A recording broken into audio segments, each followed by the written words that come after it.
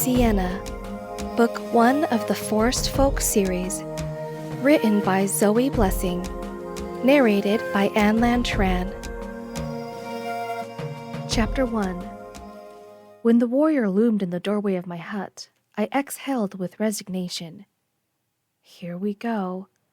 "Siena, you are needed," he muttered, dragging me out without any concern for the well-being of my not-quite-15-year-old arm. His own arm bulged with muscle, peppered with dark hair and blood spatter. I had trouble keeping up with his urgent stride as he yanked me along. We approached the compound's perimeter, where a line of groaning, injured men lay just inside. They had head wounds, deep gashes, bloody punctures, all the usual signs of a pitched battle between tribes. The warrior tossed me toward them and grunted, "Heal them." I fell, skinning the scraggy knees that poked out from beneath my worn deer-hide dress. Wincing, I glared at his boots, too timid to openly meet his eyes. My nose wrinkled at the smell of unwashed fighters, but I had no choice but to begin my task. I cupped one man's head in my hands. His long hair was dark brown and wild, like all the other tribe-born. I concentrated the healing energy, willing it to flow into my hands, watching as the blood stopped gushing and the laceration slowly knitted together. I shifted to the next man and eased the bleeding from his leg. On the next, I soothed away a burn. On and on, I went down the line, my energy steadily draining away. I blinked rapidly as my vision dimmed. By the time I reached the last man, I was dizzy, unable to even stand. He clutched his stomach and shouted obscenities at enemies far away. "Hurry up and fix me, whelp!" he bellowed. I placed my hands on his wound, but had trouble summoning any more strength. "What's taking so long? I swear you're slower than a two-legged toad." I tried harder, but blackness crowded the edges of my sight. Only a tiny trickle of energy murmured within me. "You're useless!" He pushed me aside, sending me sprawling. I must have healed him enough, though, for he sprang to his feet and ran headlong into battle once again. I lay there, breath shallow, slowly slipping away.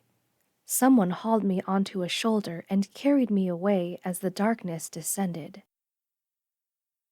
When I was 4, I learned about life and death, and then life again. It was my mother's turn to go out and gather herbs, and I wanted to go with her. I had insisted that I was too big for the nursery and even went to pick up the gathering basket, which was almost as large as I was. She finally relented and showed me how she tied her pale hair back so it wouldn't get caught by branches. I tagged along, hanging onto the woven grass skirt she wore. I had the very important task of basket carrier while she picked medicinal herbs, and I did it well until I saw the bird. It wasn't a very large bird, but its long claws and curved beak revealed that it was a hunter. I watched as it swooped at a passing sparrow and captured it in its claws. A hawk saw the kill and dove at the smaller one, trying to steal its meal. The sparrow was released in midair and dropped into the thick grasses below. "No!" I cried, and dropped the basket to run toward the fallen bird. "Siena!" my mother called and started chasing me. I managed to find the bird amid the grass. Its body was bloody and broken, but still struggling for breath. I cupped the poor creature in my hands, bottom lip protruding as sorrow flooded me, the ache in my chest a gaping chasm. I couldn't bear its suffering. If only I could do something, make it better somehow. My mother caught up to me, pale brows drawn into a tight scowl. Then she saw my stricken face and the bleeding little sparrow in my hands. She put an arm around my shoulder instead of scolding me, and we watched in reverent silence as the bird seemed to shudder in its death throes. Then something miraculous happened. Its wings quivered, and it sat upright onto its feet. After turning its head this way and that, it fluttered away. I gaped as the bird flew to a nearby tree, chirping with newfound life. I asked my mother what happened. She told me to swear never to tell anyone about it. So I didn't. It didn't matter, though, because a few years later, someone else did. It wasn't until the following day that I discovered what the battle was even about. I was heading toward the river to refill my water pot. A guard trailed at a distance behind me, as one always did, to ensure their precious commodity didn't run away. The compound sat on high ground, some distance away from the slow-moving river. It was a cluster of structures, some temporary like tents, and some permanent like mud huts, surrounded by a wooden fence. This fence, comprised of roughly hewn wooden poles planted into the ground about 2 hand-widths apart, made it easier to protect the perimeter against animals and invaders, mostly other tribes. Nearly all the Plainsmen lived in tribal compounds like this. My mother used to tell me stories of nomadic tribes who lived in harmony with nature, moving to various locations to follow food sources or weather patterns. It made me wonder what happened to them. From the break in the perimeter, I shaded my eyes and followed the river's meandering line across the plain. The sun glinted off its surface like a sparkling snake slithering through the grasslands. The plain stretched all the way to the horizon in some places, dotted only by an occasional shade tree. As I proceeded to the river, another man fell into step with the guard behind me, his footsteps heavy. "Guard duty again?" His voice was deep and gruff, which I recognized as belonging to Grash. "Are you really that useless and soft?" The guard attempted a manly scoff, though at 16 he was barely older than I was. "I do more around here than you so-called warriors. Who attacked us anyway?" "It was those flea-insisted Krat.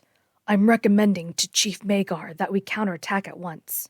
While they're still wounded, make them think twice about challenging the Zerbo tribe." "Why would they attack us?" "Who cares?" Grash spat. "By the time we're done with them, they won't know why they attacked us either." "I heard they have a new chieftain and he's killing all aberrations. You think that's why they attacked us? Because we have some living with us?" My stomach dropped. Aberrations. Like me. I turned around to look at them and was immediately met with the glare from Grash. "Do you forget your place, girl?" he snarled. I immediately whipped my head around and fastened my gaze on the ground, my straw-colored hair hiding my frown. "If it were up to me," Grash said, projecting his voice to make sure I heard him, "I'd kill them all. Unnatural and treacherous, all of them. But Chief Magar insists they have use. So we keep them alive." "I guess," said the young guard. "But it wouldn't be so bad to be like Stobin, right? I mean, he never misses a target, ever." "Listen, boy," Grash rasped. Feet scuffled, and with a stolen glance, I saw he had grabbed the young guard's arm. "If I was an aberration, I'd kill myself. Chief Magar might tolerate the useful ones, but we both agree they can't be trusted." I gritted my teeth. As far as I was concerned, Grash and Chief Magar could both suck a toad. I reached the river's edge, grateful to give my jittery hands something to do. If there was one person who made my skin crawl on a regular basis, it was Grash. He wandered away, probably to ogle some women bathing in the river, and I rinsed out my clay pot. Childlike war cries sounded in the distance. I watched Pimo, my 9-year-old half-brother, running after his friends along the shore, waving a stick overhead like an axe. He ran anywhere he pleased because he was the son of a Plainsman, and also not an aberration. We shared a mother, but that was about all we had in common. When he reached me, he stood at the water's edge, stance wide like a small warrior squaring off. His little friends gathered around where I crouched in the water, filling my pot. I sighed. Not again. He pointed his stick at me. "Your eyes are weird because you're evil inside and it's seeping out." "Evil is blue?" one of his friends asked. "Shut up. You don't know anything." Pimo turned back to me. "Aberrations stink like boar poop." His friends all laughed. Encouraged, he began singing, "Aberrations are boar poop, Siena smells like boar poop." His friends joined him, and I gripped the pot until my fingers ached. It didn't matter how much I wanted to dunk every one of them into the water. I wasn't allowed to touch them, not unless they needed healing. I began fantasizing about beating them to a breath away from death, and then healing them afterward, only to beat them again. Who knew vermin had such beautiful singing voices? Someone asked. Maresh! The singing stopped, and the children crowded around the chieftain's son. I have a task for the most useful one here, he said. Which of you is that? I am, they all chimed at once. All of you, huh? Okay, let's have a contest. I want to see who can bring me the most reeds. Don't pick the scrawny ones. They have to be thick enough to make baskets. Understood? Okay, go. The boys scattered and began shoving each other as they ran. Saved you again, didn't I? Maresh approached me, and I stood knee-deep in water. Of all the Plainsmen in this tribe, he was by far the nicest, even if he was a little full of himself. Thank you, Maresh. I looked down at the water as it swirled past my shins, unsure what else to say. Here, let me take that. He waded in and hoisted the water pot into his sturdy arms. There's no need, I know. I just want to. As we walked back to my hut, I wondered aloud. Why? Why what? Why are you nice to me? You know I'm an aberration, right? He laughed easily. Maybe some are dangerous, but I've seen you. You don't even swat flies. I don't think you'd harm anyone. So you talk to me because you know you can take me in a fight, is that it? I wondered what he'd think if he could see the inside of my head a few moments ago. He raised an eyebrow at me and puffed out his chest a little. I can take a lot of people in a fight, but I talk to you because I like you. Won't your father be angry? His lips twisted and shifted the water pot in his arms. Maybe, but I'm a man now. I do what I want. Two brown-haired women who had been talking and heading toward the river abruptly altered course, walking a wide circle around us and shaking their heads, muttering things to each other. I noticed his eyes following them uneasily. You're my age. Are you sure about that? I took the pot from his arms. Thanks for your help. I'll take it from here. He gave me a tight smile and nodded his farewell before loping off in another direction. I had just set the pot down inside my hut when Shandy loomed in the doorway, his great shaggy head swiveling around until he saw me. He staggered in, limping, and fell into a nearby chair. I was surprised it held together. I have an injury, girl. He was completely unaware of how loud he was. The stench of ale filled the room. I sighed, inwardly, because any sign of noncompliance is a punishable offense, and trudged to the large man. His feet were filthy and bare, and one of them had a large bloody hole in it. I didn't bother wondering what happened to him. Shandy was no stranger to drunken stumbling. I imagined he probably staggered around the grounds until he stepped on a wooden spike or tree branch. It probably took him a full minute to even notice it. But he was well liked because everyone admired his intimidating size. It was one of the most valued traits in a Zerbo tribesman. I placed my hands around the injury and concentrated. My energy flowed into the wound, and it soon closed up. He peered over his belly at the foot and smiled. One of his teeth was missing. You're a good kid, he said gruffly, and patted my head with more force than I think he intended, jarring my skull against my neck. Then he pushed himself up from the chair and clomped out without another word. This was my life, my sole purpose in this tribe. They got injured, and I healed them. I suppose it could be worse. I could be dead. Chapter 2. Although I had my own hut, I could never really call it my own. A screech outside startled me from my nap. I don't want to go in there. She's an aberration. A child's voice.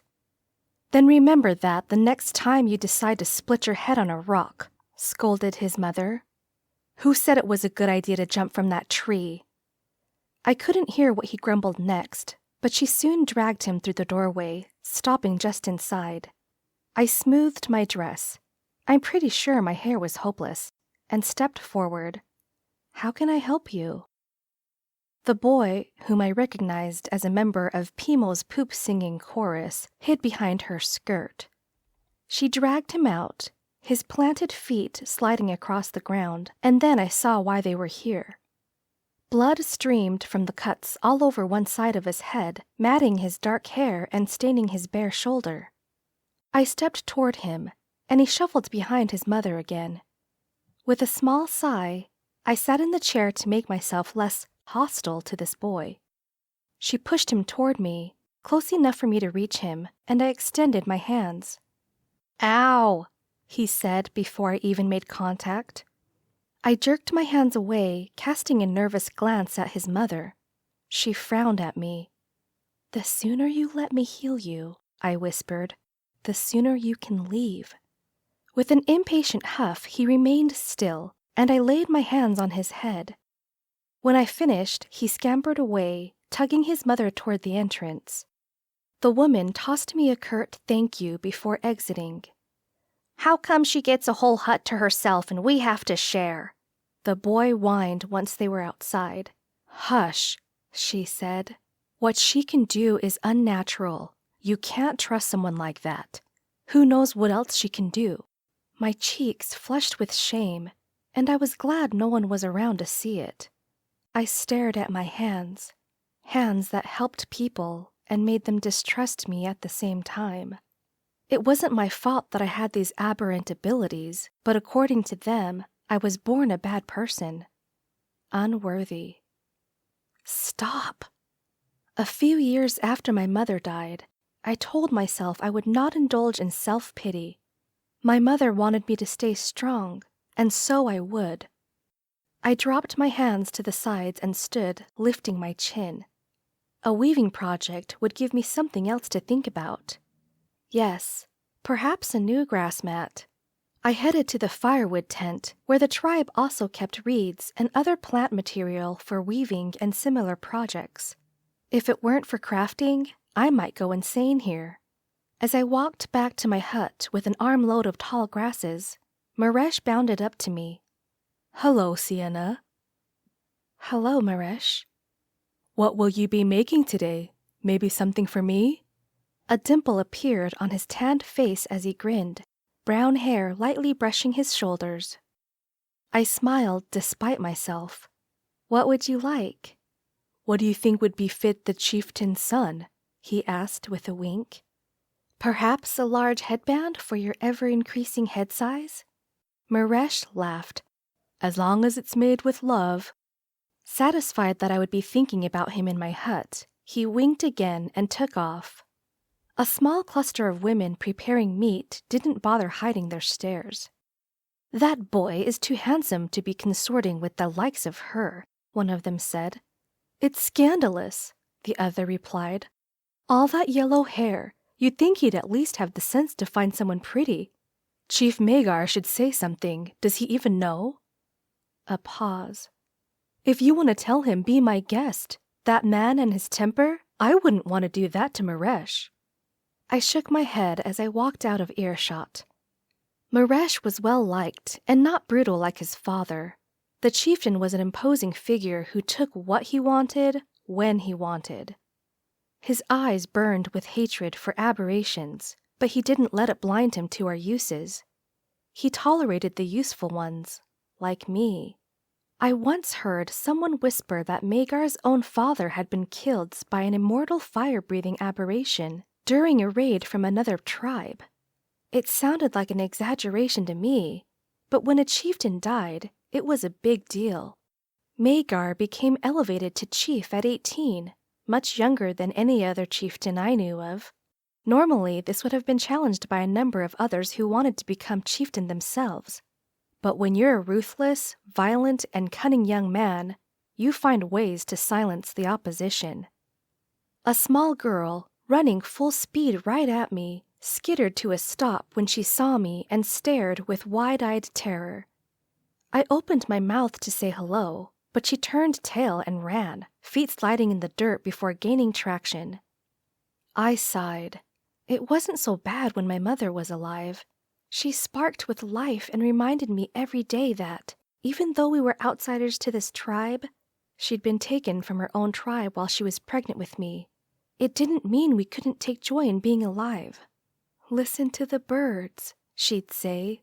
Smell the scent of the wind on the plains. Really feel what it means to be alive. I had no idea what she was talking about, but I still hung on her every word. I shook the wistfulness from my head and re-entered my hut. Thinking about her wouldn't bring her back. I could smell dinner time long before it was actually ready. The aroma of roasting meat wafted about the compound soon after the hunters returned. Aberrations and those taken from other tribes were always the last in line for food, so we were lucky to get any scraps. They liked to keep us underfed, so we remained weak, pliable, and grateful for what we got. As I awaited my turn, Niley approached me. She was one of 3 aberrations living with this tribe. The third was Stoban, a tribe-born marksman who began shooting bullseyes as soon as he could lift a bow and arrow. Niley was his mother. She peered at me with keen eyes as gray as her long tresses. She was brought here the same way my mother was, forcefully. She tilted her head and examined my face, flicking her eyes over my nose, my ears, my hair. Niley's unnatural skill was reading into one's very soul. It scared a lot of people. She peered into my eyes. You are not like the others. And sometimes she just stated the obvious. Your deeds will be remembered, she continued. Other times she made broad, cryptic statements that made people think she was crazy. I didn't think she was crazy, but sometimes I wondered if she might occasionally be wrong. The people around here didn't seem to remember that I helped them, too blinded by their own prejudice. She finished by stroking my hair once again. You are a fountain of good. Your footprint will be significant. I blinked as she wandered away, wondering at the meaning of her words. There was a rumor around the compound, as there often was, that Niley once whispered something into Chief Magar's ear, and that when she left, his eyes were shiny with unshed tears. Magar did his best to quash this rumor, of course, but some things just can't be killed. I took my scraps back to my hut and found Grash there. His large, muscular body lounged lazily in the chair. One of Tribe Zerbal's finest warriors. A lot of girls swooned over him and his bushy beard, but he made my skin crawl. He sat up straighter when I entered, and his eyes raked over my body from head to toe, lingering on my budding breasts. A tiny shard of fear pricked my stomach as my heart began hammering. I set my food down as calmly as I could. Are you injured, sir? He smiled at my dutifulness. As a matter of fact, I am, he said with a leer. Then he pulled out a knife, which startled me, and proceeded to carve a line high on his thigh. Blood trickled down the side of his leg as he looked at me and said, Well, you are obligated to lay hands on me, are you not? My hands clenched into fists, but I avoided eye contact. Yes, sir. Dread was an ugly flower blooming in my stomach as I approached Grash, who spread his legs and leaned back again. Only my fingertips touched the wound, but he grabbed my hand and yanked it closer. Do it right, girl. I ignored the growing stiffness against the side of my hand and concentrated on healing the wound as quickly as possible. When I finished, I reclaimed my hands and stood up, but not before he swung an arm around my waist to pull me against him. I went rigid and looked frantically at the doorway, hoping maybe the guard would stop him, but that wasn't likely to happen. It was more likely the guard would join Grash in assaulting me. As the upper echelon, warriors took whatever they wanted, insulted whomever they pleased. If my mother had not been pregnant when she was taken, I might have been sired by a Plainsman. My heart pounded now as I began to struggle. That's when Shandy came stumbling into the hut for the second time that day.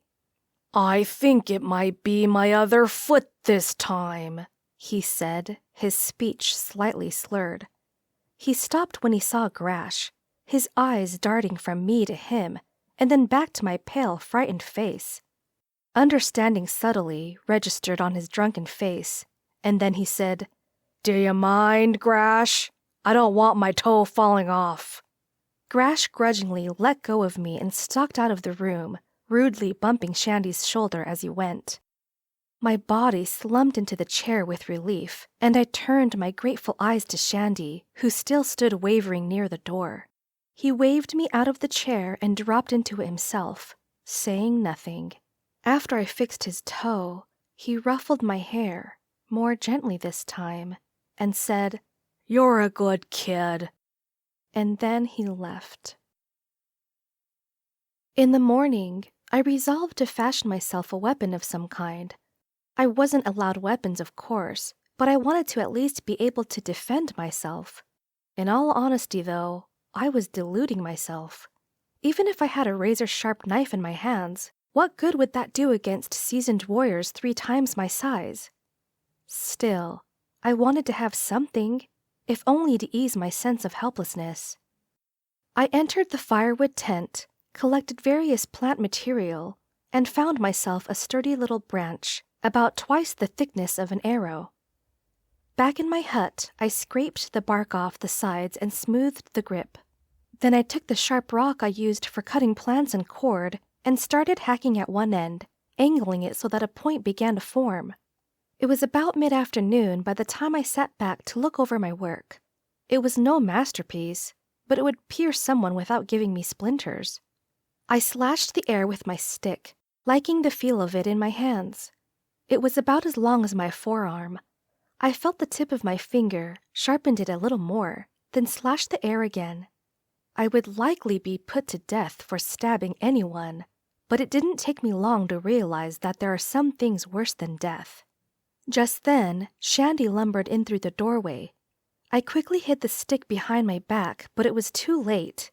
His eyes looked sharp today, free of their usual semi-stupor. He approached me, and I kept my eyes fixed on the ground, my insides quaking in fear.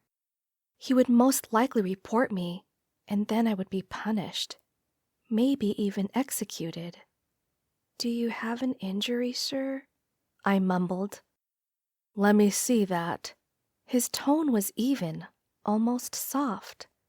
I looked up at him. He towered over me. He towered over everyone. He was so big. I was frozen in place, hands clenching the stick behind my back. He held out his large hand, and I stared at it. With a large gulp and trembling hands, I slowly brought my stick around and placed it gingerly into his palm, then awaited the worst. I braced for a strike that was sure to come. Instead, he examined the stick with a curious, Then he looked back at me, at my guilty face, and said, "With something like this, you need to stab, not slash. Like this." He demonstrated a few times, then offered it back to me. I stared at it, then at him, wondering if this was some kind of trick. "Go on, now you try it." I took the stick and stabbed the air a few times. Then he grasped my hand, startling me. "Easy now," he said, loosening my fingers. "Ease up on your grip a little. If your knuckles are white, it's too tight. Remember that. You should wrap the handle in some leather for a better grip." My mouth opened, closed, eyes narrowed at him. "Why are you doing this?" Shandy simply said, "Everyone should know how to protect themselves." Then he turned around to leave. "Wait!" I called, surprising myself. "Why did you come in here if you weren't injured?" He shrugged and replied, "Just wanted to see how you were." Having wrapped the handle in a leather strip as Shandy suggested, and hidden it in the hides of my bed, I went about the business of cleaning. I used handfuls of reeds to brush the cobwebs away from the thatched roof and mud walls of the hut. The woven floor mats were taken outside and shaken out. Then I headed down to the river to wash myself. I was walking back, wringing water from my hair, when Maresh found me. "My father has declared a raid, and that I am to fight by his side," he announced, watching my face for a reaction. "Oh?" I kept my face expressionless. "And how do you feel about that?" "Excited, of course. I am a man now, and men defend their territory." "Raiding another tribe isn't exactly defending," I said, shaking my head. "Semantics," he said. "Aren't you excited for me? I finally get to prove myself on the battlefield." I smiled cheerlessly. "I'm happy you're excited, but I'm not excited about you being in danger." "So you do care?" He grinned, an almost smug expression on his face. "Of course, you're my only friend." "Maybe we can be more than friends when I return." "Maybe," I answered, unsure what to think about that. "Which tribe are you raiding?" "The Krat. Father says it's retribution." It was an excuse, and we both knew it. The likely reason was they had stockpiles of something that Magar wanted. But didn't the Zerbo raid them first? And what was the reason then? When does it end? He pressed his lips together. "You don't understand. It's tribe honor." He was right. I didn't understand. So instead I asked, "When do you go?" "In 2 days." I nodded and walked in silence. Then he said, "Your birthday's in 2 days, isn't it?" I nodded again, touched that he actually knew when it was. "We'll do something special when we get back. We can celebrate our victory and the start of your 15th year all at once." "That'd be nice," I replied, though a knot of worry tightened within me. Maresh was my only friend. Although it might be nice to explore my feelings for him beyond friendship, what would his tribesmen think? What would his father think? Surely he would not be allowed a relationship with me. They barely seemed to tolerate that he spoke to me on a daily basis. Maresh was charming, but how could he convince an entire tribe not to hate me? Who besides him would want to celebrate my birthday? These questions weighed on my mind as he walked away. Questions I would never find answers to, because that celebration never came. Chapter 3.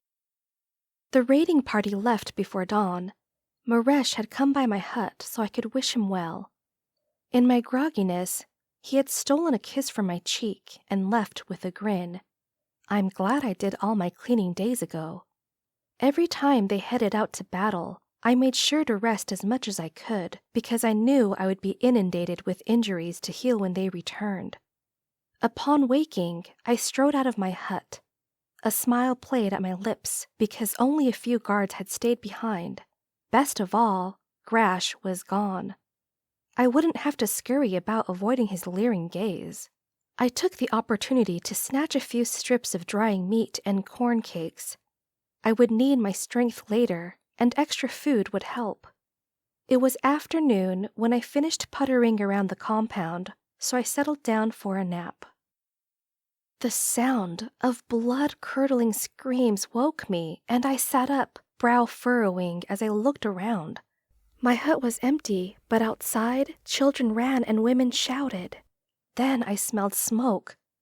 Fear coursed like lightning in my veins, and I ran outside. My guard was gone. All the guards were gone. I saw bodies strewn about with arrows in their backs. In their backs! They had been running. This was a raid on us. I raced back inside and hauled my bedskins onto a floor mat, the sharpened stick with it.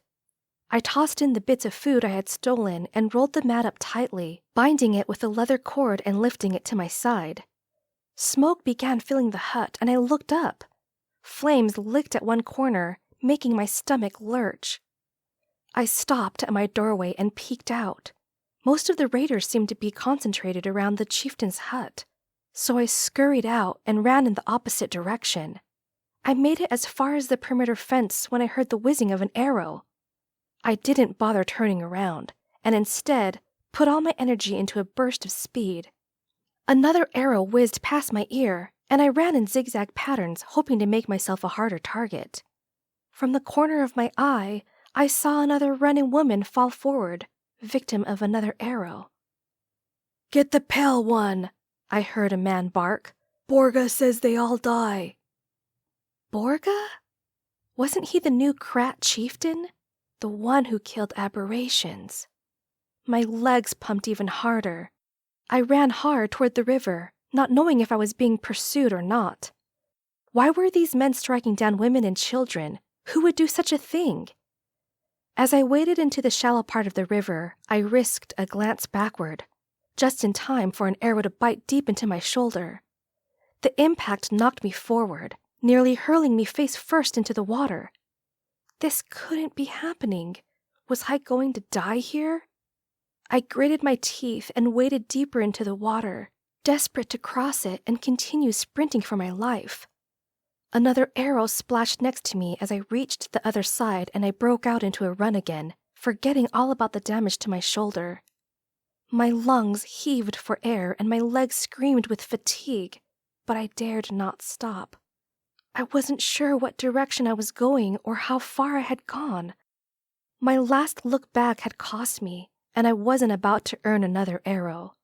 The river water dried from my skin as I ran, replaced by sweat from the hot afternoon sun. I headed toward a cluster of trees dotting the horizon, since the vast flat plains offered no hiding place. My pace faltered before I could reach the tree line, and I slowed to a jog. My lungs burned, and my good arm ached from clutching the roll. I hardly ever exerted myself in the compound. There wasn't much reason or opportunity to. I was not athletic by any stretch of the imagination. Fear kept me going. When I reached the first outlying tree, I finally allowed myself to stop. My hand pressed against the bark as I gulped for air. A quick look behind me confirmed no pursuers. All I could see were the black plumes of smoke rising from the burning compound. Were there any other survivors? I wondered if Pimo somehow managed to get away or hide. Despite my past fantasies and wishing him harm, I didn't actually desire death upon the only link I had left to my mother. I shuffled farther into the trees before sinking down and finally letting myself rest against a tree.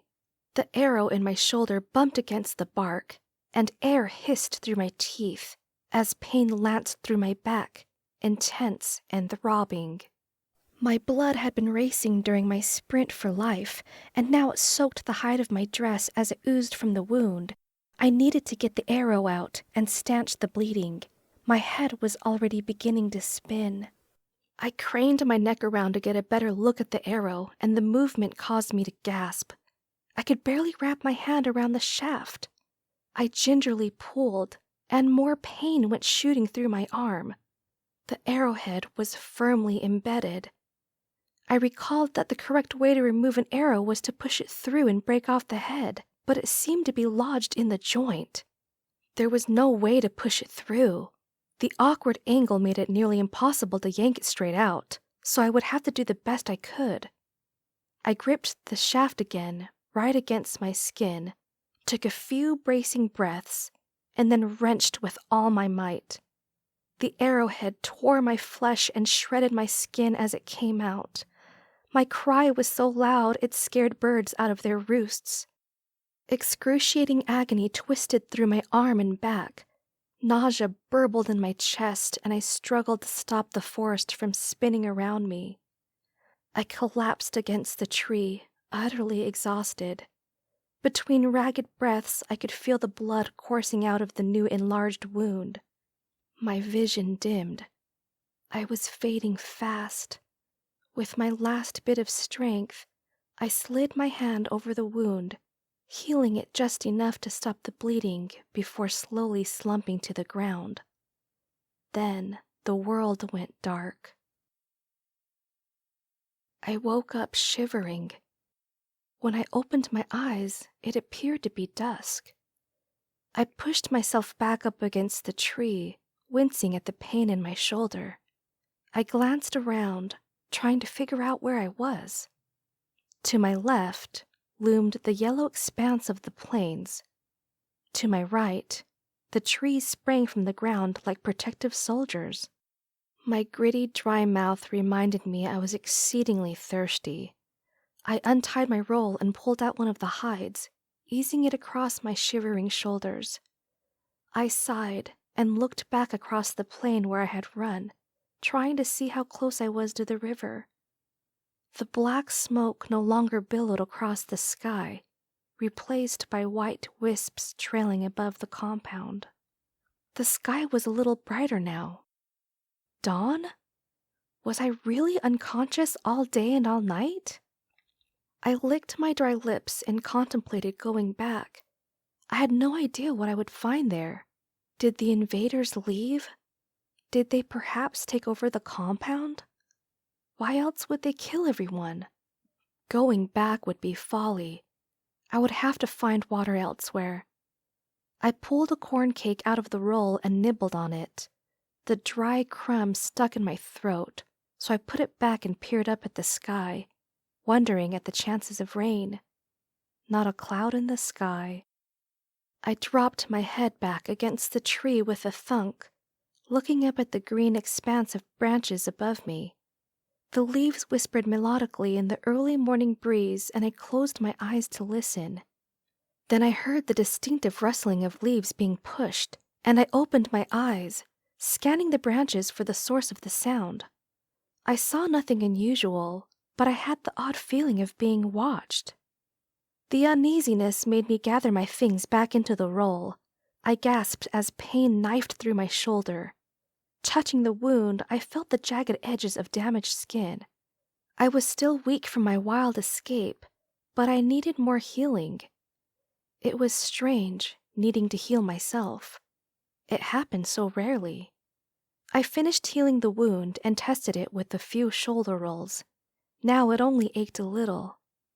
I pushed myself back onto my feet and groaned at the soreness in my legs. I was definitely not a runner. I clutched the hide more tightly around me, hauled my roll up, and trudged forward.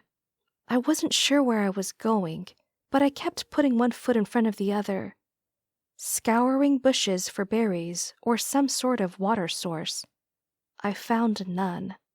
As I walked on, I discovered the forest had a number of sharp things to poke and cut my bare feet.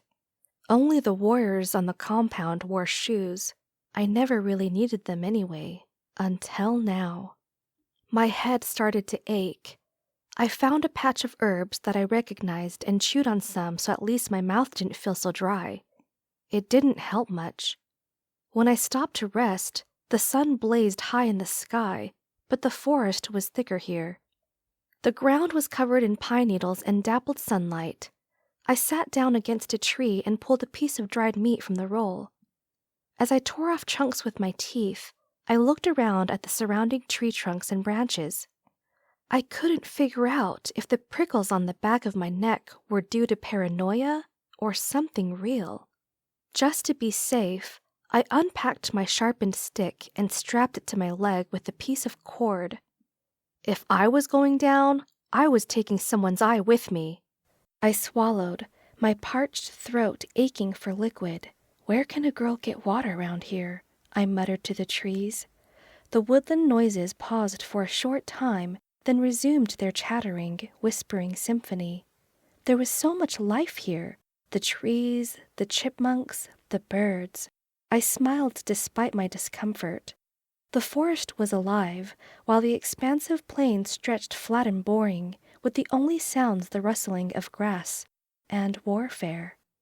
I pressed my forehead with my hand, trying to calm the pulsing that was starting there. I needed water, but this forest yielded none of its secrets to me. I couldn't see past the dense thickets of bark and brush. If I could only see above them. I looked straight up at the branches above my head. Maybe I could climb. I stood and found a tree with a branch within reach. I managed to pull myself onto it, but just barely. I wasn't strong.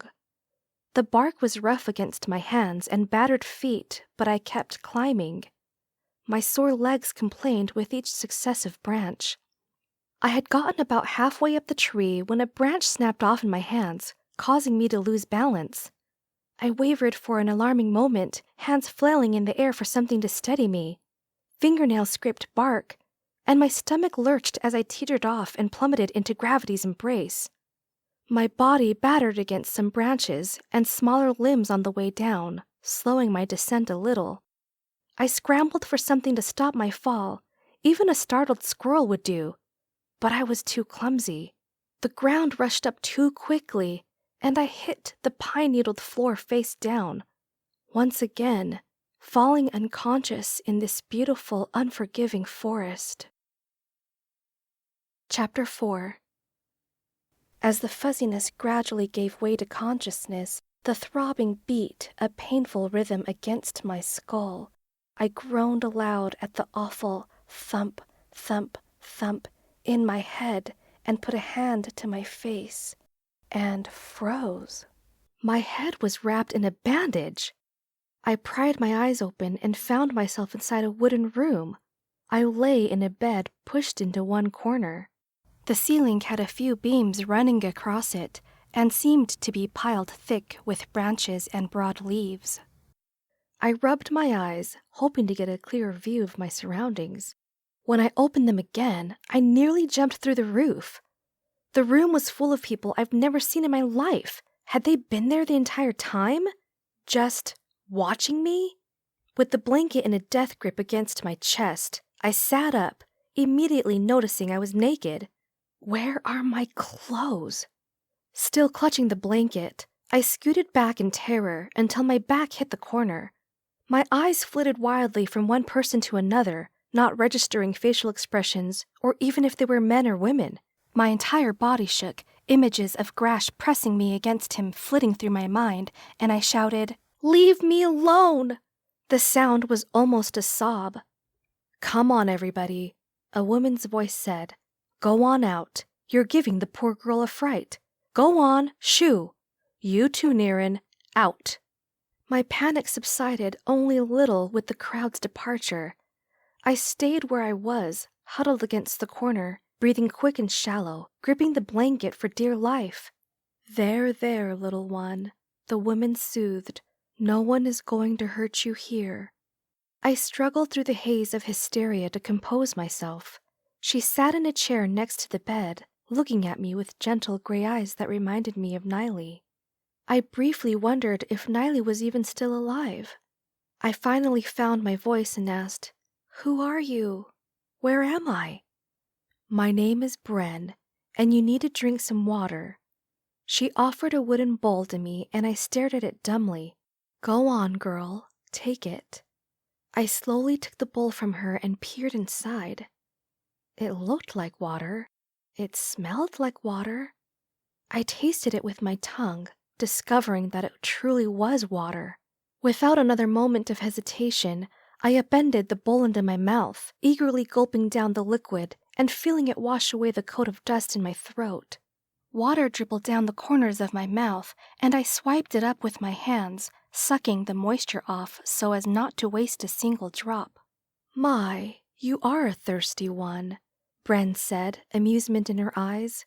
I sheepishly returned the empty bowl before I resorted to licking that clean too. She smiled, dipped the bowl in a nearby bucket, and handed it to me again. I drank in a more civilized manner this time. The water worked its magic, lessening the throbbing in my head. "Where am I?" I asked again in between sips. "You are with Forestfolk." I frowned. The Forestfolk? They were real? I'd heard stories about them from the Plainsmen. They were stories told to scare naughty children. "Are you—" I felt silly for asking, but I wasn't exactly rational at the moment. "Are you going to eat me then?" Bren burst into peals of laughter, throwing her head back. Her long brown hair was laced with thick streaks of gray. "Oh my, that's a new one. Wherever did you hear that?" I looked down at my hands, cheeks flaming. They told us stories. "Where are you from, child?" "The Zerbo tribe." Her brows knitted, and she cocked her head, as if trying to decide if I was lying or merely mistaken. "You don't look like one of them." I continued staring at my hands. "I know. My mother was like me. We're not from there. Bren shook her head. I'll never understand the warring ways of those Plainsmen, always taking what isn't theirs, never satisfied with what they have. So you've never known anything else then? Zerbo was your tribe? I shrugged. I never felt like part of the tribe. Do you wish to go back? We can help you. My eyes snapped to hers, and I vigorously shook my head. I don't ever want to go back there. I looked down again. They're not nice people. Bren eyed me with concern. Did they hurt you? Fear held my tongue. If I explained too much, they would suspect what I was. Well, she said, respecting my silence, you're welcome to stay with us as long as you like. Thank you. I hesitated, embarrassed again. Where are my clothes? Ah, yes. They were filthy and quite soaked with blood. I wager you have quite a story to tell. We looked for major injuries on you, but could only find cuts and bruises from your fall. From the look of things, you were shot with an arrow in the shoulder. Your dress had a bloody hole there. Oh! My breathing quickened. I couldn't tell them I was an aberration. It scared people and they would shun me, maybe even kill me. I shifted uncomfortably. I was running from raiders. Sensing my increasing distress, she patted my hand. Don't worry, dear. You can tell us about it later. Here are some clothes you can wear while yours are being washed. You never told me your name. Siena, I answered as I accepted the neatly folded pile from her. That's beautiful, dear. Now, I'll give you some privacy and you can get dressed. Bren stood up, arched her back, and shuffled out the door. Daylight still peeked through the doorway, but I had no idea how late it was. Or how early. I heard her admonishing tone as soon as she went through the heavy cloth covering the entrance. Didn't I tell you lot to get out? We are out, an impish girl said.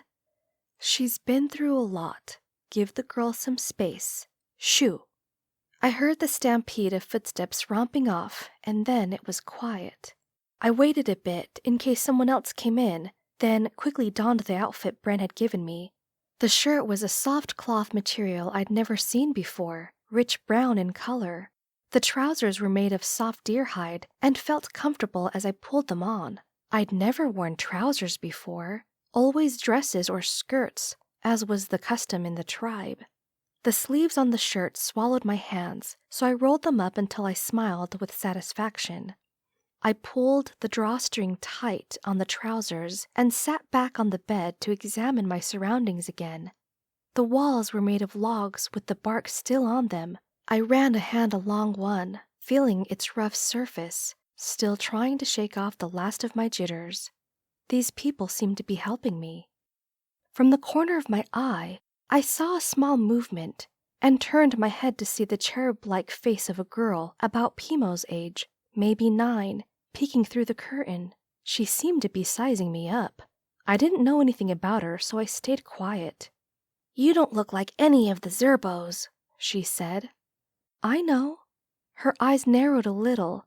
Then she flounced inside and plopped into the chair next to the bed. I'm Niren. What's your name? Bren didn't tell you? Niren wrinkled her nose and said, Bren doesn't tell us anything. We have to find things out on our own. I'm Siena. How did you know where I was from? Remy said he saw the Zerbo place on fire. He was the one who found you. I would have to thank him later. How old are you? She asked. I just turned 15. Her mouth was round with surprise. Really? You're a little small for your age. Most Zerbos are like trees by the time they're 15, even the girls. So I've been told. A lifetime of meager scraps could do that to you, but I didn't tell her about that. I don't think you're one of them at all, she said, admiring my hair. You look like an iceling. A what? I'd never heard this word before. An iceling. They're the people who live far to the north where it snows a lot. They have such pretty hair the color of honey, and the most amazing eyes like the sky. She stared so unabashedly into my eyes that I blushed and looked away. She didn't seem to notice. I wish I was an iceling. Instead, I have this. She jerked on the brown hair that framed her face. I just look like another one of those mean plainsmen. So boring. I don't think you're boring. Her face lit up. Really? I'm gonna go tell Gobin. He says I'm boring because all I do is talk. Without waiting for another word, Niren took off running. Alone once again, my stomach rumbled. I looked around for my roll, hoping they had brought it along. I found it leaning against the foot of the bed, my pointed stick tucked into the cord holding it closed.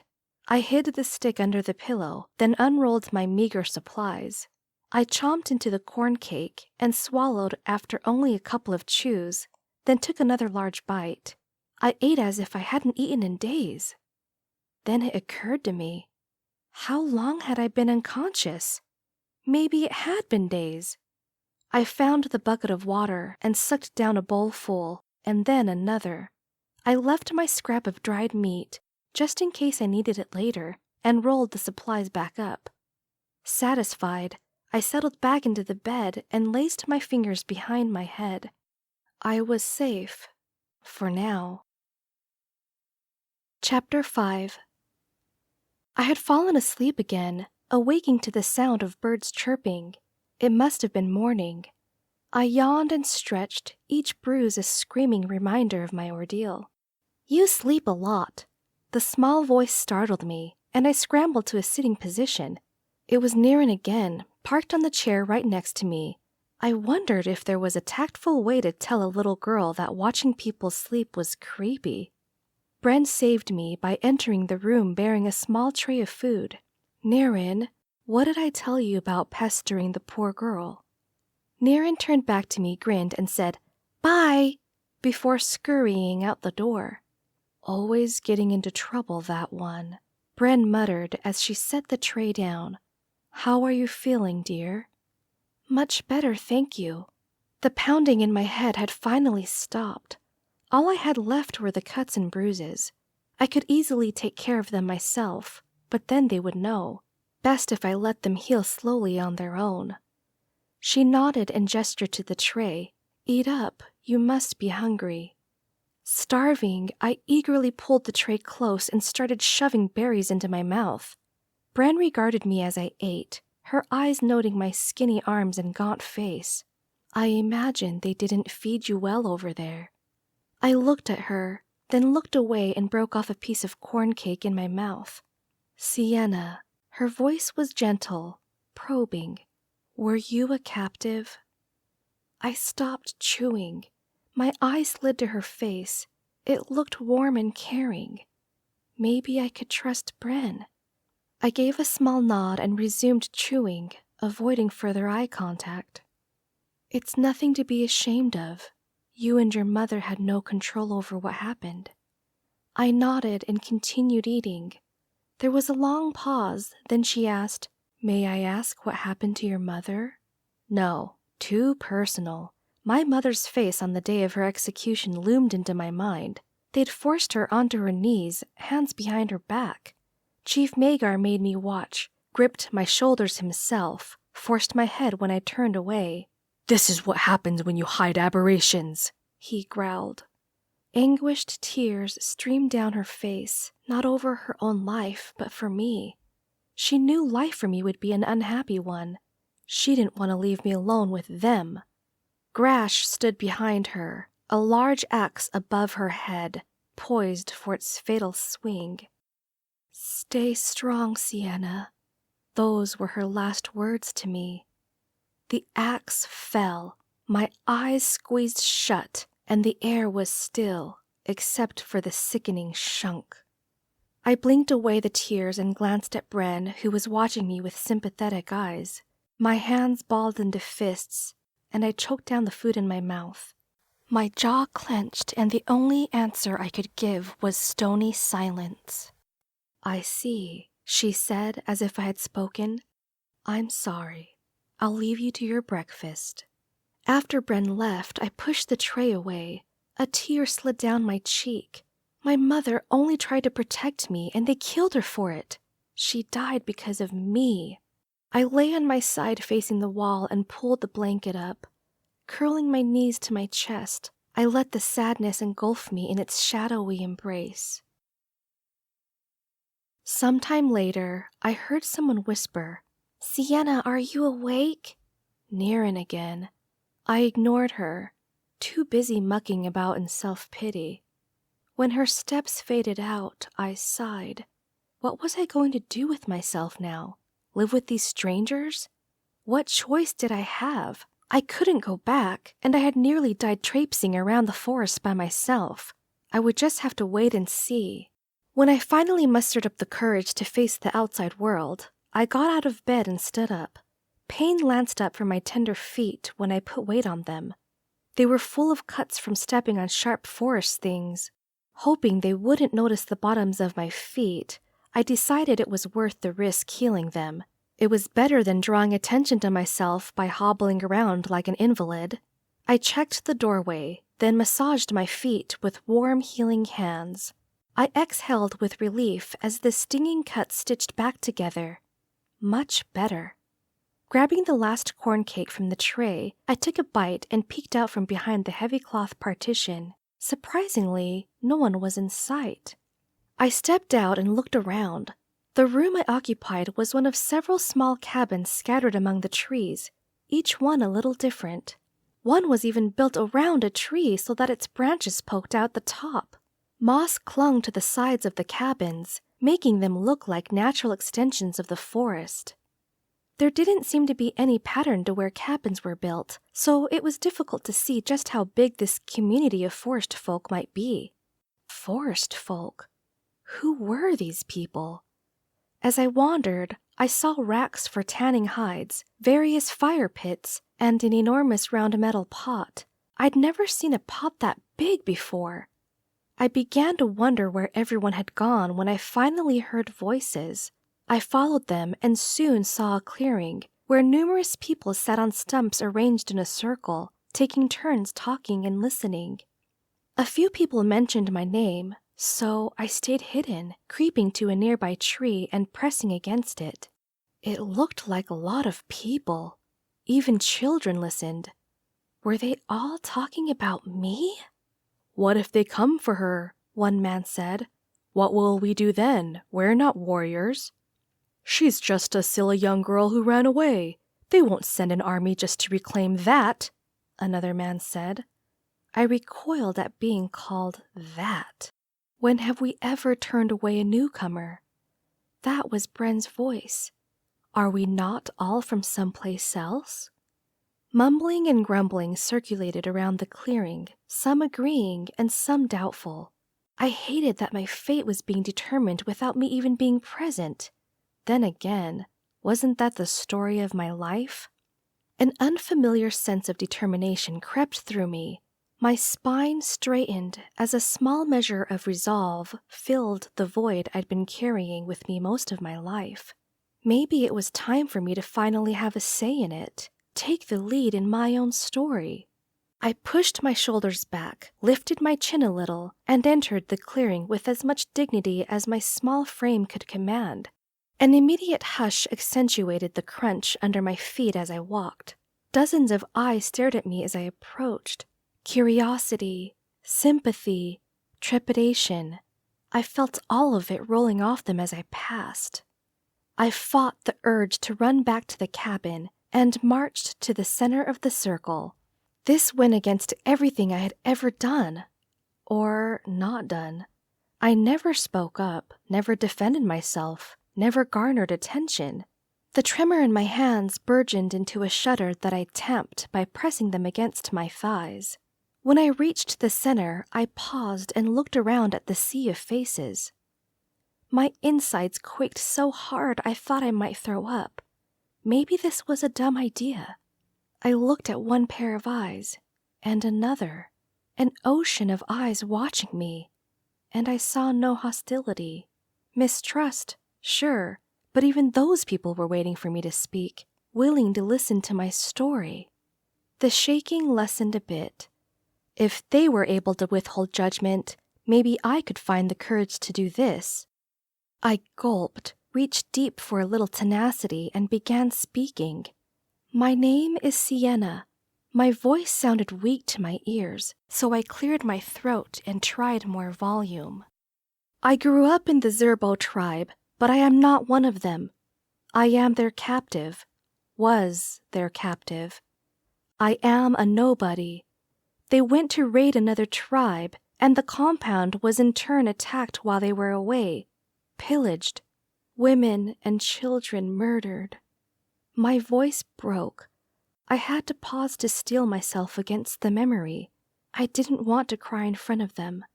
I took a deep breath, telling myself not to get too emotional. I narrowly escaped with my life. Before today, I didn't even know you existed. If you would allow me to coexist with you, I would be grateful. If you think I am a danger, then I will move on. Whichever you decide, you have my thanks for your hospitality during my recovery. With that, I deflated and left the circle. The murmur of voices rose to my ears as I fled. I heard someone say the word property, and I shook my head. I had better come up with some kind of survival plan in case they rejected me. I went back to the cabin and drank some more water. Better to be prepared in case I had to leave tonight. Along the way back, I had stolen a bowl of berries and one of the larger hides from the rack. I would need these more desperately than they, and that was how I justified it. I packed up my roll, including the blanket from the bed, and now it was quite heavy. I would need to fashion some straps for easier carrying. Now, I just had to wait. When they entered the cabin, they found me sitting on the edge of the bed, packed up roll in my lap. Bran came in first, followed by a tall, well-built man with a short, dark beard. After him was a boy about my age, and Niren, who I'm pretty sure weaseled her way in against their wishes. Bran smiled warmly, and my hope soared.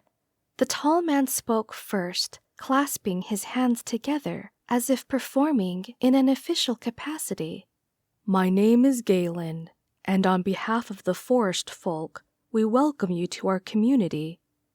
I looked from him to Bran, and then did something I don't think I've done since I was 9. I grinned. Chapter 6. This is Remy. Galen placed his hands on the young man's shoulders. He's the one who found you. I looked to Remy, whose eyes roved over my face and fell to my shoulder. His sandy brown hair fell lightly around his forehead, and his eyes looked like they might be the same color, though it was hard to tell in the dim light of the cabin. He wasn't very tall, but he looked wiry. Thank you, Remy. My words seem so inadequate. I owe you my life. He nodded humbly, his smile lessening the intensity of his gaze. Something about him made me a little uneasy, though, like he knew something. Remy here is our resident scout, Galen said. We think he's half monkey. He's also a very good guide, Bren said. We thought you might be comfortable with someone your own age. He can show you around. You can ask him anything you like. And me too, Niren piped, not to be left out. You can ask me. I know some stuff. Yes, Bren chuckled. And Niren too. She volunteered. I smiled and thanked them, setting my roll aside. Bren looked at it. It's funny. Your roll appears to be twice as large as when you arrived. I flushed and looked down at my lap. I grasped at some form of fabrication to tell them. Preparing to leave, I said finally, lamely. Bran smiled. Well, now there's no reason for it, is there? I shook my head. Where will I stay?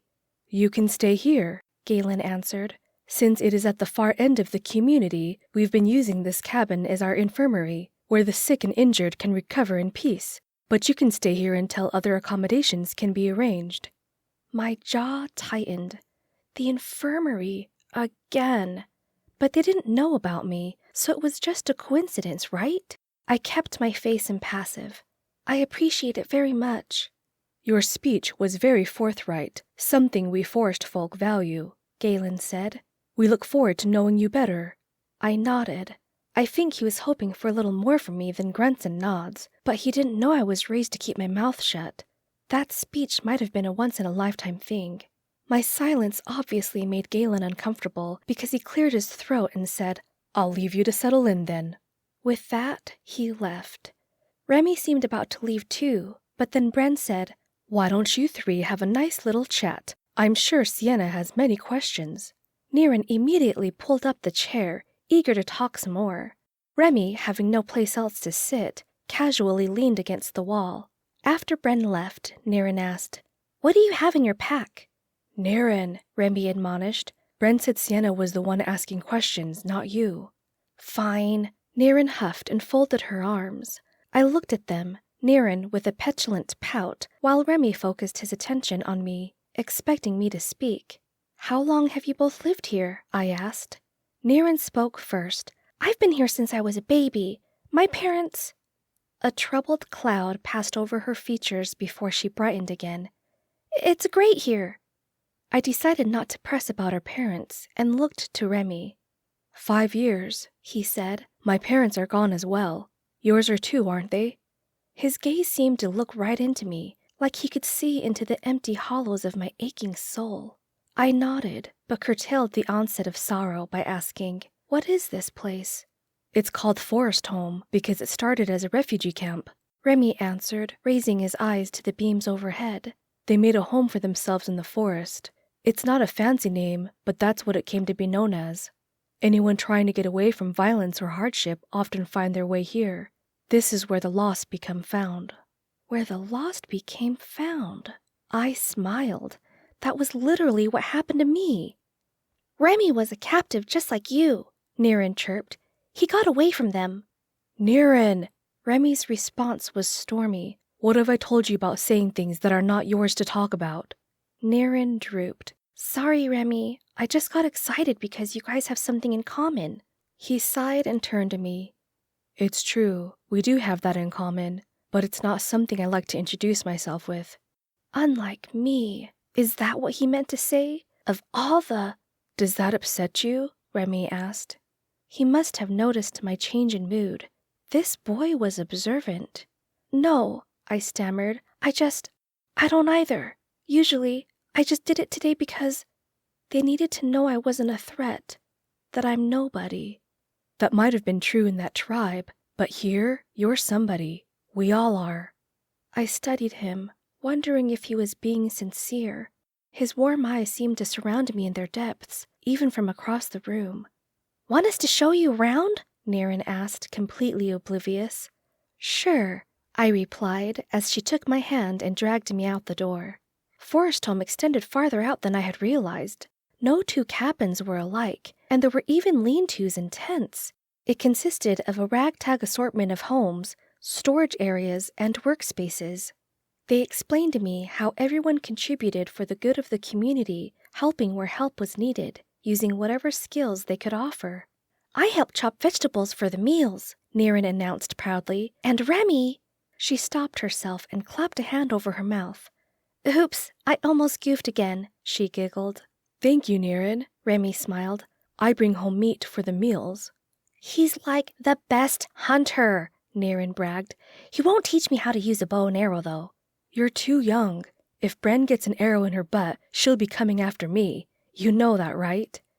Niren giggled again and skipped ahead. "You're awfully quiet," he said, watching me. "Just taking it all in," I replied. "I love it here. I'm glad you found us." "Technically, you found me." He chuckled and nodded. "Remy, Bren knew I fell from a tree. How did she know that? Did you tell her?" "Mm-hmm. She takes care of people. I told her so she'd know what she was dealing with." "So, you saw me fall?" "Yes. I wish I had been near enough to catch you." I thought about this. My suspicion that someone had been watching me had not been paranoia after all. "Were you following me?" He ducked his head. "Yes." Alarm sounded in my head. Exactly how much did this boy see? How much did he know? "How long were you following me?" "Come on," he said, changing topics and direction. "I'll show you the lake." Niren noticed we had strayed off the path and followed. "I love the lake," she said. "We can catch fish, swim around, and at night you can see all the stars." She opened her arms wide and spun in a circle. On the compound, seeing stars at night had never been a problem. I'd often lain on the ground gazing up at them, imagining a different life. As we walked, I strained to see the lake ahead, but all I saw were more trees. Then, almost abruptly, we were in a clearing. The lake stretched out before me, magnificent and glistening in the sun. All I could do was stare, my mouth ajar. I'd never seen a lake before, and this was breathtaking. "It's so beautiful," I whispered. Dense trees lined the opposite side of the lake, separating the water from the sky. The lapping sound along the edge was different from the constant gurgle of a river. It was soothing, a harmonious part of the forest's quiet beauty. I've never seen anything like it. We sat on a log, and Niren went to find rocks to skip along the water. My eyes never left the water. This lake, this forest, everything felt right to me, as if I belonged right here, as part of this log, part of the earth beneath my feet, even the sky. The trees were an extension of me. I could sing and frolic with the birds. Remy faded away. Even Niren's playful splashes faded away. I couldn't explain it. I was flooded by an immense feeling of oneness. And then it ended. A woman with a basket of laundry appeared and said, "Don't you kids have chores to do?" "We're Siena's escorts today," Niren proclaimed. "Oh!" The woman became instantly accommodating. "I didn't see you there. I'll leave you to your business then. Welcome to Forest Home, Siena." With a nod of her head, the woman bustled to a rocky part of the lake and began pulling clothes out of her basket. We were soon called away for dinner preparations, and with a last look over my shoulder, we left the lake. The commons, as they called the central area with all the fire pits, was abuzz with activity. Niren joined the vegetable choppers. Skewers were being prepared. Small animals were being skinned, which made me queasy. Remy went to help with animal preparations, leaving me at a loss for what to do next. "Siena, there you are." It was Bren. "Do you feel like helping out?" I nodded. "Wonderful. What can you do?" The question seemed simple, and yet, what could I do? I could magically remove injuries with my hands, and yet I was useless in a domestic capacity. The Zerbos had kept me sequestered and never let me do any actual work. "Can you chop?" she suggested. "They never let me touch a knife," I replied. "Do you know how to tend a fire?" I looked down and shook my head, ashamed at being so incompetent. Bren guided me away from the bustle of the commons where it was quieter, and she asked very gently, "Siena, what did those Zerbos make you do?" I gazed into her gray eyes, struggling to trust her enough. The truth sat on the tip of my tongue like a fat toad. It would be so easy to tell her, and then it would be so easy for her to hate me. I had no bonds with these people. They'd shun me in an instant. Nobody liked aberrations. I looked away, a clay lump in the pit of my stomach. She would have to draw her own terrible conclusions. I preferred her to believe the worst about me and pity me than to know the truth and despise me. "My poor dear." She pulled me into an embrace. "You're safe with us now." Her hug warmed me, melting a little of my trepidation, even as guilt gnawed at the edges. They gave me the task of stirring the giant metal pot. They called it a cauldron, which one of the Forestfolk had brought with them when they joined. Niren grinned at me as she dumped a basket of chopped vegetables into the cauldron. The gutted and skinned animals were set to rotate on a spit over the fire. Some of the gutted material, hearts, livers, lungs, were thrown into the pot as well. I stared into the stew as I stirred. The vegetables floated around in random patterns, but once in a while, a liver or heart would surface, and a queasy lurch would twist my stomach. When the food was ready, crowds gathered around with bowls and trays in hand. I stepped away. They lined up in an orderly fashion, but there seemed to be no rank. Women, men, children, and the elderly all mixed randomly. I hung back, biding my time to serve myself last. "Aren't you hungry?" Remy tore a chunk of meat off a bone with his teeth. Yes, but I should be last, right? He swallowed his bite and said, "Tribal rules don't apply here. You know why? We're not Plainsmen. Go get in line." A nudge of his elbow was all I needed to join the feast. I sat on a log, eagerly stuffing my mouth. Niren found me and sat beside me. We were slurping our stew with wooden spoons when I encountered a small, smooth, oblong hunk of meat. It sat on my spoon and I stared at it. "You got a heart!" Niren exclaimed. "Now you get to make a wish." "A wish?" "Yes! The heart was where the soul of the animal resided." Niren sounded like she was reciting a lesson. "And now that the vessel is empty, we fill it with a wish so that it can fulfill one last task." It sounded beautiful, but I still couldn't bring myself to eat it. The heart was small, probably that of a squirrel. My own heart ached when I thought about that squirrel's little life, extinguished.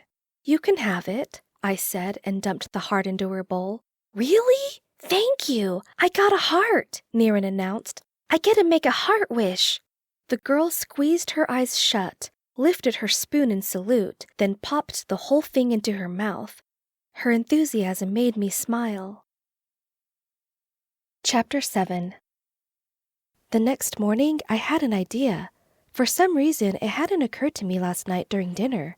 I found Bren in the large cabin reserved for parentless children. She had just herded them out of the door toward the commons. "Bren?" Her eyebrows shot up when she saw it was me. "Yes, dear, what is it?" "I think I may not be completely useless after all. I used to pick herbs with my mother, and she taught me how to weave and make baskets. Would that be valuable here?" "Bless your mother," she replied with a smile. "Yes, that would be very useful here." For the second time in 2 days, I grinned. "Remy will be going hunting later. Tag along with him until you get to know the forest better. Wouldn't want you to get lost." I nodded and went back to my cabin beaming. During the night, I had returned the items I had stolen. Now the roll leaned in the corner, a reminder of my hasty departure from the Zerbo compound. I looked at it a long time, then decided that I wouldn't need it anymore. I seemed to have a place here now, however tenuous. It felt strange to unroll it and toss the hides onto my bed. I laid the mat down onto the wooden floor, and it was once again just a floor mat. I gleaned a slight amount of comfort knowing that, if I needed to, I could pack it up again and leave. I wasn't sure if I dared to call this place home yet.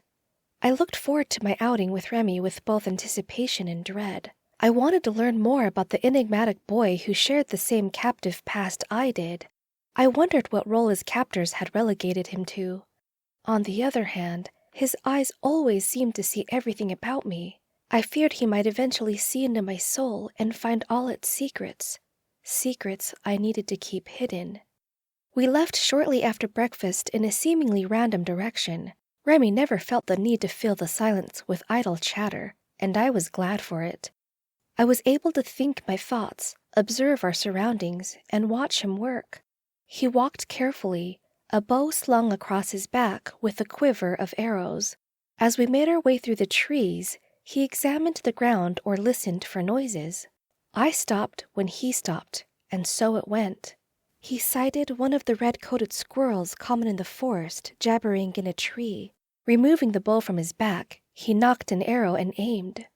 My hands wrung the handle of the gathering basket. I wanted him to succeed, but I also didn't want the squirrel to die.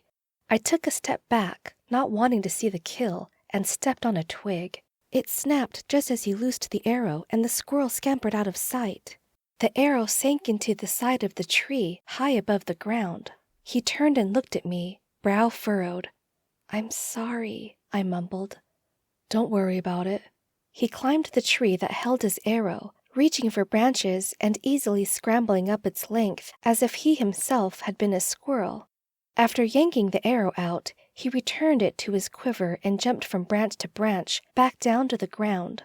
"You really are half monkey," I said, following every leap. "Where were you when I was bumbling around a tree like a buffalo scratching an itch?" And then I remembered. He had actually been close by, watching. He ducked his head, knowing exactly where my mind had gone. "Remy, I need to know." He rubbed the back of his neck and peered up at a tree to avoid looking at me as he spoke. I saw the smoke, big, thick clouds of it. I went to the tree line and climbed to see what was happening, if there might be any danger to Forestholm, and then I saw you running. My mouth opened with alarm. He saw me from the beginning. You were wet and bloody, and running for your life, carrying that roll that was almost as big as you were. His voice was subdued, eyes focused on the memory. I thought maybe I should help, but I didn't know you or anything about you, other than you came from Tribe Zerbo, one of the ruthless tribes. So you just watched me, bleeding to death. Only you didn't. You did something just before you passed out. I scowled. Yes, I stopped the bleeding since no one else would. When you were out, I climbed down from the tree to see if you were still alive. The arrow left a nasty wound, but when I looked, there was already a scab over it. The miracles of medicine. I shifted the basket in my hands. Then the next morning, you spent the night in a tree? Yes, I couldn't just leave you there. And yet you couldn't help me. My lips pressed together as a sense of betrayal chewed at me. Remy couldn't look at me and worried a twig in his hands. In the morning, you were completely healed. You were using that arm again. I rubbed my eyes, trying to ignore the churning in my stomach. He was so close to the truth. Maybe he already knew. What are you implying? My voice was tight with trepidation. I think, he said carefully, you have a gift. My breath sped up as I gave him a peculiar look. A gift? You were born with the ability to do something no one else can. Something amazing. He did know, except he had used the word amazing instead of abhorrent. I opened my mouth to say something, but my voice had left me. He leveled his gaze at me, expression guarded. I seemed to be at the mercy of a boy I knew very little about. To deny it further would be pointless when he already knew all the facts. I busied myself with rearranging the few herbs I'd gathered in the basket. I have a gift, too, he said quietly. My eyes flew to his, my hand stilling. Watch me, he said as he backed away toward a tree.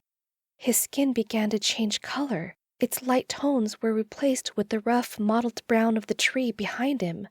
Even his clothes changed to match his surroundings. In mere moments, he had almost disappeared. If I hadn't seen where he had gone, I would have completely missed the pair of unchanged eyes watching me. Hazel. His eyes were hazel. Their hue seemed to reflect the colors of the forest. It was the only thing my befuddled mind could latch onto. Then he suddenly uncloaked and startled me. I was still too dumbfounded for words. I could only continue staring with disbelief, my mouth catching flies. Siena, you don't have to be afraid. He came closer, and his voice was soft, as if speaking to a skittish deer that could bolt at any moment. We are not aberrations. The word made me blink, and I snapped out of my stupor. Of course we are, I spit out. We have unnatural skills that we shouldn't have. According to whom? The Plainsmen? And what have they ever done for us? I frowned at my feet, having no answer. The Forestfolk aren't like them. They celebrate the gifted. That's what we are to them. Individuals with gifts to share and help others with. They call us gifted, not aberrations. I heard him, but the words would not sink in. Aberrations were detested. You can't tell anyone, I whispered. Siena, you don't have to be afraid. You can't tell anyone, I repeated. Please, Remy, promise me. He didn't bother hiding the disappointment in his eyes, but he promised anyway. Just don't tell Nirin, he added, because then everyone will know. Despite my distress, my lips curved into a small smile. Remy smiled too, and stepped close enough to pry one of my hands off the basket. He held it and looked into my eyes. His green-brown gaze and the tender gesture left me breathless. You can talk to me, he said, about anything. I know what it's like to be alone, isolated because of what you were born with. I nodded, enraptured by his eyes. He held my gaze a moment longer, then let go. I blinked rapidly to recompose myself, frowning at the foreign emotions that seemed to be forming in my gut. Was it perhaps trust? No, I hadn't trusted anyone since my mother, and it got me this far. It didn't make much sense to change now. Chapter 8. One of the most remarkable things about living in Forestholm was the respect. It was nothing like the grudging respect given to manly warriors. These people had respect for nature, respect for fellow forest folk, and respect for solitude. Even though none of the cabins had anything more substantial than cloth hanging over the doorways, people always knocked and asked permission before entering your abode, or even peeking. At first I had attributed it to people avoiding me because I was the strange new girl, but I eventually understood that they were granting me something I never had before: privacy. Here, no one would barge in whenever they felt like it. Here, I could relax. Remy kept his promise and never told anyone about me. I continued to follow him on his hunting trips, and I got to see his gift in action, marveling over his disappearance each time. I also got better at keeping quiet during the hunt.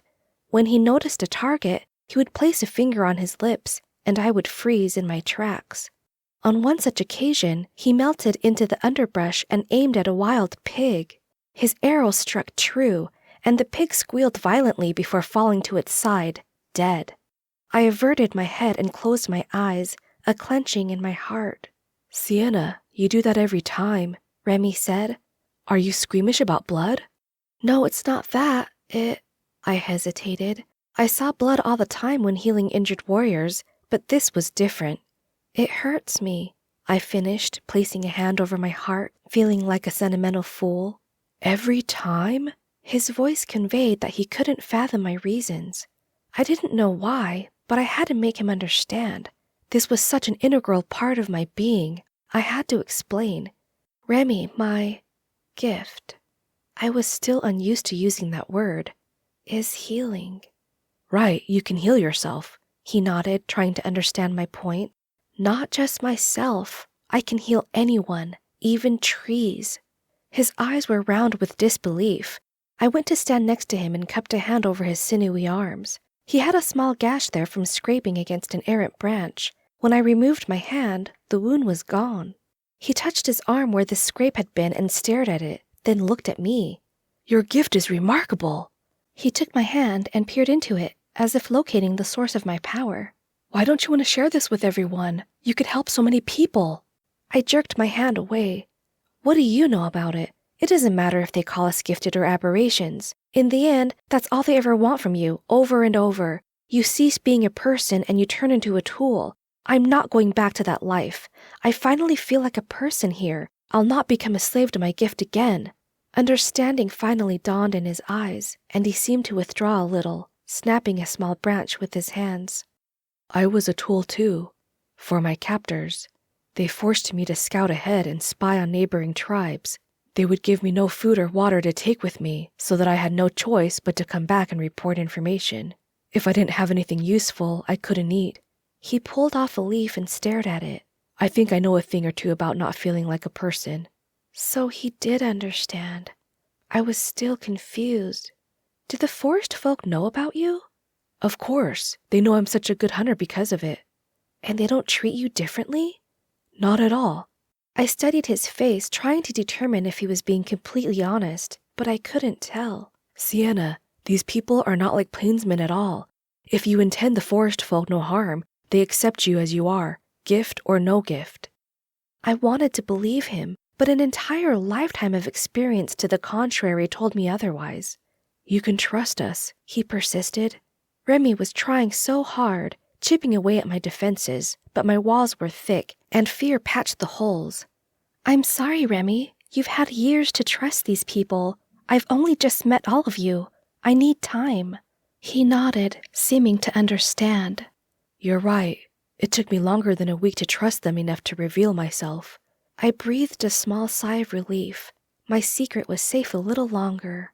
Just one more thing, Remy said. If you wouldn't mind, I'd like to know why your gift makes you turn your head every time I make a kill. I don't understand. I inhaled slowly. I told him this much. I might as well tell him the rest. I give life. It flows from me. I feel it all around me. When I see life extinguished, I don't know. There's a hole. I laid a hand on my heart again. I feel the hole, and it aches. Remy's eyes softened, and he took a long, deep breath. You're a tender, life-giving soul.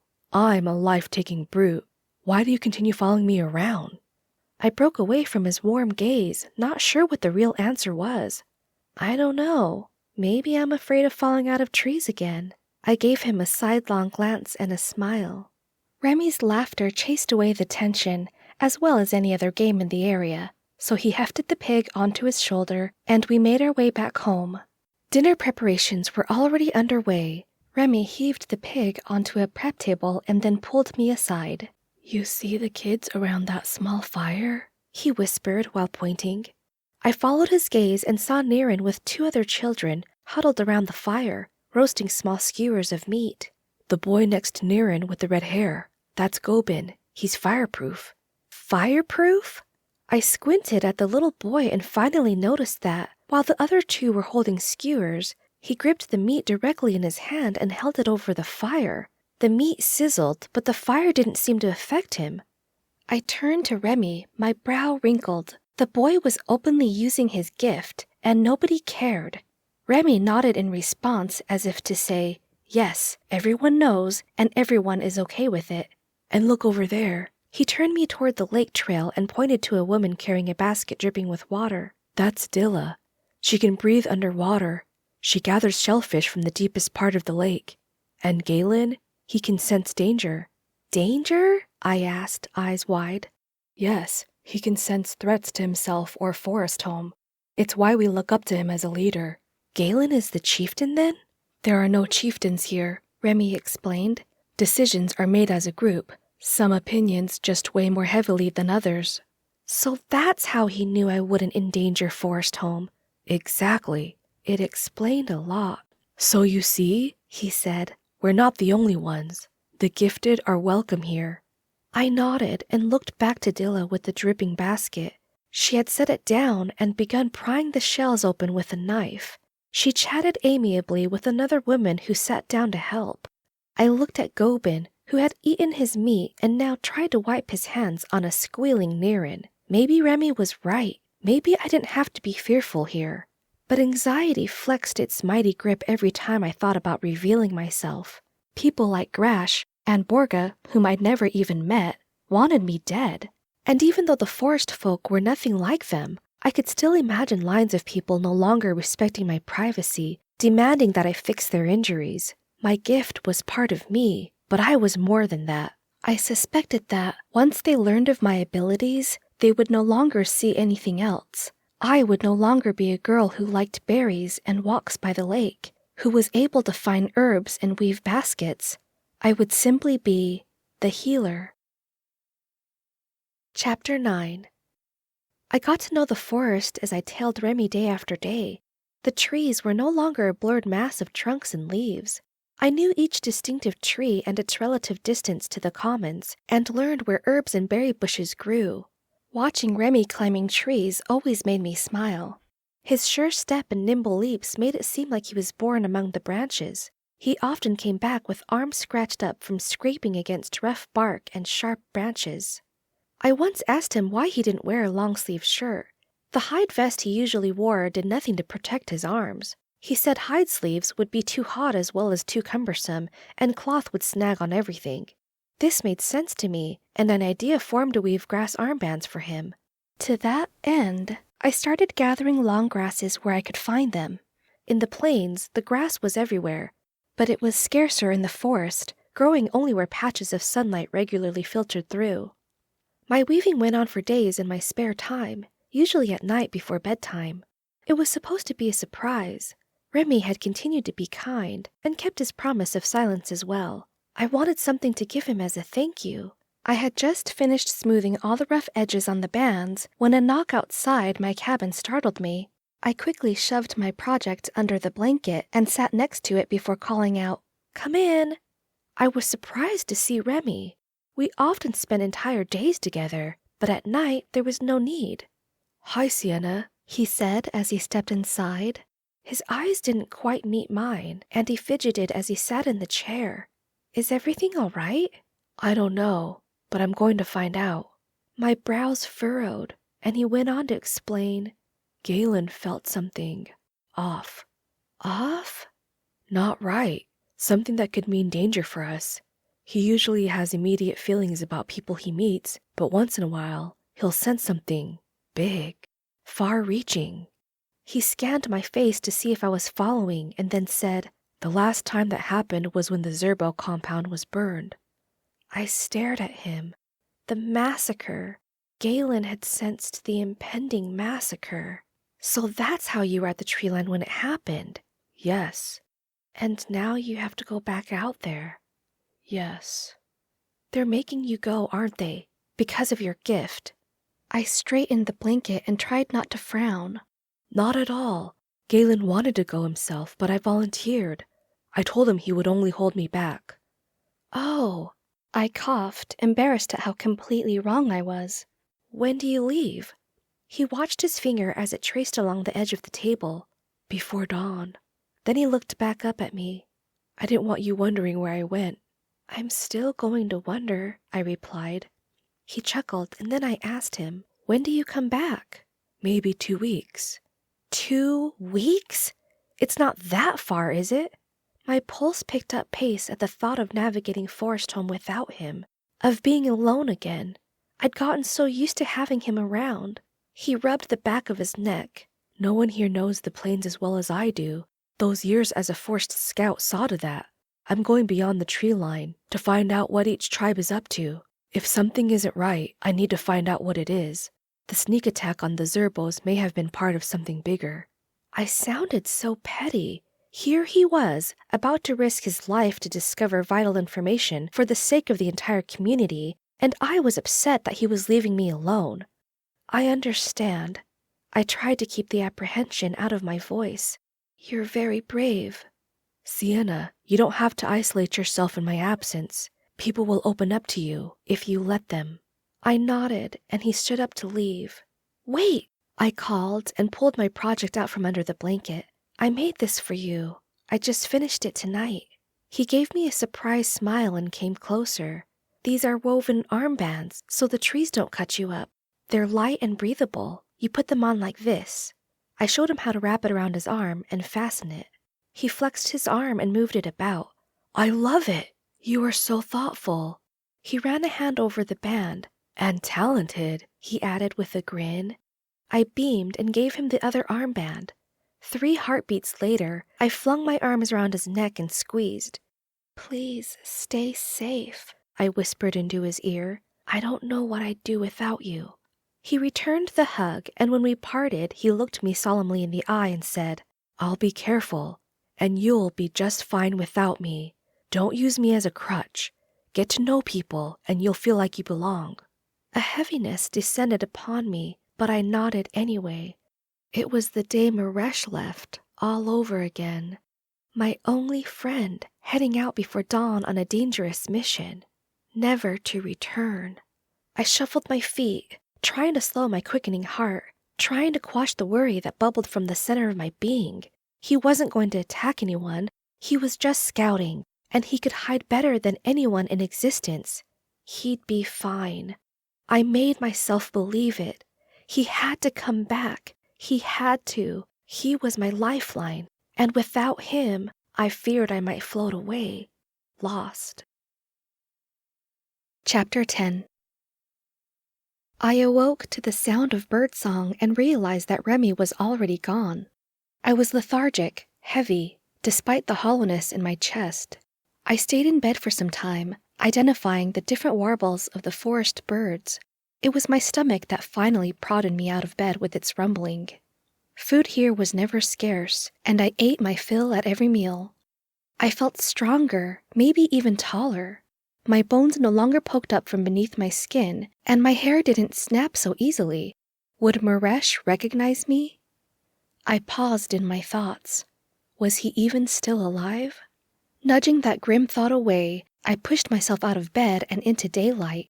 The deer-hide dress I had arrived in had been cleaned and returned to me, But when I offered to return my borrowed clothes, Bren told me to keep them. Now I wore them all the time. Trousers protected my legs when plodding through underbrush to find hidden berries, and the shirt was so soft I would sometimes find myself stroking the material for no reason. After scavenging the leftovers from breakfast, I resisted the urge to retreat to my room. If Remy was my crutch, and I couldn't walk about without him, then it meant I was disabled somehow. I needed to prove to myself that I wasn't an invalid. I wandered down one of the numerous paths that ran through Forestholm, passing by several tradesmen working in lean-tos. Some sewed clothes, some prepared animal hides, others carved wooden tools and utensils. I had just stepped on a small pine cone with a yelp when I heard a voice call my name.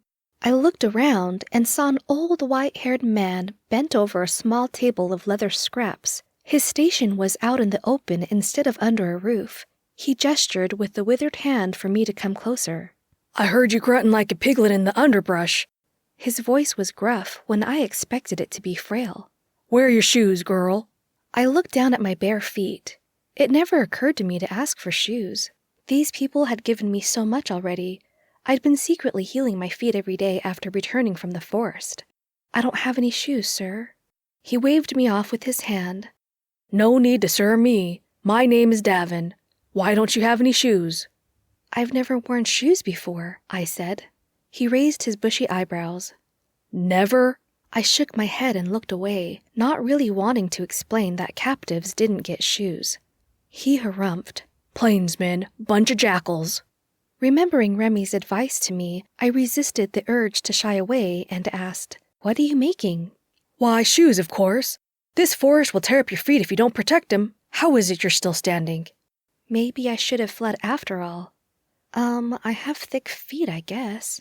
He peered down at my feet again. They look like nice feet to me. Here, take these. Should fit you nicely. He pushed a pair of soft hide shoes into my hands. I stared at them. They're called moccasins. Here, let me show you. I sat self-consciously on a nearby stump while Davin slapped dirt off the bottom of my feet and then slipped the shoes over them. There, see? Perfect.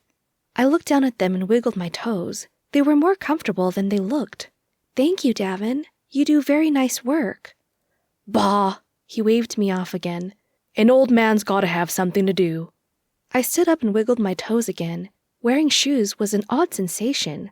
I took a few experimental steps, jumped up and down, then started shuffling my feet in a little dance.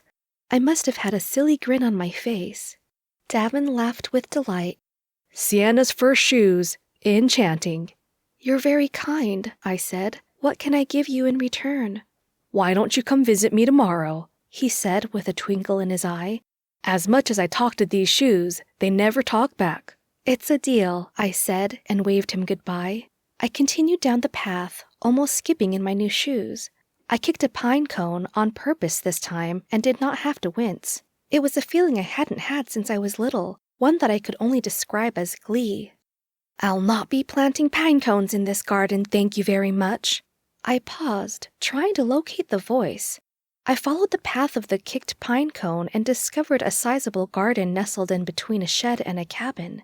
A woman about Galen's age was crouched over a patch of tomatoes. She wore a blue smock, her hair in a long golden braid down her back. She stood up when she saw me. Well now, the two icelings meet at last. I cocked my head and came closer to get a better look. You're looking a sight better now than you did when you first got here, she commented. I smiled. Thank you. Forestholm's hospitality seems to suit me. Look how polite you are, she said and wiped her hands on her dress. Come closer and let me get a good look at you. She grasped my shoulders and turned me this way and that, as if examining a dress. You are a pretty one. Then again, we Icelings have always been blessed with good looks, am I right? My eyebrows drew together. The Plainsmen always said I was homely, calling my blue eyes freakish. She laughed at my confusion and dropped her hands. How are you getting on with everyone? Well, I haven't met everyone yet, but Bren is really nice, Niren too, and Remy has been showing me around the forest. She nodded her approval. That boy is practically a monkey. I giggled. That's what Galen said. Her expression changed, expectant maybe. He did? I nodded, wondering at her altered demeanor, but decided to keep quiet about it. Can he really sense danger? Oh, yes. Her smile was broad and enthusiastic. It gives him wisdom far beyond his years. He's handsome, don't you think? I shrugged. Most of the Plainsmen warriors were bearded, making Galen not quite my type. I suppose. She tilted her head. Well, the man may not be your type of handsome, but he has more admirers than ticks on a moose.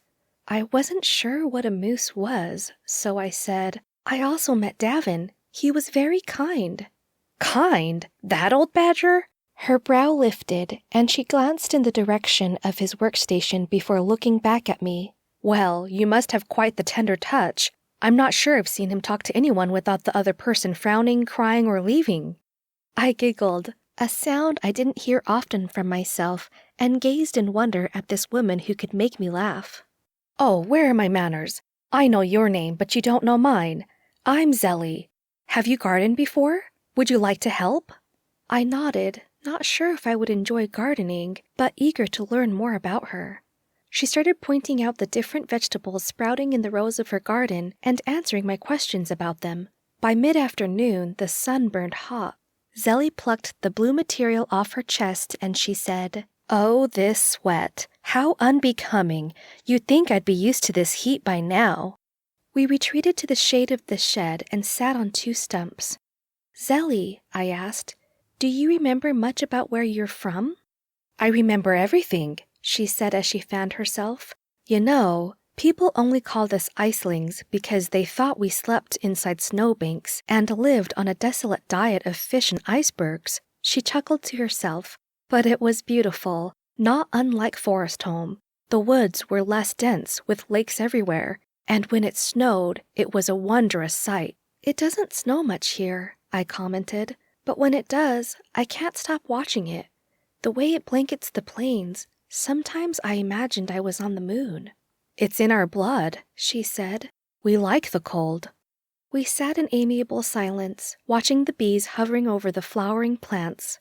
When I left, I promised to return the next day. I headed down to the lake, eager to see its majestic shores again. As soon as I broke through the masses of trees, I was greeted by the tranquil expanse of the lake. A smile spread across my face.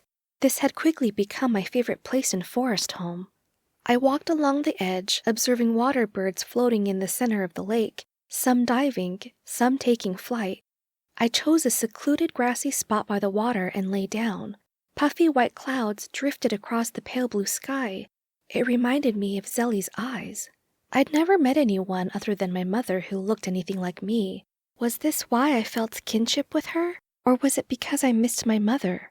I frowned at the direction of my thoughts and closed my eyes against the sky, listening to the gentle lapping of the water, to the screeches of the water birds, and the whispering of the leaves as they fluttered.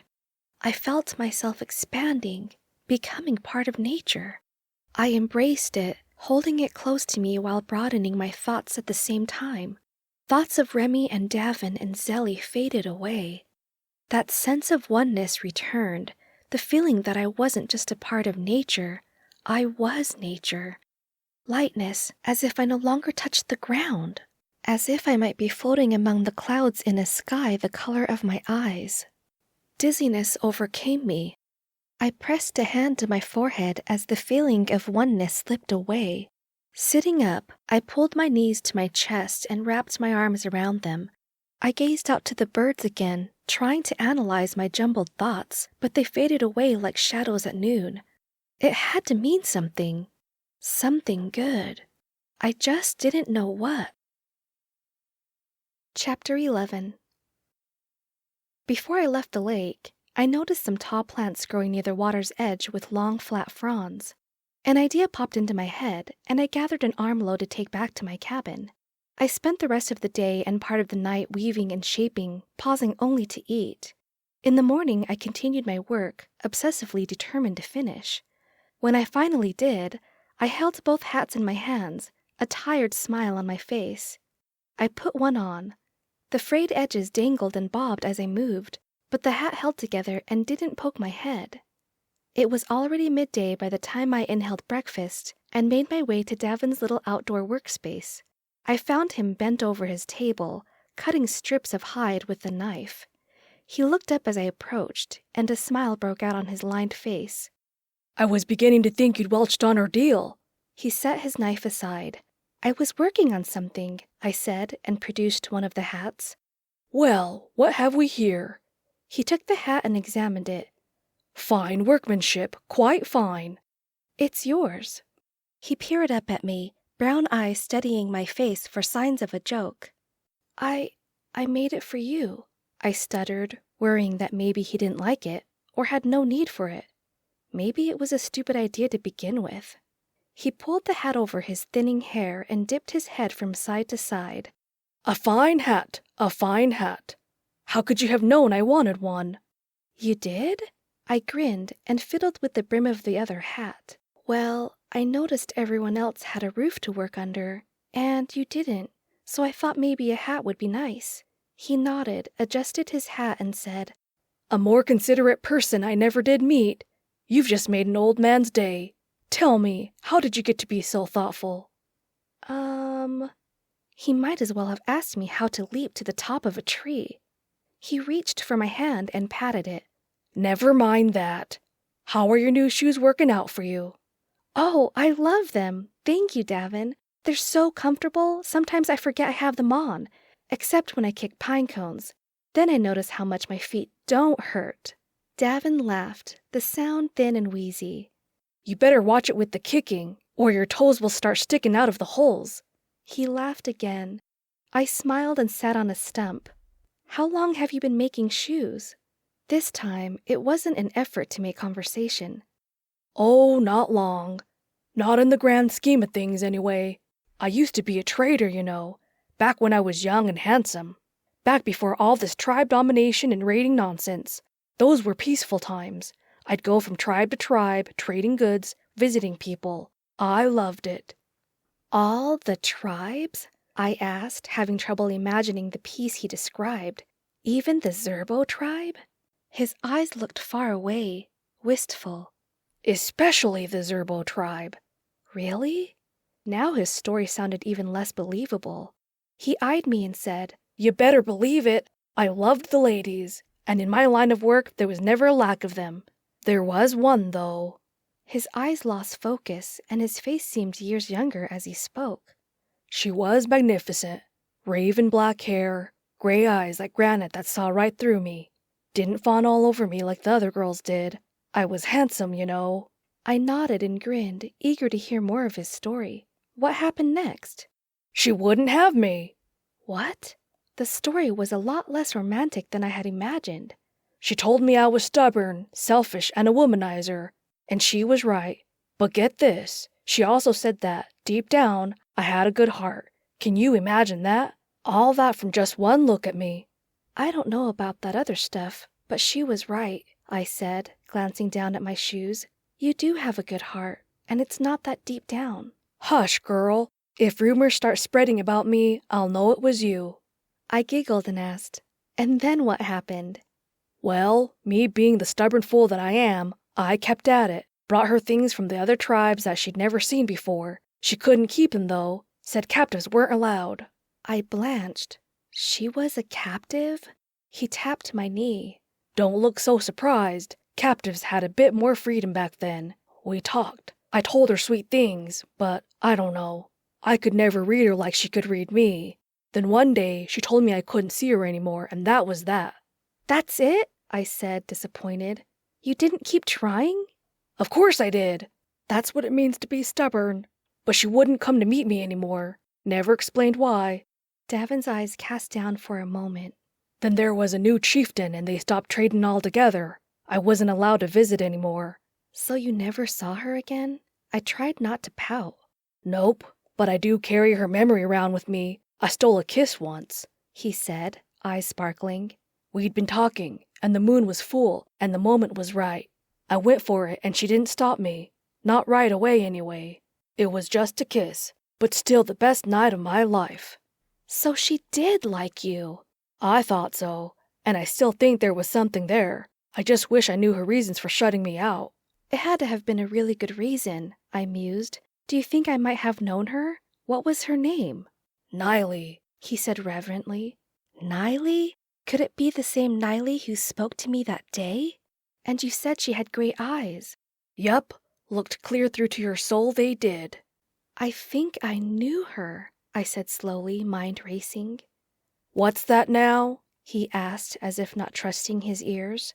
Niley. She spoke to me once, back at the compound. I had his full attention now. What did she say? She said, "Your deeds will be remembered." I shrugged. Whatever that means. That sounds like her. Niley. His eyes darted here and there, as if his mind was racing too. How was she? Did she find a mate? I shifted on my seat and picked a piece of bark off the stump. Captives don't get mates.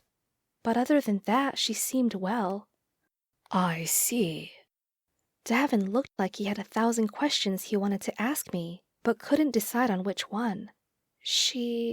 I hesitated, but he seemed to be hanging on every word. She had a son. A son. The wrinkles on his face couldn't hide the shock in his eyes. If he had been standing, he would have sat down pretty hard. She had a son. Without a mate. His brows knitted together at the implications of that, and he began mumbling to himself. Maybe I shouldn't have said anything about her. Well, I'd best be going, I said, and stood up, trying to hide my discomfort. Yes, of course, he said, distracted, and went about arranging strips of leather with shaking hands. I escaped and found a secluded tree to lean against. I had caused Davin's distress. My chin dropped to my chest and I slumped against the tree. There were some things I couldn't heal, and I had no idea what to do about them. I took several deep breaths, shook my head, and pushed off from the tree. My melancholy steps took me to Zelly's garden, where I found her leaning against a wooden rake, wiping her brow. She saw me and motioned me to the shaded stump with a large smile on her face. "Perfect timing," she said, dabbing her face with her sleeve. "It was time for a break. How are you, Siena?" I flicked at the frayed edges of the remaining hat in my hands. "I'm okay." Zelly immediately noticed my obvious mood. "What's the matter?" "I accidentally made someone sad." She pursed her lips. "Accidents will happen. Would you like to talk about it?" I shook my head and turned the hat over in my hands. "All right, then. I'm here for you, if you ever need to." Her voice was warm and sincere. "The Forestfolk. Is everyone here?" I struggled to find the right word. "Broken? I mean, from broken relationships or families torn apart?" Zelly cocked her head. "What a curious question. Not all who come are separated from loved ones, though I would hazard to guess most of us are." "What about you?" The words escaped before I could stop them. She smiled sadly, and I immediately regretted my question. "No, never mind," I stammered. "You don't have to answer. I ask nosy questions." I sighed and flopped back against the shed. She regarded me for a moment. "Siena, if people want to talk about something, they will. All they need is a little prompt and someone to listen." She fell silent, giving me time to consider her words. I tipped my head back against the shed and looked up at the sky. The garden provided a break in the trees and an unobstructed view of the blue void above. I imagined an entire family with sky-blue eyes, and I wondered if she had to leave them behind. "I did have a husband once." Zelly picked at a sliver of wood on her tree stump. "We wanted to start a family, but didn't want to raise a child in an uneasy landscape where even icelings weren't safe from the pillaging Plainsmen, so we sought a safer place." Her hands stilled. "But Arvin fell ill and perished, leaving me to fend for myself." "And that's when you found Forest Home?" "That's when they found me," she corrected. "Much like they found you." "The lost are found again," I murmured, echoing Remy's words. Zelly nodded. I plucked at one of the frayed ends of the hat, adjusting it and closing a gap in the weave. "Do you still miss him?" "Sometimes," she answered. "But it's been years now, and his memory is fading." "Do you—" I hesitated again. "Do you feel lonely?" I've got this fertile soil and these beautiful vegetables. And now I've got you. How could I be? She gave me a warm smile, though there was a tiredness about it that led me to believe maybe she wasn't being completely honest. I made you a hat, I said, deciding to leave the sad topic behind us. Did you now? Well, let's have a look. She tilted the woven hat this way and that, as if appraising its value. I sat there watching her, chewing on my lip. Maybe she thought it was shabby. Where did you learn to make this? She asked. I know those sun-loving plainsmen wouldn't know a hat from a boar's backside.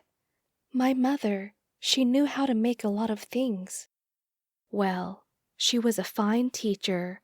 Reminds me of home. She flipped the hat onto her head and pulled it into place. Lovely. You are a dear.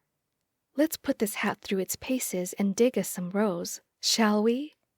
We were on our second furrow when Galen appeared. I see you have an apprentice, he called out. His smile gleamed in the sunlight. Zelly looked up, her eyes wide with surprise and her breath quickening. I followed her gaze to Galen, who stood by the garden shading his eyes from the sun. Galen, what brings you here? Her voice sounded calm, but with a slight breathlessness. Mother was wondering if you had a carrot to spare. She's trying out a new poultice today. Yes, of course, Zelly said a little too quickly. I should have a few ready. How is Ruba? She strode to a patch of long green stems and pulled on one of the clusters. She is doing well. The sick and wounded keep her busy, which is a good thing. A long pale carrot popped out into Zelly's hand. There we are, she said as she handed it to him, hastily wiping her flustered hands onto her smock. Perfect. He smiled again. I secretly thought he was referring to his teeth, because I'd never seen teeth that perfect before.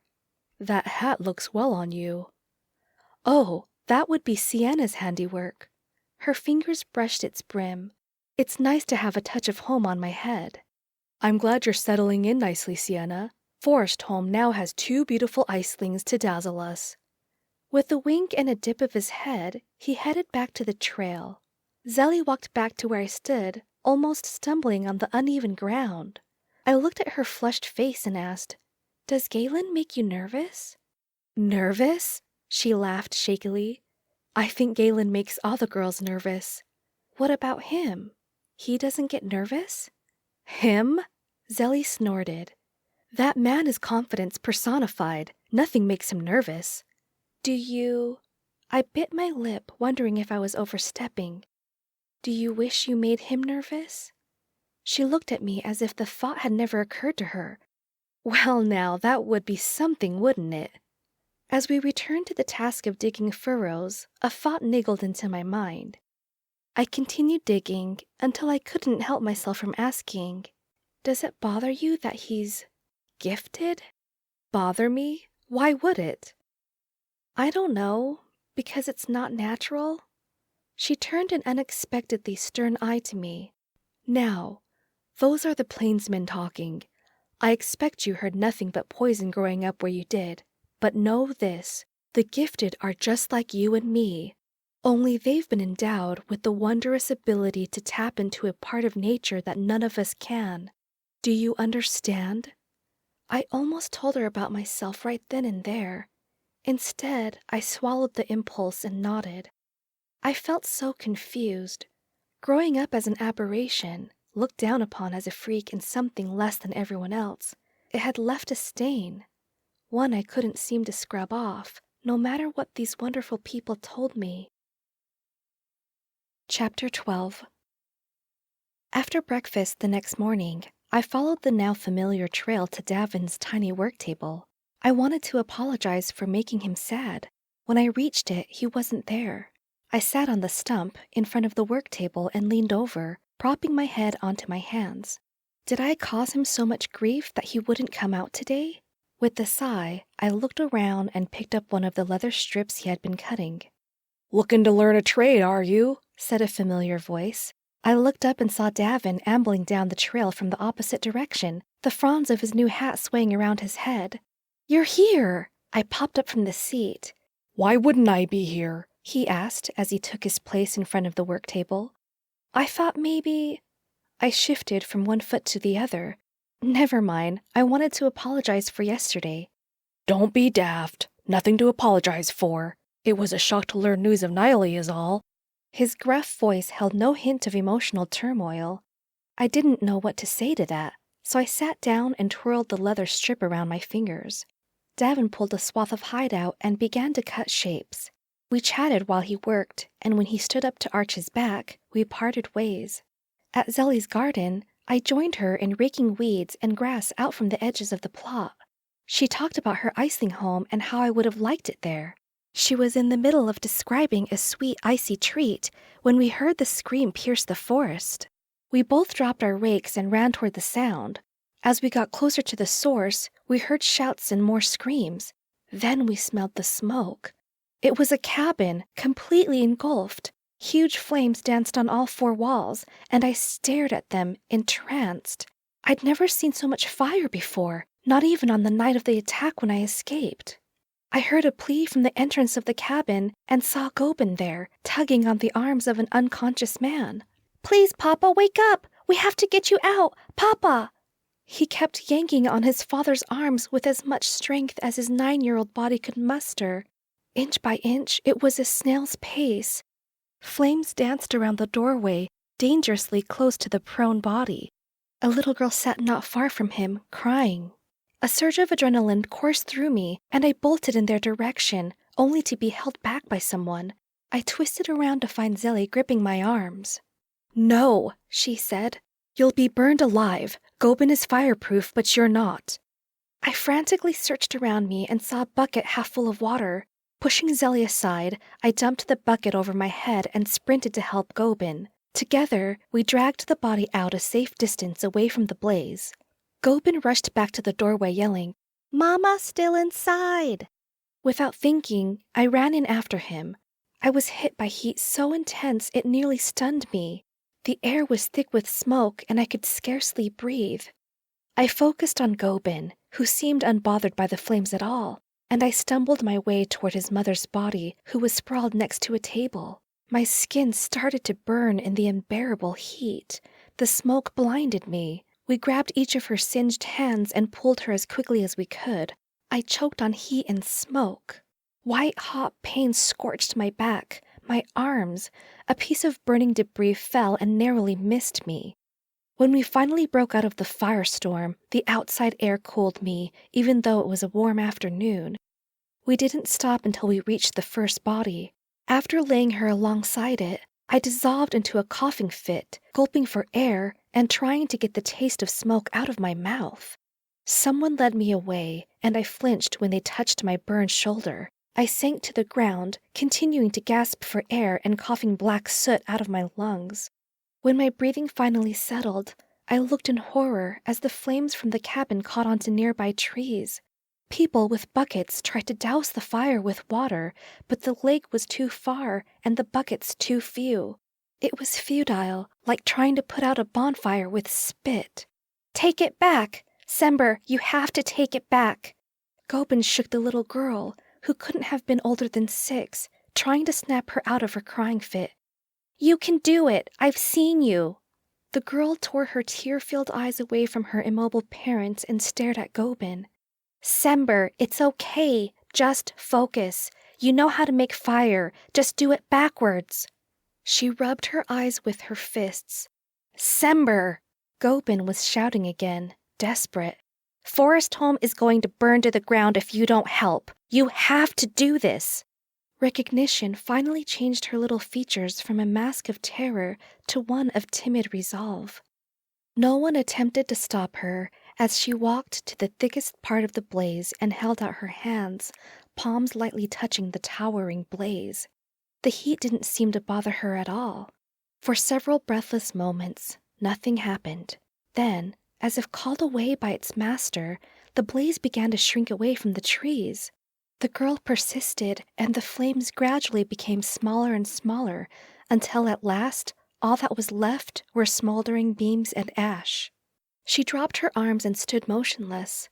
A large crowd had gathered around, staring. She turned around, not noticing the crowd at all, and walked back to Gobin. She dropped to her knees and whispered, I'm sorry. Galen pushed his way through the swarm of onlookers, followed closely by who I assumed was his mother, Ruba. She carried a sack and hurried to kneel beside the two burned parents. Dread etched her face as she pulled herbs and bowls out of her sack. I dragged myself closer for a better look. They were so badly burned they barely seemed human. Their flesh was scorched black in some places, with angry red blisters in others. I wasn't sure if they were even alive. The Forestfolk stood about, still stunned by the chaos. A hush fell as they watched the woman tilt her face over the noses of each body, listening for breath. She nodded, but continued to stare at the bodies in horror. I'm not sure I can do anything for them, she said in a quiet voice. There's too much damage. You have to, Gobin cried, pulling on her arm. You can't just give up. She turned her anguished face to the child. I'm sorry, Gobin. There's nothing I can do. No! He shrieked and flung his body onto his father's, sobbing. Papa, wake up! I couldn't take it anymore. My heart was rending to little pieces, and tears threatened to spill. I could do something about this. If I could deliver these children from suffering this loss, then it would be worth the consequences of revealing my gift. I knew no pain greater than watching a parent die. My secret didn't matter anymore. I crawled toward them, legs too unsteady to walk. Someone said something to me, but I ignored them.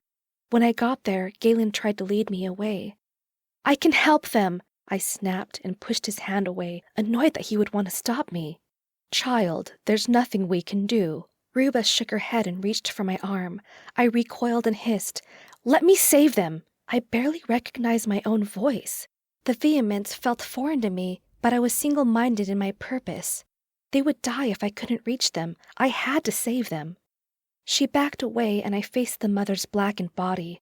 I felt no revulsion as I laid my hands upon her reddened chest. I closed my eyes, focused my mind, and opened my floodgates, pouring my healing energy into her, breathing in new life.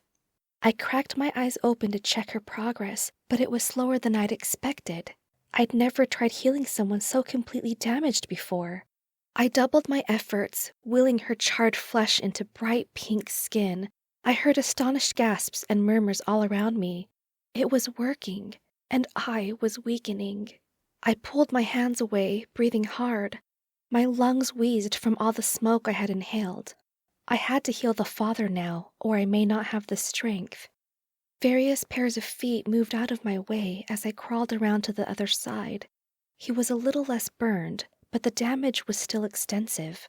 I covered his chest with my hands and closed my eyes again, commanding as much healing energy as I could muster. He couldn't die. I would not let him. I checked my progress, but it was even slower than before. With a frown, I stared hard into the man's face, pushing my hands against his chest, willing my strength to become his. Please, I mumbled under my breath, just a little more. Ever so gradually, the blisters began to fade. My body shook with the effort, my mind dizzying, but I refused to give in. This was my purpose. At this very moment, there was nothing but this. My vision blurred, and my breathing turned ragged. The small trickle of energy I had left slowly dripped away from me. It was everything I could give him. Everything. I was dimly aware of my body slumping over, and then everything slid into darkness. Chapter 13. When my eyes creaked open, the familiar roof of my cabin greeted me. My body ached. I snuggled deeper into the blanket and winced as it scraped against my sensitive skin. My burned skin. The memory of yesterday's pandemonium nearly suffocated me. I didn't notice the little girl sitting in the chair until I turned my head. Her eyes were filled with concern over my grunting. "Are you okay?" she whispered. Soot smudged her pale skin, and red hair frayed out of the short, messy braid behind her back. "I think so," I croaked and cleared my throat. "You're Gobin's sister, right?" She nodded and continued watching me, as if trying to discern my state of health from the expressions on my face. She was sullen and shy, but I didn't see grief. This gave me hope that I had succeeded, that her parents had survived. "I'm Sember," she said, her voice small. "Are you sure you're okay?" I tried to sit up and sucked in a quick breath as my skin scraped against what felt like gravel. My arms were covered in bandages, and for an instant I wondered where my soft shirt had gone. Sember edged closer to me. "You're like me," she said, her voice hushed as if telling a secret. "Only you help people instead of hurting them." Her green eyes were dark with shame. I couldn't even begin to imagine what she must be feeling, nearly killing both her parents, coming so close to burning down an entire community, a community that had accepted her with open arms. "Sember," I scooted again and gritted my teeth against the chafing on my back. "Are your parents—" I couldn't finish the sentence. They had to be alive. "They survived, thanks to you." She dropped her gaze to her hands. "And no thanks to me." My heart ached for her obvious anguish. It was an accident, right? "I was mad." I struggled to find the right words to say to a guilt-stricken little girl, because I had been that girl once. It was hard to think straight, though, because my skin still felt like it was on fire. With a quick glance at the front door, I peeled back the blanket. Sember gasped at the angry red skin, welted in some places across my torso.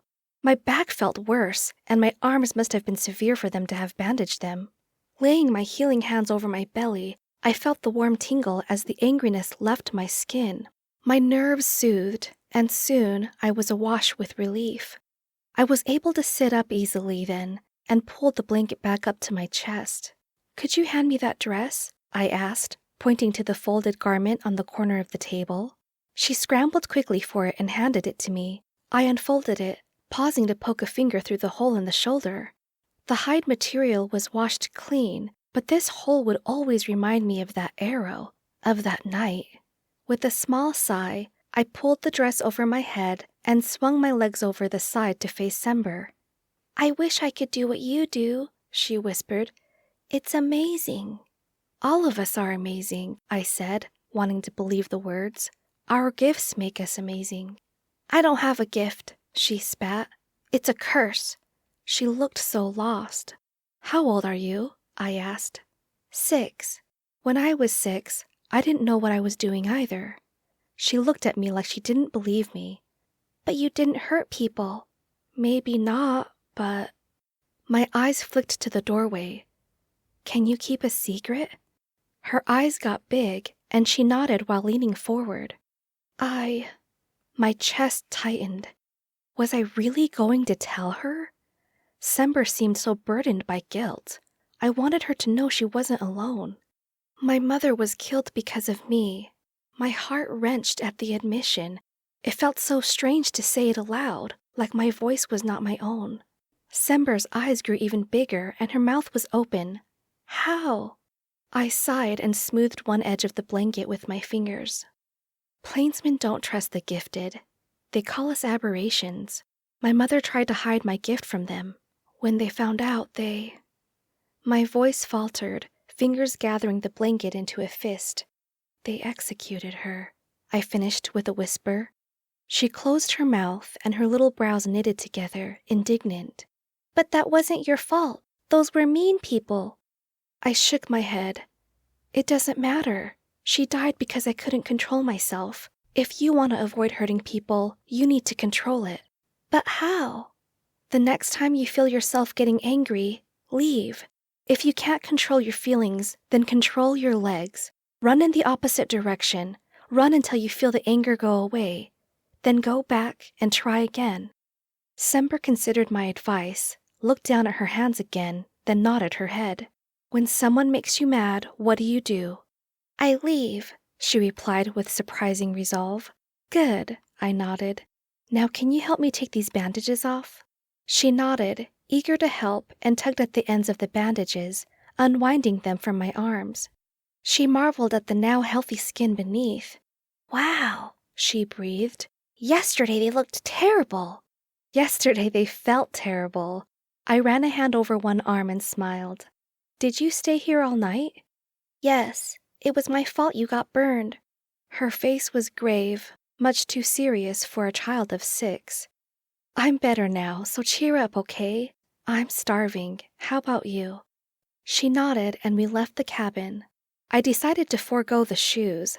I had found them on the floor next to the bed, but they were filthy with soot, dirt, and slightly singed at the edges. I would wash them later, along with my hair, which still smelled like smoke. Outside, the sun had already passed its midday zenith, and I squinted in the bright light. How long was I out? Since yesterday, Sember answered. I raised my eyebrows. All day, all night, and most of today.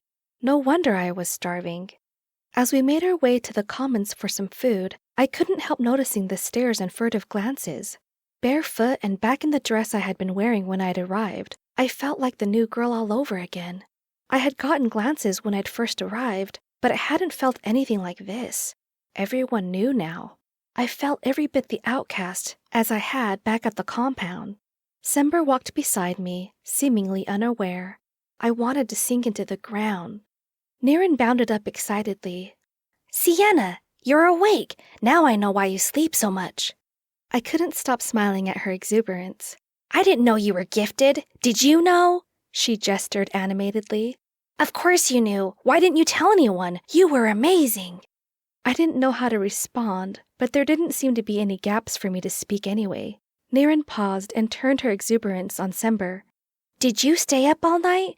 Bren wouldn't let me stay with you. She said I would just bother Siena. Sember smiled hesitantly at the attention, as if expecting derision from the other girl. Niren continued her verbal onslaught. Bren said it was an accident, and that what happened wasn't your fault. I know all about accidents, she giggled. Bren says I'm a tornado. I laughed. Tornado was an apt description. Sember and I found some picked-through leftovers and sat down to eat. Niren sat with us, and before Niren could resume talking, Sember reluctantly asked, Is Gobin mad at me? Gobin? Niren seemed surprised at the thought. I don't think so. He's with your parents. They still look really pink and kind of funny looking. The commons was mostly empty, but as we ate, I could feel eyes upon me from those who happened to meander past. I avoided their gazes, not willing to see their distaste for me and the false front I had worn the entire time I'd been here. I felt grateful for the company of these little girls, who seemed oblivious to my plight. Concerned about the pinkness, I suggested we visit Sember's parents after our meal. Considering how weak I had been yesterday and how badly burned they were, I probably hadn't healed them very well. Niren led the way. Since their cabin had been destroyed, Gobin's family was temporarily staying at the large cabin for children, where Niren slept. Gobin was sitting on the ground just outside the doorway, drawing circles in the dirt with a stick. He looked up as we approached, and a gap-toothed smile broke out on his face. You made it! He flung himself around my waist. I was so afraid you wouldn't wake up. The sudden embrace startled me, and I stiffened. He wouldn't let go, so I awkwardly stroked his red hair. You saved our parents! You saved our family! Thank you! Thank you!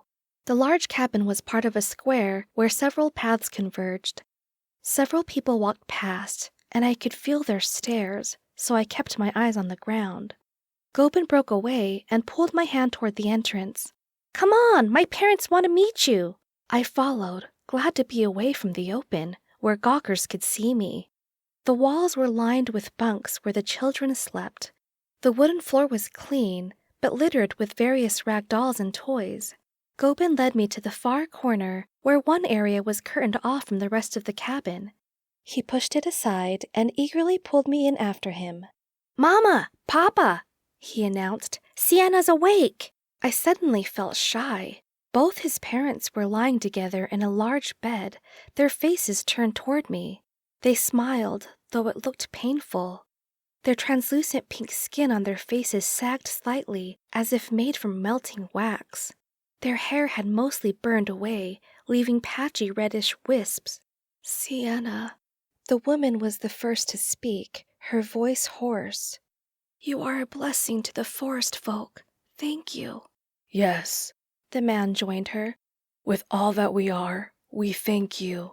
I opened my mouth, but I discovered that I had no words. I was not accustomed to so much gratitude. Surely these people must be delirious. I don't think I did a very good job, I mumbled, wringing my hands with uncertainty. You appear to still be in pain.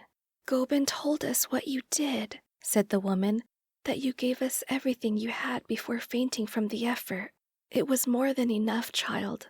We are alive because of you.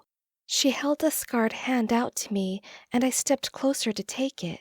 She gripped it with more strength than I would have expected and peered into my hesitant eyes. I can't presume to know what your life was like with the tribe, but never be ashamed of your gift. I almost cried. Instead, I allowed my healing energy to flow through my hand and into hers, to finish what I couldn't yesterday. Her eyes grew wide and her mouth opened, an almost ecstatic expression on her face. The scars on her hands disappeared, her skin tightened, and the angry pink tint faded. Oh! She turned her other hand over and over, as if disbelieving what she saw. The man gaped at her transformation, looking at our faces and joined hands. I let go of her hand then, satisfied that she was completely healed this time. I looked into the eyes of Gobin's father, searching for consent to be healed next. He held out his hand, and I circled around the bed to take it. His face went through the same euphoria as his wounds faded, and his skin returned to a healthy sheen. When I let go, I had to place a hand on the bed to steady myself while the dizziness passed. He recaptured my hand in both of his and looked earnestly into my eyes. If there is ever anything we can do for you, anything at all, you have only to ask. We are in your debt. I looked to Gobin's mother and she nodded in agreement. I pulled my hand back and wrung it with the other. That's not necessary. Though it felt good to hear those words, it also felt strange. Nevertheless, he said, you have our deepest, heartfelt thanks. I nodded, unsure what to do or say next. 15 years of living in near isolation with the Zerbos had stunted my opportunities to learn about social graces, so instead I ducked my head. Sember chose the right time to save me. Mama, I'm sorry, I didn't mean it. I know, my little squirrel, it was an accident. Her mother soothed and pulled her little girl to her chest. You just have to be careful, do you understand? Sember nodded against her chest, squeezing her eyes shut. I won't get mad ever again. Her mother chuckled. Perhaps a more realistic promise would be better. Sember thought for a moment, then said, I promise not to get mad today. Her mother laughed again and stroked Sember's hair. I felt like I was intruding on the family's private moment, so I excused myself and left. With no escort of little girls to distract me, I felt more alone than ever walking through Forestholm. I missed Remy. I wondered when he would come back, if he would come back at all. I didn't know if I could be so brave, going back to spy on tribes who were so eager to enslave me, especially after narrowly escaping the captors in the first place. When I arrived at my cabin, I found a small stack of clothes on my table. I stepped outside to see who might have left them there, but there was no one. I returned inside and held up the shirt. It was the same soft material I loved from the first shirt they had given me, only this one was a rich burgundy color, the same color as the berries I liked to eat. The trousers were the same pair they had given me before, only now they were free of the soot and grime from my fiery escapade. I nuzzled the shirt with my face, loving the feel of it and silently thanking whoever left it for me. Then I shimmied out of my old dress and into my new favorite outfit. I scooped up the moccasins and headed toward the lake, feeling lighter on my bare feet. Instead of keeping my head down, I made eye contact with the people I passed, and none of them actually stared at me. They gave me nods and smiles. I saw no derision, no judgment. Had I really just imagined it all? At the shore of the lake, I did my best to scrub off the scorch marks. They looked cleaner now, but were still singed around the edges. I think they're about as clean as they're going to get. I started at the disembodied female voice, searching around behind me for its source. Then I heard the swish of water and looked toward the lake. A woman's head had emerged not far from me, black hair slicked back and water dripping from her nose. It was Dilla, The one Remy had pointed out to me that night carrying the basket of shellfish. I watched as she swam to a floating basket that I hadn't noticed before. She dumped a handful of mussels into it and then paddled closer to me. "Hello," I said, not bothering to tell her my name. Everyone seemed to know who I was already. "You're brave," she said, not bothering with greetings. "I like that." Thanks," I said, blushing at the compliment. "Brave and humble. I like that even more." I smiled and looked down at the shoes in my hands, tugging on a dangling strip of leather. "Not much for talking, are you?" she said, her voice tinged with amusement. "I'm sorry. I don't mean to be rude. I get wrapped up in my head sometimes." My brow crinkled. She probably thought I was slow now. "Don't you fret over what people think of you." My eyes snapped to hers, wondering how she could possibly know. Was she a mind reader too? "I used to be like you," she continued. "Always worried, always wondering if people liked me or not. If I learned one thing in all my years, it's that it doesn't matter. The only thing that matters is what you think of you." But I wanted to believe her, but it just didn't feel true. That's not so easy when everyone thinks you're a blight on humanity. Dilla snorted, sending a small splash of water rippling in front of her mouth. "I admit I've been called many things, but a blight?" She shook her head. "You and I, we are gifted. That makes us special, and no matter what anyone tells you, people want to be special.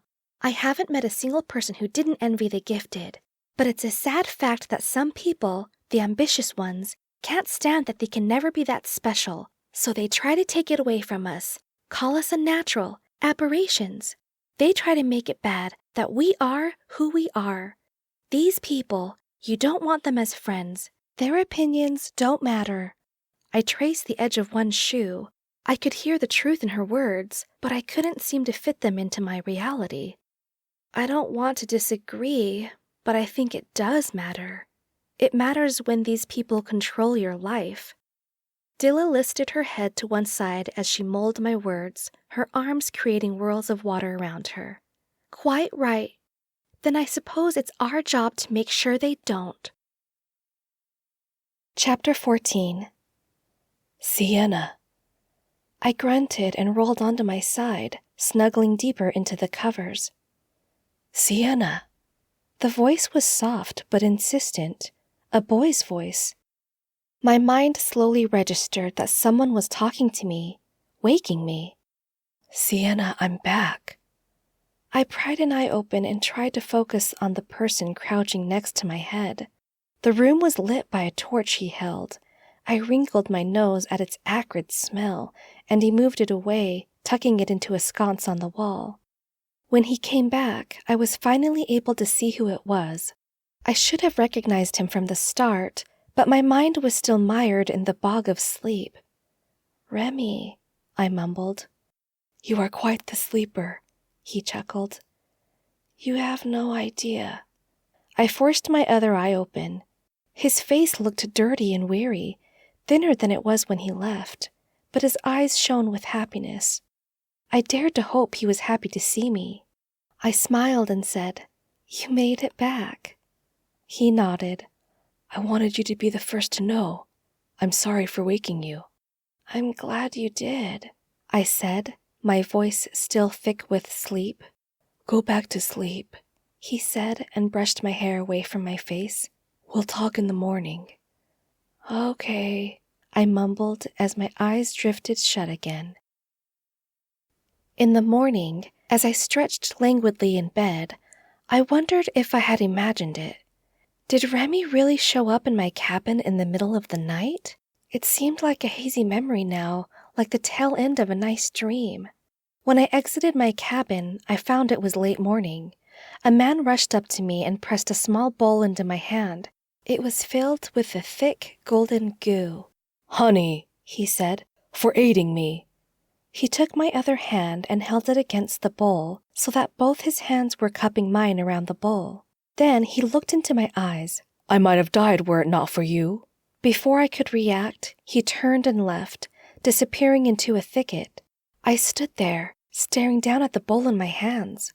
Honey was a rarity. difficult to acquire. This man had been gathering it yesterday when a venomous snake had taken him by surprise.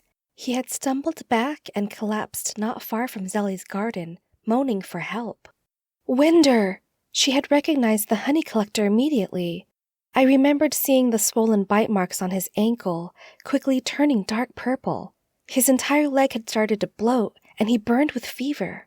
I had easily healed the bite itself, but the venom had already infected his blood, was spreading up his leg. I had to help his body combat the poison until it passed out of his system. It took a long time. When the man's leg had finally shrunk back to normal, he was able to sit up, his fever gone. Zelly had helped me wobble back to my cabin, where I fell into bed. It had been late afternoon. I was pretty sure my bouts of prolonged deep sleep had become famous in Forestholm. I dipped my finger into the honey and poked it into my mouth, smiling as the sweetness coated my tongue. I would bring it with me to share with my breakfast companions. Ever since the fire, Sember followed me everywhere. Naren came and went according to her whims, but Sember would seek me out every day, asking about my gift and about her own. I could tell her gift frightened her, and maybe she felt safer being near me. Like if she were to lose control, I would be there to fix things. I understood her guilt completely, but I found it difficult to imagine being afraid of my own abilities, such an intrinsic part of myself. Sember and Naren grinned and waved at me when I arrived. Naren looked as if she were about to burst with excitement. "Did you hear?" Naren crowed. "Remy is back!" Is that so? So his visit last night had been real after all. I fought back an incriminating blush. "Yes, everyone's talking about it. He has news," she said ominously. "Oh?" I kept my voice noncommittal, even though I was dying to know what he found. "There's going to be a meeting later. We all get to find out." I acknowledged this with a nod, and Naren exhaled in exasperation. "Aren't you excited to see him?" she squealed. "He's been gone, like, forever." "Of course. I've missed him too, you know." "But you don't look excited," she said petulantly, as if I wasn't being honest. Little Sember came to my rescue. "Maybe not everyone gets excited on the outside like you do." Her insight actually surprised me, especially for a 6-year-old. "Really?" Naren seemed to ponder this, as if it had never occurred to her. "People can be excited inside while they look bored on the outside?" I look bored? My eyebrows shot up. I tended to keep my feelings to myself, but did I come off as uninterested? "Kind of," Naren answered. "She does not," Sember retorted. "I'm just being honest," Naren said, rolling a berry around her tray with a finger. "Well, I think you're being mean," Sember said, lifting her chin. I noticed her hands clenching into little fists. "It's okay, Sember," I said, placing a hand on her shoulder. I don't think she meant anything by it. Maybe my face is a little boring. Her green eyes studied my face before saying, "No, I think it's beautiful." "I think she's beautiful too," Naren said defensively. "I didn't say her face was boring." By now I was blushing and busy stuffing my mouth with carrots from Naren's tray. Sember finally decided that Naren was back on our side and unclenched her fists. I sighed inwardly and relaxed my shoulders. "It's Remy!" Naren squealed and my head sprang up. He sauntered our way, combing his wet hair back with his fingers. His sleeveless hide vest clung to his glistening chest. He must have just come back from the lake. When he arrived at our table, he leaned forward, resting his weight on his elbows. "I didn't expect to find all my favorite ladies at the same table," he said with a wink. Naren and Sember both giggled.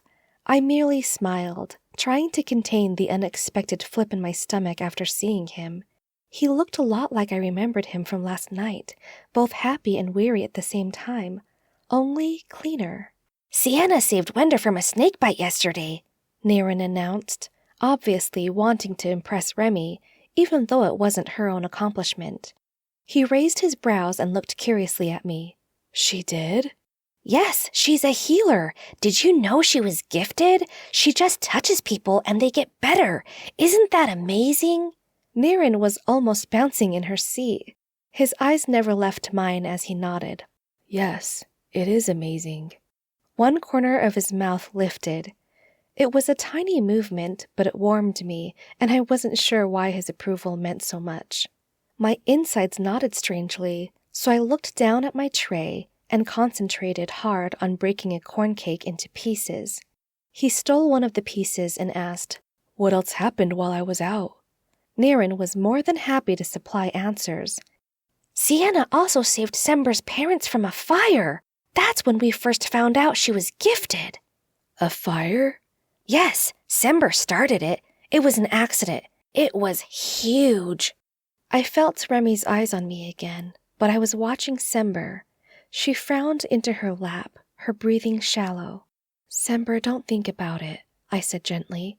She jumped to her feet, mumbled, I'm sorry, without looking up, and ran away. Where is she going? Niren asked, eyebrows squishing together. She's still coping. She feels very bad about it. Maybe you shouldn't bring it up for a while. Oh. Niren's face pinched in thought for a moment. I didn't think I was being mean. I know. Just give her some time. I'm going to go talk to Gobin, she said. She pushed her tray in front of me and left the table. Remy slid into the vacant seat and fixed his green-brown gaze on me. A lot has happened since I've been gone. I smiled and nodded, tracing circles around the rim of the honey bowl. I haven't been back long, but I can tell the people here respect you. A lot. My hand stilled. A lot? I could hear the doubt in my voice. He chuckled. They love you. They give you honey. I turned my incredulous eyes on him, thinking he was teasing, but his own eyes were wide with sincerity. A warmth spread through me, and I couldn't tell if it was at the thought of being loved and respected, or if it was because Remy's eyes were roving over my face. You seem a little different, he commented. You mean I'm able to open my eyes? I said dryly, recalling my sleepy stupor last night. Remy laughed. I don't think I've had such a hard time waking someone before. I was recuperating, I said indignantly. His face turned serious again. Siena, I'm really glad you decided to share yourself with the Forestfolk. You seem comfortable now. You belong here. You feel it, don't you? Yes. I didn't look away this time. I do. I love it here. Remy's hand slid across the table and grasped mine. My breath caught in my throat and I swallowed. It was warm against mine, and I fell into the depths of his hazel eyes. My brain was reeling. I wasn't sure what was happening. My time with Maresh never felt like this. I looked away. Maresh. Had he survived? Had anyone survived? I didn't really miss them, but all that slaughter, I wouldn't wish that on anyone. Remy squeezed my hand and I returned my gaze to his. What were you thinking about? He asked. What did you find out while you were out there? The light in his eyes dimmed a little and his hand slipped away. It isn't good. Do you know if anyone survived at the Zerbo compound? I don't know. It looked deserted. Was there someone there you missed? His voice sounded tentative, as if dreading my answer. Not really, I answered. Maybe a friend, though I don't know if I ever had any real friends. My face reddened at the admission. Sensing my discomfort, he changed the subject. So tell me how it happened. He leaned forward on his elbows. How what happened? When you first showed them your gift. Oh, Heat flushed my face for some reason. I would have loved to see that, he said, eyes expectant. Feeling encouraged, I recounted the entire story, finishing with, After that, I'm not sure what happened. I kind of passed out. He looked at me with wonder in his eyes. Now I really wish I could have been there. No wonder people respect you. You truly earned it. I didn't know if I could ever get used to people being awed by what I could do. It felt like they were talking about someone else. I just did what anyone else would have done. Remy smiled at me like he thought I was being too humble. Or crazy. Siena, that's the thing. Not everyone else would do what you did, even if they have the ability. I think only Coben would run into a burning building. You would too, I said. True, he smiled and dipped a finger into the honey.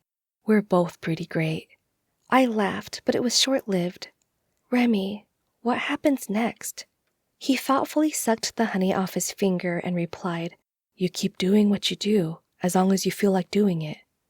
No, I mean, you said it wasn't good, what you found. It affects Forestholm, doesn't it?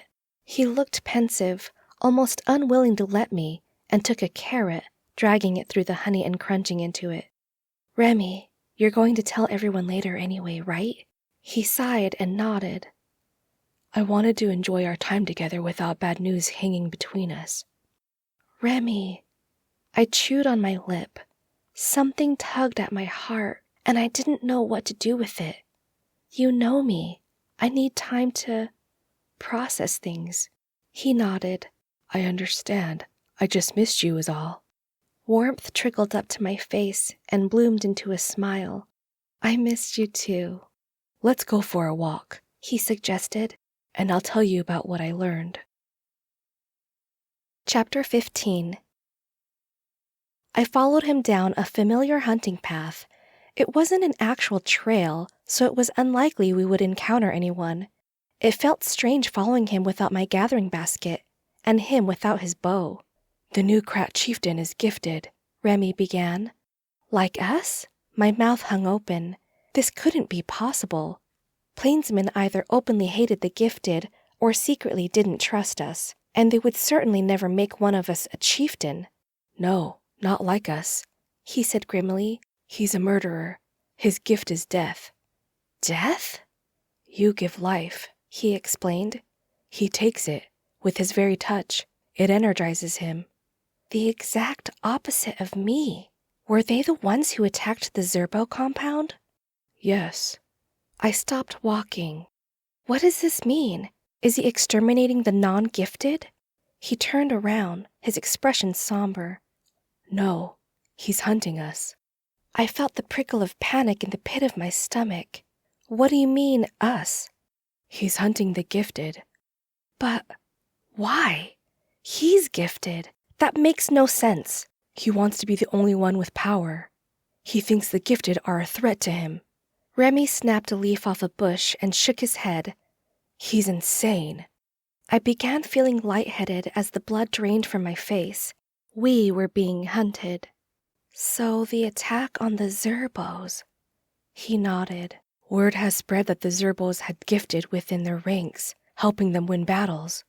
He was talking about Stobin, the sharpshooter. He was talking about me. My heart sank into my shoes as the realization struck me. All those women and children died because they were trying to kill me. I stumbled backward into a tree and leaned against it. I had trouble breathing. First my mother, now this. Siena. Remy came closer, gripping my arms. This isn't your fault. None of it is. I couldn't look him in the eye. What he said sounded right, but a tear slid down my cheek anyway. Siena, no. I'll make it right. We'll find a solution. How? I snapped. Forestholm is in danger now because I escaped a madman and came here. They don't know about Forestholm, he said, trying to placate me by rubbing my arms. Maybe not yet, but there are stories. If I've heard them, you can be sure he has too. My panic rose, and I wrenched my arms out of his grasp. Siena, wait! But I was already running. I instinctively headed toward the place that soothed my tormented soul. When I broke into the clearing, I slowed to a walk and took several deep breaths. The air was different by the lake. There was an earthiness from algae and decaying logs. I inhaled it and tried to calm myself. To his credit, Remy did not follow, giving me time to sort my feelings. I came upon a log with little Sember perched on it, face forlorn and looking out to the water. She glanced at me but said nothing, so I sat down next to her and sighed heavily. She saw the pain in my pinched brow and taut face. Understood it, for it was reflected on her own face. She leaned her head against my arm, and I scooted closer to put an arm around her shoulders. We were 9 years apart, but at this very moment, We were the same. I sat on the outer edges of the gathering, numb and heavy, like a boulder weighed on my chest. Remy was in the center of the circle, explaining what he had discovered about the Krat and Borga, the madman leading them. He told them about their role in the Zerbo slaughter and Borga's thirst for gifted blood. The Forestfolk began murmuring in worried tones. I wondered how wise it was to tell them this. They might start abandoning Forestholm in a panic. I have a solution, Remy shouted over the crowd's chatter, and the resulting silence was palpable. We don't wait around for Borga to find us. We go after him. Various snorts and skeptical guffaws ensued. We're not assassins, or even fighters, someone shouted. I don't mean we as in all of us. I mean we as in me. I'm going to go back there, and I'm going to kill him. Remy's shoulders were squared, chin lifted, eyes steely and bold. As the meaning of his words sank in, anger replaced the numbness I felt. How could he come up with such a ridiculous plan to get himself killed? Go after Borga by himself? Was he insane? I willed him to look at me, but he avoided me altogether. The crowd buzzed again. Some agreed it seemed to be the only way. Others expressed doubts that a boy could handle such an enormous job. He won't be going alone. Galen stepped into the center and quieted the crowd. I'll keep him safe, and I'll do everything in my power to keep Forestholm safe. If you are thinking of leaving, reconsider. Right now, this is the safest place to be. I'll make sure that continues to be true. There were some questions and answers exchanged, but I didn't hear them. My own thoughts were swirling madly in my head. I couldn't sit idly by while someone else fought my battle. I was done being the victim. Dilla was right. The only way to control my own life was to prevent others from controlling it for me. My fists clenched with resolve. Whether they wanted me or not, I was going with them. Absolutely not. Remy ran a hand through his disheveled hair as he paced inside Galen's cabin. Galen, tell her. The tall man sighed, obviously uncomfortable. It will be dangerous. Which is exactly why I'm going. I can keep you safe. Galen's cabin was a little larger than mine, with a bigger bed and more chairs around the table. How? Remy retorted. With that little pointed stick you keep around, you can't protect us. His words stung, but he wasn't going to change my mind. I kept calm and put as much iron resolve into my voice as I could. I can keep you away from death. My words hung in the air like heavy storm clouds. He couldn't refute them. I was valuable. I've known this most of my life. I was reviled, yes, but whether people liked me or not, I was an asset, and I wasn't about to let anyone, least of all Remy, reduce me to a weak damsel who needed saving. I stared hard at Remy, daring him to prove me wrong. The air was so thick with tension that it nearly choked me. Fine, Galen relented. You can go. What? Remy broke away from our staring contest and turned his disbelieving eyes to Galen. No, it's too dangerous. Our task is that much harder if we have to protect her as well. I'm not useless, I said through gritted teeth. Galen threw his hands up in frustration. Look, I personally wouldn't mind having a healer keeping me away from death's doorstep. If you have personal issues, I suggest you work them out. With that, he spun on his heel and stormed out of his own cabin. I turned back to Remy, his mouth agape as he stared at Galen's retreating back. When he faced me again, his mouth closed into a thin line. His posture seemed a little less rigid as he searched my face. Tell me you'll change your mind, he said, all antagonism gone. I can't, I said, my own voice softening. If I stay here, I'll go crazy. I have to do something. He wavered a little, but still looked undecided.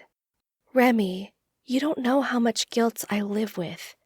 If I sit idly by, if I do nothing, and something happens, either to you or to Forestholm, how would I feel then? How could I live with myself? I took his hand, trying to make my point. I have a chance to do something for a change, so I'm going to take it. He looked down at my hand holding his and took in a long, slow breath. When he looked back into my eyes, I saw comprehension and defeat there. He closed his hand around mine and simply said, "Okay." Chapter 16. "You can't go!" Sember pleaded for the 100th time that week. "I need you here." This was by far the hardest part of leaving Forest home. When I first told her, she wouldn't stop crying. It broke my heart. "Sember, I'm coming back." "You don't know that," she pouted. "You could die." We were sitting on a log by the lake again, and I crouched down so our eyes were level. Her large green eyes were shiny with unshed tears, and I nearly crumbled. "I'm a healer," I told her with conviction. "I'm not that easy to kill." "But why do you have to go?" I perched back onto the log and looked out at the flock of birds squawking in the middle of the lake. "If you knew you could do something to keep disaster from hurting the ones you love, would you do it?" Sember's long sigh spoke volumes, and she nodded. "This is why I have to go." Sember was silent as she pulled strands of moss off the log. Reluctantly, she said, "Okay, but I don't like it." As word spread about our impending departure, more people approached me with words of encouragement, support, and thanks. I wasn't sure if they truly believed I increased the mission's chance for success, or if they were just glad I was leaving Forest home and hopefully taking the danger with me. Sember no longer followed me around, and I began to worry about her. She grew sad and sullen, keeping to herself all the time, and I worried that she might do something rash. A few days before we were set to depart, I sought her out. I arrived at her cabin and found her sitting on the ground outside, playing by herself with a rag doll. I sat down next to her and she handed me her doll. "Her name is Siena," she said. My heart constricted. The doll was made of a coarse cloth worn thin in some places. Some of the edges were a little blackened, perhaps burned. Pieces of yellow straw were jammed into its head to imitate hair. "Sember," I wasn't sure how to start this conversation. "Are you afraid of having another accident while I'm away?" She nodded and reclaimed the doll. "You've been trying to hold yourself back? Not use your gift at all?" She nodded again and adjusted the straw hair on the doll. "I have an idea. Why don't we spend the next few days practicing?" She looked up at me then, puzzled. "Practice what?" "Making fire." Her fearful green gaze stared wide-eyed at me. "No, making fire is bad." "Fire is useful. You use it to cook, stay warm, make light, and fell trees. The only bad fire is the kind you can't control." As the gears in her mind turned, I could see the fear ease from her features a little. "The more you use your gift, the better you can control it, and the safer you will be. What do you think? Shall we try it?" Her eyes lit up. "Yes!" We went to the lake for the safety of water and fewer trees. I gave her a twig and said, "Burn this." She took it and stared at it, but nothing happened. She pouted with disappointment. "When you normally make fire, what happens?" I asked, trying to figure out how her gift worked. "I get mad." Her lips twisted and she kicked a pebble. I considered this, then asked, "When you get mad, what do you feel inside?" "Really hot, like something is—" She gestured with her hands to imitate a ball growing. "It's swelling from inside, from here." I patted my stomach. "Right?" She nodded vigorously. "When you're mad, you don't have control, but you can tap into your power without being mad." "How?" "You reach for it. You pull in your stomach, you concentrate, and you reach for that energy." I broke off a long blade of grass and wound it around my finger. "You reach for it and you draw it out like this." I slowly pulled the grass, unwinding it from my finger. You draw it out, and you direct it to where you want it to go. You tell it what to do, because you are in control. Sember looked doubtful, but was eager to try. Her brows furrowed and her face squinched into a picture of pure concentration. She squeezed her eyes shut for several seconds, then bore her eyes into the twig in her hand. Her teeth gritted with the effort, and she began to breathe rapidly, air puffing out of her nostrils in short bursts. "It's not working!" she wailed and threw her fists down to her sides, eyes flashing with anger. "Sember, look!" I pointed to the twig, now burning wildly in her clenched fist. She held her fist up, gazing at the flames, pouting.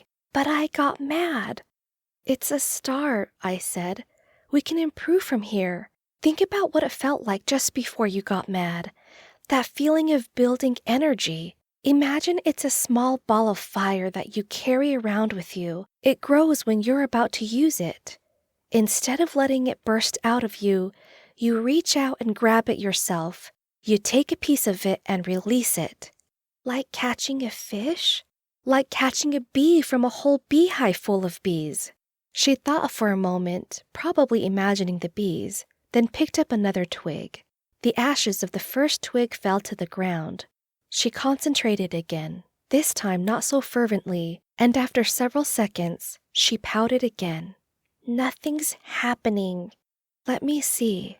She opened her hand, and the twig was now black where she had gripped it. "Look at that!" I pointed at the blackened bark. "You scorched it!" She gaped at it, not quite believing. "Try again," I said excitedly. "Only this time, catch a few more bees at once." She tried again, and this time, a small flame flickered from the top of the twig. She saw it and squealed. "I did it! Siena, look! I made it happen on purpose!" She jumped with excitement and threw the smoldering twig into the water, then grabbed two more, one in each hand. Within moments, each one was aflame in her little hands. "I think you got the hang of it," I grinned. I spent the rest of the day cheering Sember on, while she created controlled flames of varying sizes. It warmed my heart to see her looking so happy. By dinner time, she was tired. "I don't think I have many bees left," she said as we walked back to the commons. "Don't worry," I replied as I pushed a branch out of my way. "You'll have a whole new beehive tomorrow." In the morning, Sember greeted me at my cabin, full of enthusiasm. "I have more bees!" She held up a smoldering fist. Whatever was in it had already turned to ash. I smiled and congratulated her. When we reached the commons, Niren was already at a table. "I'm learning to use my gift," Sember declared. Niren widened her eyes. "Really? Is it safe?" Sember frowned and I said, "Perfectly safe. The more we practice our gifts, the better we are at controlling them." "Oh, can I watch?" I turned to Sember, silently handing her the question. She shrugged and said, "Okay." After breakfast, the three of us headed to the lake. We settled on a spot away from the beaten track, and Sember began assembling a pile of sticks the size of a campfire. "I'm going to try for even more bees," she said. "Bees?" Niren looked confused. Sember glanced at me with a secret smile, then turned back to Niren and said, "Never mind. I mean, I'm going to try a bigger fire." She crouched in front of the pile and laid her hands on top of the sticks. It didn't take long for a tiny flame to appear, but Sember looked dissatisfied. She rubbed her hands together and seemed to stare straight through the sticks, furrowing her brow. A small, unexpected explosion scattered the pile and blew Sember onto her backside. I rushed to her side and found her giggling. "Too many bees," she whispered in between giggles. Niren had looked alarmed at first, but soon started giggling too. Sember scrambled to her feet and said, "I want to try something," before scampering off to the edge of the water. She held her palms out towards the water and braced her feet solidly on the ground. Several moments later, an even larger ball of fire ignited in front of her and exploded with a loud bang. A gust of hot air nearly blew me off the log. "Did you see that?" she squeaked. "Yes, and I felt it too," I said, hiding my shock. She could already produce these powerful explosions, and she was only 6. "Wow!" Naren exclaimed when she had recovered. "I want to be gifted too!" Sember was beaming, happier than I'd ever seen her. I felt good about that. Sember was able to create bonfires with little effort now. I sat with her next to a crackling flame by the lake, thinking about the day she'd burned the cabin, the day I'd revealed myself as gifted. It had been traumatic for both of us, and I wondered if she was ready to talk about it yet. "Hey, Sember?" "Yeah?" She looked content as she poked the fire with the stick. "Do you remember the big fire?" Her hand froze, stick in midair, and her face darkened. When she turned her little face to me, her lip quivered. I immediately felt horrible. Of course she remembered. What a stupid thing to ask. "I'm sorry. I was thinking about what your brother had said about taking the fire back. You made the fire disappear." She turned back to the bonfire and resumed poking it with a stick. "Are you still able to do that? Make fire go away?" She shrugged and avoided looking at me. "Would you like to try it?" She nudged a burning twig and watched sparks float up. "Sember, I think it might be an important part of your training."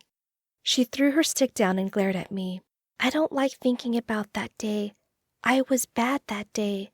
Very bad. I don't want to be her again." I was taken aback by her glare. "You're not going to be her again," I said gently. "You're better than she was. In control now. A brand new you, right?" She was listening, but didn't seem convinced. "If you can practice taking fire back, then you'll have even greater control. Even if another accident happened, you could fix it just like that. Wouldn't you like that?" Sember's stormy expression disappeared. "Yes." I smiled. "Good. Now see if you can make this bonfire disappear." She scrunched her face and held her palms against the bonfire's edge. Her lips pressed together in concentration, and she stared into the heart of the blaze. After a few moments, the crackling stopped, and the flames seemed to shift toward her, as if being sucked away by her hands. When all that was left were blackened pieces of wood, she looked back at me with a peculiar smile. "Siena, this feels different. It's like..." Her eyes shifted about as she searched for the words. "It's like I'm putting the bees back in the hive." "You feel your energy returning?" I asked, curious about this revelation. She nodded. "Can you do it too?" It had never occurred to me, and the thought troubled me. "You mean take life instead of giving it?" Sember's face clouded. "It sounds kind of bad when you say it like that bad tribe chief." I nodded in agreement, but an uneasy feeling settled into the pit of my stomach. "How about..." She paused, trying to complete her thought. "Can you borrow from, like, trees or something? To help people? Maybe then you could last longer before you faint?" I don't know. I looked down at my hands. Was that even possible? Taking life was not in my nature, but if I could borrow a little from several sources, then maybe it could be a way for me to extend my energy. "You should try it," she said and sat down next to me. "Here, borrow from me." She held out her hand. I pushed her hand away. "No, I won't take life from people. I'll try on plants." I brushed my hand over some nearby grass and hovered it above the patch, not really knowing what I was doing. I'd never tried anything like this before. I held it there for about a minute, but nothing seemed to be happening. Sember waited patiently, watching my face. "I don't think I have that ability," I said, frowning. She pursed her lips in thought, then said, "Gobin told me to do what I did backwards, so now I think about catching the bees and putting them away." I regarded her, a little discomforted by the irony that she was now giving me advice. But it made sense. and it worked for her. Maybe I had it in me and just didn't know it. I tried again, quieting my mind this time, and grasped a handful of grass. Closing my eyes, I felt its energy, a faint vibration trembling against my own. Then they began to mingle. Rather than opening my floodgates as I usually did, I focused on turning the tide in my direction. I focused on absorbing rather than radiating. Then I felt something, a tingle, similar to what I usually felt when I healed my own wounds. It was so unexpected that I let go of the grass. "Did it work?" Sember asked. I didn't answer her and grabbed another handful of grass. I felt its familiar energy more quickly this time and concentrated harder on absorbing it. The tingle was stronger this time, making me shiver and lose my breath. I was momentarily stunned. My hand still gripped the grass, which was now brown and dead. I jerked my hand away, eyes wide with horror. Death. I just caused death. "You did it," Sember whispered, not wanting to startle me. "I did," I murmured, still dazed. "I didn't know I could do that." "It's neat, right?" I looked at her expectant face, not wanting to tell her that this new development scared me. "Yes, thank you, Sember." I pulled her into a hug so she wouldn't see my troubled eyes. She hugged me back and said, "I still don't want you to go away, but I feel better about it now." "You're doing so well, Sember, better than I could have. You're amazing." She beamed at me. "Can I call you my sister?" "I'd like that." Chapter 17. It was time to go. I hardly saw Remy at all the week before. He never came to find me, so I was pretty sure he was angry at me for butting into his mission. I couldn't decide if I was mad or sad about this. All I knew was I had a nagging ache that I had to keep pushing away. Galen had given me a leather bag with a long strap so I could stow what I wanted to bring. I shook out my woven floor mat, rolled my blanket into it, and strapped it to the bag. I found my sharpened stick and tucked it inside. It was more of a security blanket than a weapon. This stick and I had been through a lot. At the Commons, Galen portioned out dried meats, nuts, and corn cakes, as well as one water skin each. I felt much better provisioned than I did when I escaped the compound. Remy had his bow, and Galen carried a long spear. Almost the entire Forest home population came to see us off that morning. Sember's parents hugged me and reminded us to be careful.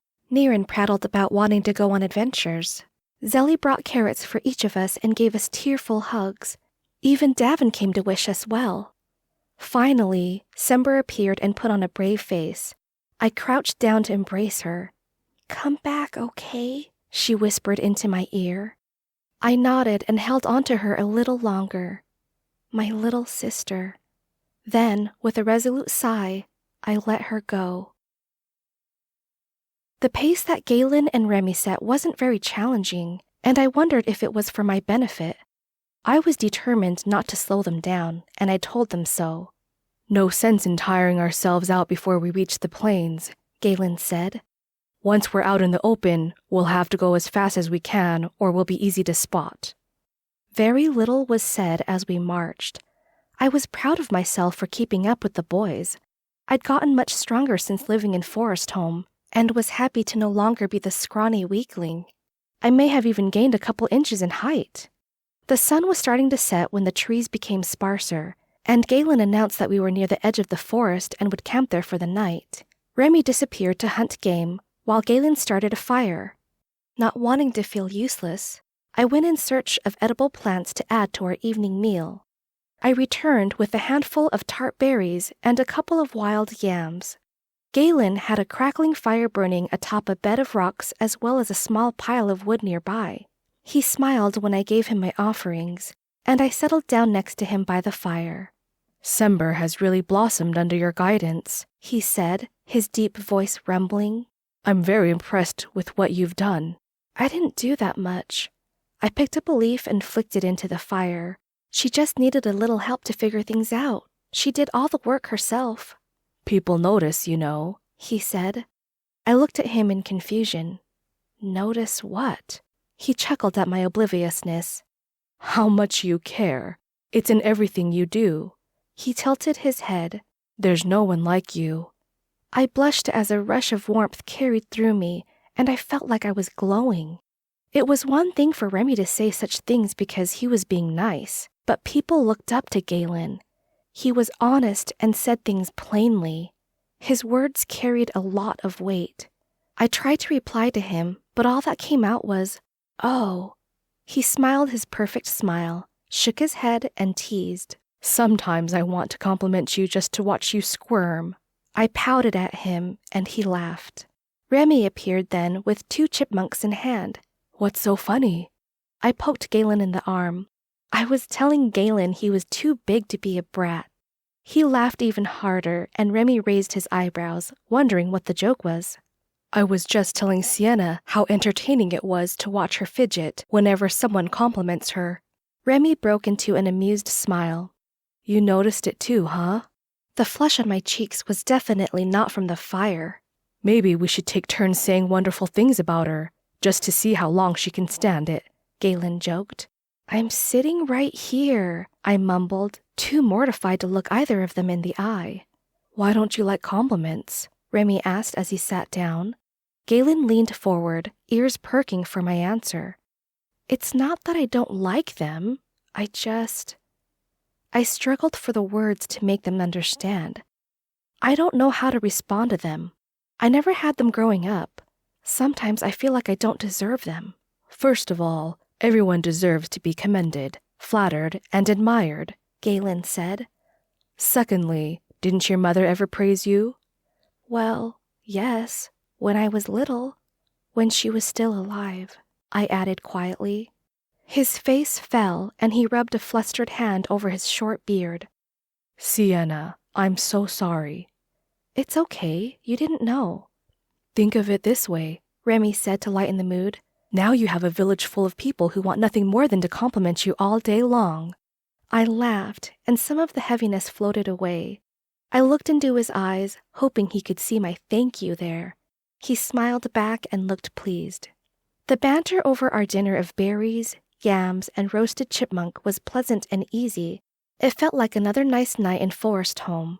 Only it wasn't. We were on our way to... No, I didn't want to think about it. If this was our last night in the forest, then I wanted to enjoy it.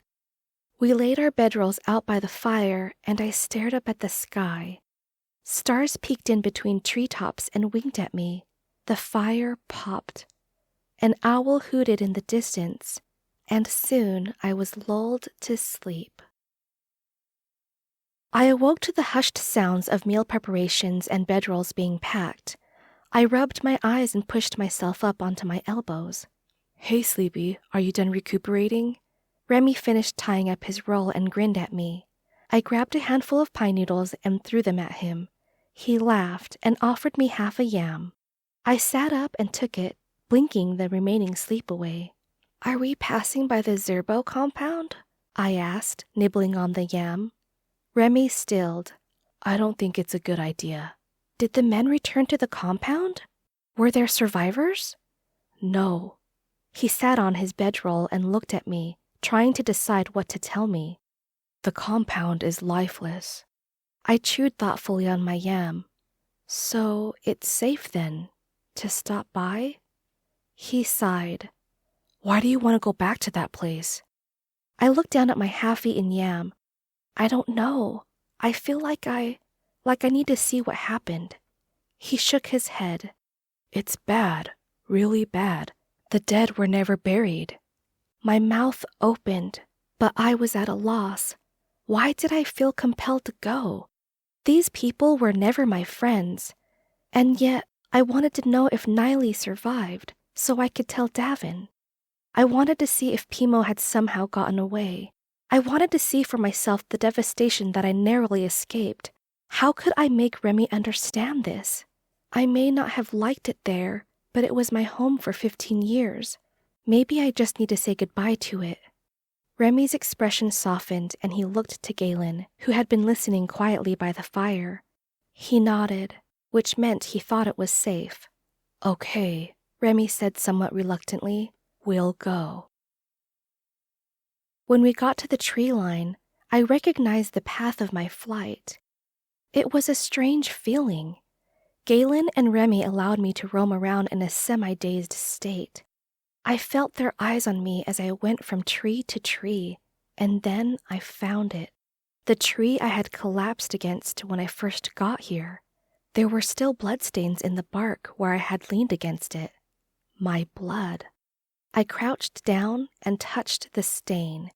It seemed like so long ago that I had been bleeding to death right here. "Remy, where were you?" He knew exactly what I was asking and looked up at one of the sturdy branches in the tree. "You were right above me?" I asked in disbelief. He nodded and kicked a pine cone. I peered up at the branch, then out to the river in the distance. Okay. With nothing more to say, I headed out into the plain. Remy must have been expecting retorts or complaints from me, because he looked surprised when I marched past him without another word.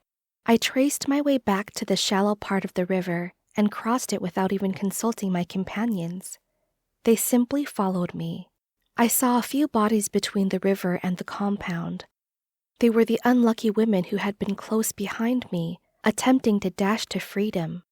None of them looked like Niley, so I didn't approach the bodies.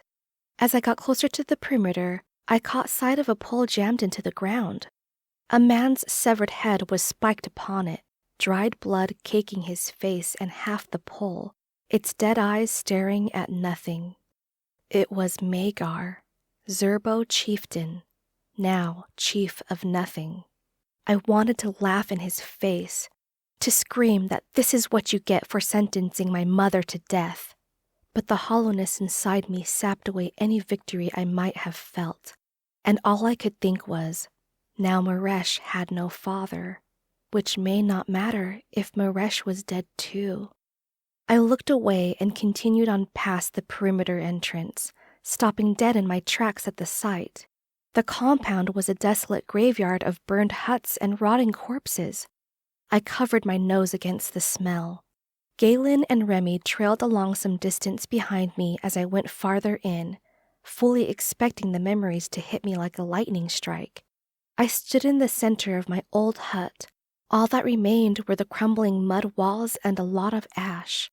The grief did not come, only a strange numbness, so I made my way toward the center of the compound. I was not prepared for what I saw there. Everywhere was rotting flesh and blackened blood. The overpowering stench nearly choked me. The bodies were numerous and half eaten by vultures and other carrion eaters. I swayed as my stomach roiled and threatened to empty its contents. Men and women littered the ground, and the overwhelming sense of loss devastated me even more than the foul air. I dropped to my knees, and a sob wrenched out of me, but I couldn't tear my eyes away. These were innocent people, slaughtered for no reason. Then I saw the silver hair. I rose to my feet and approached it. Cloudy gray eyes stared up at the sun. It was Niley. Sticky black ooze covered her abdomen, punctuated by a gaping wound. A branch lay next to her splintered hand. She had gone down fighting. I swallowed bile and fought back the nausea while my heart raced. I was done here. I stepped back and tripped over another body. Breath ragged, I clambered to my feet, gagging on revulsion, the stench, and a touch of hysteria. I ran, stumbled, and ran again until I reached the other perimeter exit. I fell to my knees again and gulped for air. Tears streamed down my face and my ribs seemed to shrink, painfully squeezing my heart. The loss of life, the loss of Davin's sweetheart, an entire tribe wiped from existence. It wasn't until a pair of strong arms enfolded me that I realized I was shaking. Remy pulled me off my knees, and I wrapped my arms around him, desperately clinging to something solid and alive. I felt his arm circle around me, and I began to sob uncontrollably. He held me silently as my body shook. I leaned into him, savoring his strength. It bolstered me. When the sobs finally subsided, I slowly pulled away, ashamed at my excessively tearful display. "I'm sorry," I mumbled. "I'll pull myself together." Galen threw an arm around my shoulders. "Nonsense," he said with that easy smile. "You're supposed to fall apart. Death is hard. All this death is gruesome. Shall we leave?" I nodded shakily. "Then let's get out of here." His arms firmly guided me beyond the perimeter and back out into the plain. As we got farther away, the crippling sorrow ebbed, replaced by fury. War was one thing, but extermination, that was inhuman. My fists clenched. My role on this mission was no longer to simply keep my companions alive. With every fiber in my body, I would make sure they succeeded. Chapter 18. Galen and Remy kept me tucked safely between them as we walked shoulder to shoulder. Numbness set in as the shock and horror of the compound wore off. I put one foot in front of the other, plodding on and leaving the decay behind me. As we put more distance behind us, the pace got faster. I soon found myself trotting behind Galen and Remy, who periodically checked to see that I was keeping up. If they were holding back in the forest, they certainly weren't anymore. As I expected, and to my dismay, I grew tired long before they did. My lungs burned and my legs grew rubbery. The sun was scorching hot, and sweat dripped down my face and back. I had to stop. I put my hands on my knees and leaned on them, struggling to catch my breath. I hated feeling like a weakling, unable to keep up. I wanted strength. I wanted shade. And water. I took a long drag from my water skin, savoring its cool descent down my parched throat. They doubled back to me when they saw I had stopped. My knees buckled as they arrived, and I sat down among the tall, yellow grass, still breathing heavily. "You okay?" Remy asked. He was breathing hard but not winded like I was. I nodded. "I just have to catch my breath," I said in between gulps of air. Even after my breathing had evened out, I wasn't sure how much longer I could continue. I looked around at the grass that grew all around me. Some strands of green mixed in with the yellow, and I thought back to my discovery with Sember. I was reluctant to take life again, but I also didn't want to hold them back. Maybe I could just take a little. They sat down next to me, drinking from their own water skins, when I reached for handfuls of grass. I closed my eyes and let their vitality flow into me, taking just enough. When I opened my eyes, the green strands were not yellow, but not dead and brown like the first time I tried this. Good, no death. Grasping another handful of grass, I tried it again and smiled as I felt the energy trickle in. I instantly felt better, as if I had just taken an hour-long nap. I stood up and said, "Okay, I'm ready." Both Galen and Remy raised their eyebrows, but they got up and we resumed our trek. The brisk pace continued, but this time they were the ones who called for breaks, which gave me time to absorb more energy from the ocean of grass around us. As the day began to wane, we found an immense oak tree rising up from the endless expanse of grass. Its branches stretched out farther than any hut I had ever seen, and we decided it was the perfect spot to stop for the night. "No fire tonight," Galen said.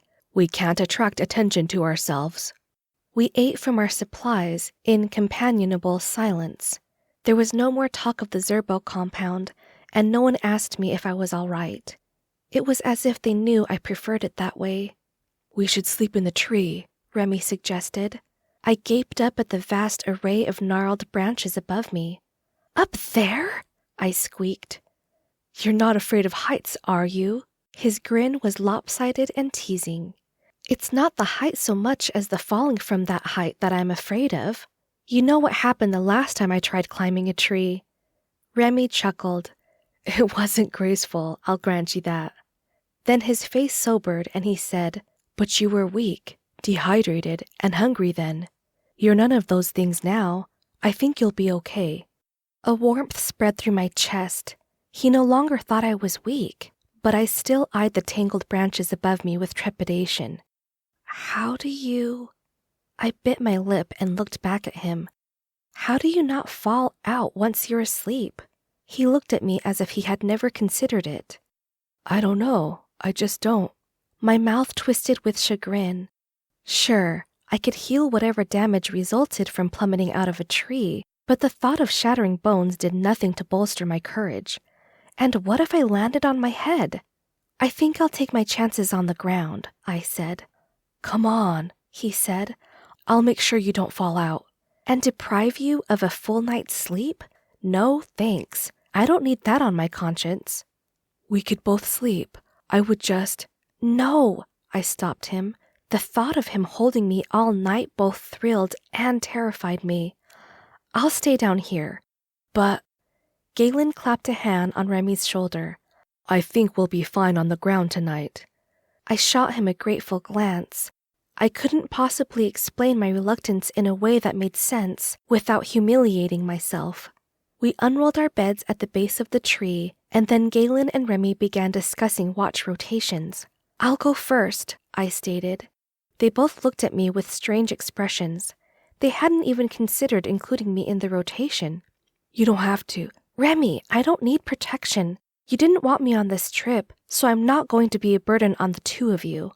I share in whatever duties there are. End of discussion." He closed his mouth and looked to Galen for help. He merely shrugged in response. "The lady has spoken," Galen said. "Any sign of trouble, you wake us up." I nodded and went to retrieve my sharp stick. Maybe it was comical to them for a slight girl like me to be wielding an equally non-threatening weapon of sorts, but it made me feel better. I strapped it to my thigh over the hide trousers. As Galen laid himself down to sleep, Remy followed me out to the outer edge of the tree's reach. "It's not that I didn't want you coming with us," he said, searching my face for indications of my mood. "You made it abundantly clear that it was a bad idea for me to come." I didn't bother to hide the irritation in my voice as I gazed out at the dark horizon. A half moon was starting to rise. He sighed. "But it wasn't because I didn't want to be with you, because I do." My stomach flipped and I looked at him, trying to grasp what this meant. His face was barely visible in the dim light. "Siena, being around you, I don't know, I just feel good. And I couldn't stand it if you got hurt, so that's why I didn't want you to go. You're safer in Forestholm." "I'm not helpless," I said, fighting to control my irritation as well as the giddiness of my heartbeat. "I never said you were," he replied. I regarded him in the glowing silvery light, trying to read his expression. I wanted to believe that he felt the same warm feelings for me that I had for him, but I didn't dare. I was probably reading too much into his words. Best to end this conversation before I got too caught up in my wishful thinking. "Okay," I said, trying to sound dismissive. "You should get some sleep." He looked like he wanted to say more, but instead turned around and headed back to the base of the tree. I turned my eyes back to the climbing moon and sighed. What was happening between us? He made me feel skittish and vulnerable, yet warm and protected all at once. I wished I could ask my mother about it. She could tell me what to do, and I wouldn't feel so confused. I wandered slowly around our makeshift camp, alternating between scanning the darkness for danger and gazing up at the clear, starry sky. This may be the only thing I missed about living on the plains. Time would sail past me when I was enthralled by the spray of stars blanketing the night sky. I would stare up at them, wishing for a better life. Now that I had a better life, what did I wish for now? The winking stars had no answers for me. They never did. I looked back to the shadowed outline of the sleeping men, a man and a boy. I corrected myself, though Remy was practically a man already. He took on adult responsibilities, and I had to admit, had well-developed muscles. I blushed at that second thought, glad no one was awake to see it. I meandered back to the tree center. The moon was higher now, and I could see their sleeping forms a little better. Galen was on his side, using his bag as a pillow. His breathing was slow and even, his face handsome in the glow of the moon. Remy was flat on his back, eyes closed in peaceful slumber. I wanted to touch the planes of his face, but I just studied him instead. He wasn't chiseled and handsome like Galen was, but something about his face just drew my eyes to him. I shook myself out of my trance. I found it creepy when people watched me sleep, and I certainly didn't want to be creepy myself, so I tore myself away from the two sleeping figures and resumed my watch. That's when I noticed the torches in the distance. There were at least 2 of them, which meant at least 2, probably more, people. They bobbed up and down as they walked, and they appeared to be heading in this direction. I ran and touched Galen's shoulder. He immediately sat up, on alert with wild eyes. I pointed to the moving torches and he squinted at them. His mouth tightened and he looked at me while pointing at Remy. He rolled up his bed and hid it in the shadow of the tree while I went to touch Remy's arm. He blinked and smiled at me. My turn for watch? Alarmed, I covered his mouth with my hand and pointed to the slowly advancing torches. Under different circumstances, I might have been keenly aware of his lips against the palm of my hand. Remy's eyes widened, and he scrambled to drag his belongings to the dark side of the tree. I did the same. We covered them with leaves and grass, then Remy climbed the tree. Galen scaled up after him and then gestured me to follow. I looked up. The enormous trunk was so much wider than me, like a monstrous beast.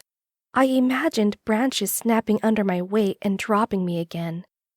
I looked back at the approaching torches, hoping they might change direction. They didn't. I had to climb. I found the footholds they had used to boost themselves up and made it about 4 steps up when a slab of bark slid away from my hand, and I felt myself careening backward, about to crash to the ground. Again. A strong hand grabbed my wrist, stopping my descent. Remy had scrambled within reach and caught me while I still remained as sure-footed as ever. Galen offered another hand, and they both hoisted me to the safety of a large branch. There was no time to climb any higher because they were soon close enough to hear our movements. Remy did not let go of my wrist, and I soon felt a very strange sensation in that hand, as if my skin was crawling. I looked at him and saw that he had activated his camouflage. His skin and clothes blended in with the tree, and to my surprise, the camouflage was creeping up my arm.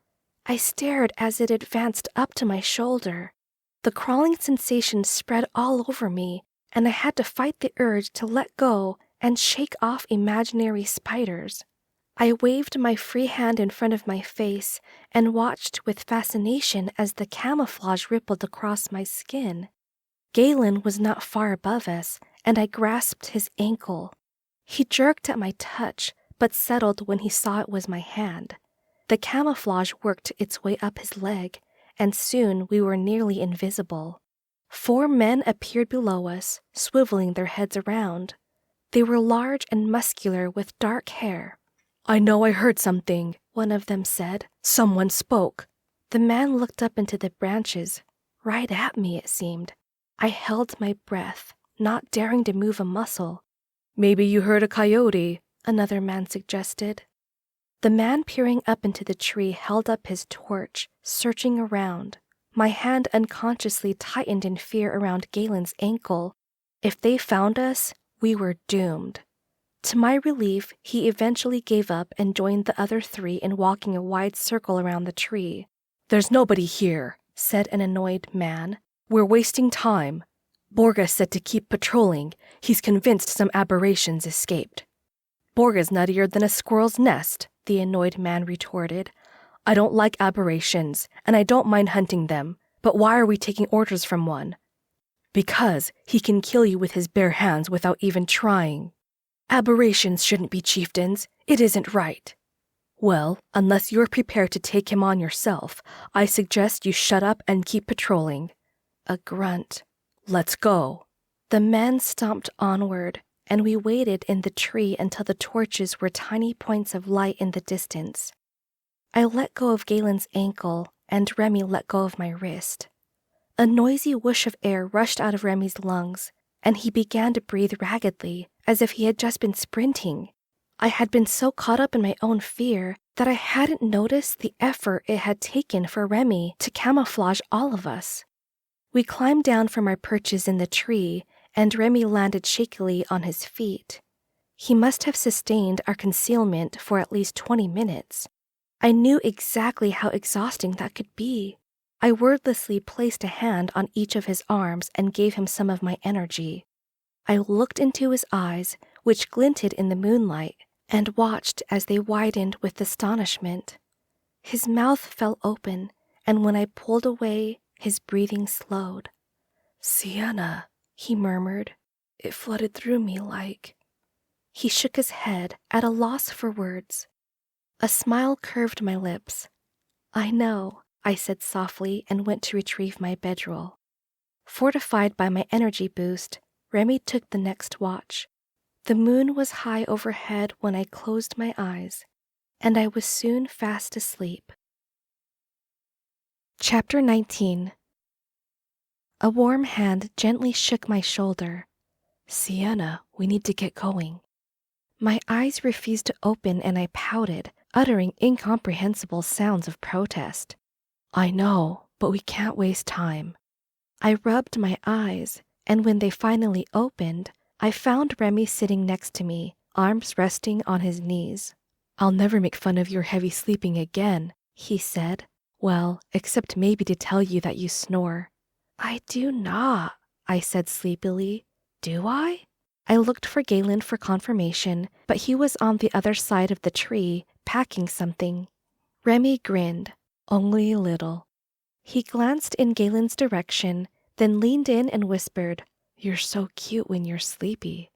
I looked away and sat up, a blush creeping over my face.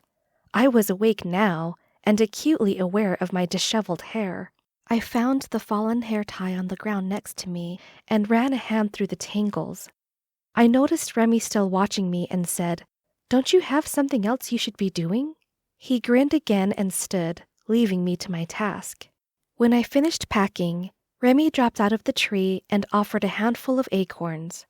I took them and he scrambled up the tree for more. I found 2 flat rocks and smashed the acorns open. When he returned with more, I smashed those too.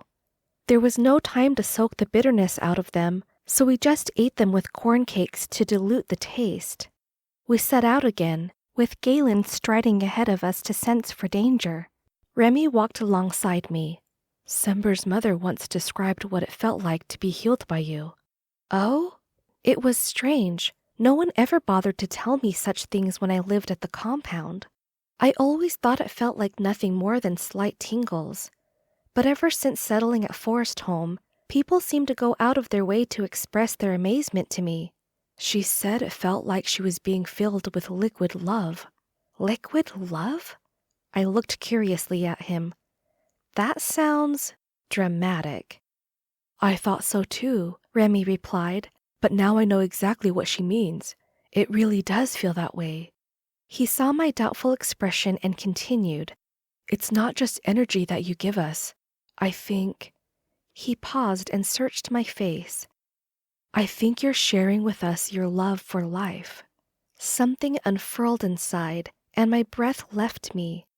This was the closest anyone had ever come to knowing how I truly felt. "All lives are valuable," I murmured. "I think that is the source of your power," Remy stated. I looked up at him, suddenly wishing we weren't plodding across endless plains toward uncertain doom. He squeezed my hand and let it go again. Then he glanced up ahead of us and said, "We'd better catch up." It was another hot, sweaty, vigorous trek across open ground, and it was only morning. I felt my fair skin burning and my bones melting. I never spent this much time in the sun when living at the compound. When we reached a small stream, I nearly fainted into it. The water felt so cool against my hot skin that I gasped with relief. I examined my arms and found them bright red. I was thankful the short sleeves of my shirt covered my shoulders. I hadn't been sunburned since I was 6. I didn't like it. Galen and Remy refilled their water skins as I splashed water onto my burned face. It felt so good that I decided to drop onto my belly along the edge of the stream and dunk my entire torso into the water, face and all. I closed my eyes and held my breath, enjoying the feel of cool water rushing past me and letting my arms float on either side of my head. When my lungs reminded me about the necessity of air, I pulled myself up to my knees and sucked in a huge breath. You take the heat about as well as Zelly. I pushed wet hair out of my eyes and looked up to find Galen standing there, his dark eyes twinkling with amusement. I think the sun is out to kill me, I huffed, blowing the dripping water off my nose. We won't be traveling by day anymore, he said, his amusement gone. We're too visible, and we're getting close to Krat territory. We'll rest this afternoon, then travel by night. Good. I sat back and watched him scan the horizon for a moment, curious about what his ability was like. Galen, do you sense danger all the time? Or is it something you can turn on and off? He smiled and sat down on a dry patch of grass. When I was young, it was on all the time. I would feel anxious and I wouldn't know why. His eyes drifted to the stream. It took me a long time to figure out what it meant. I would have bad feelings, and then something bad would happen. Or a person would approach me, and all I wanted to do was run away from them, for no reason. He shook his head and plucked a blade of grass.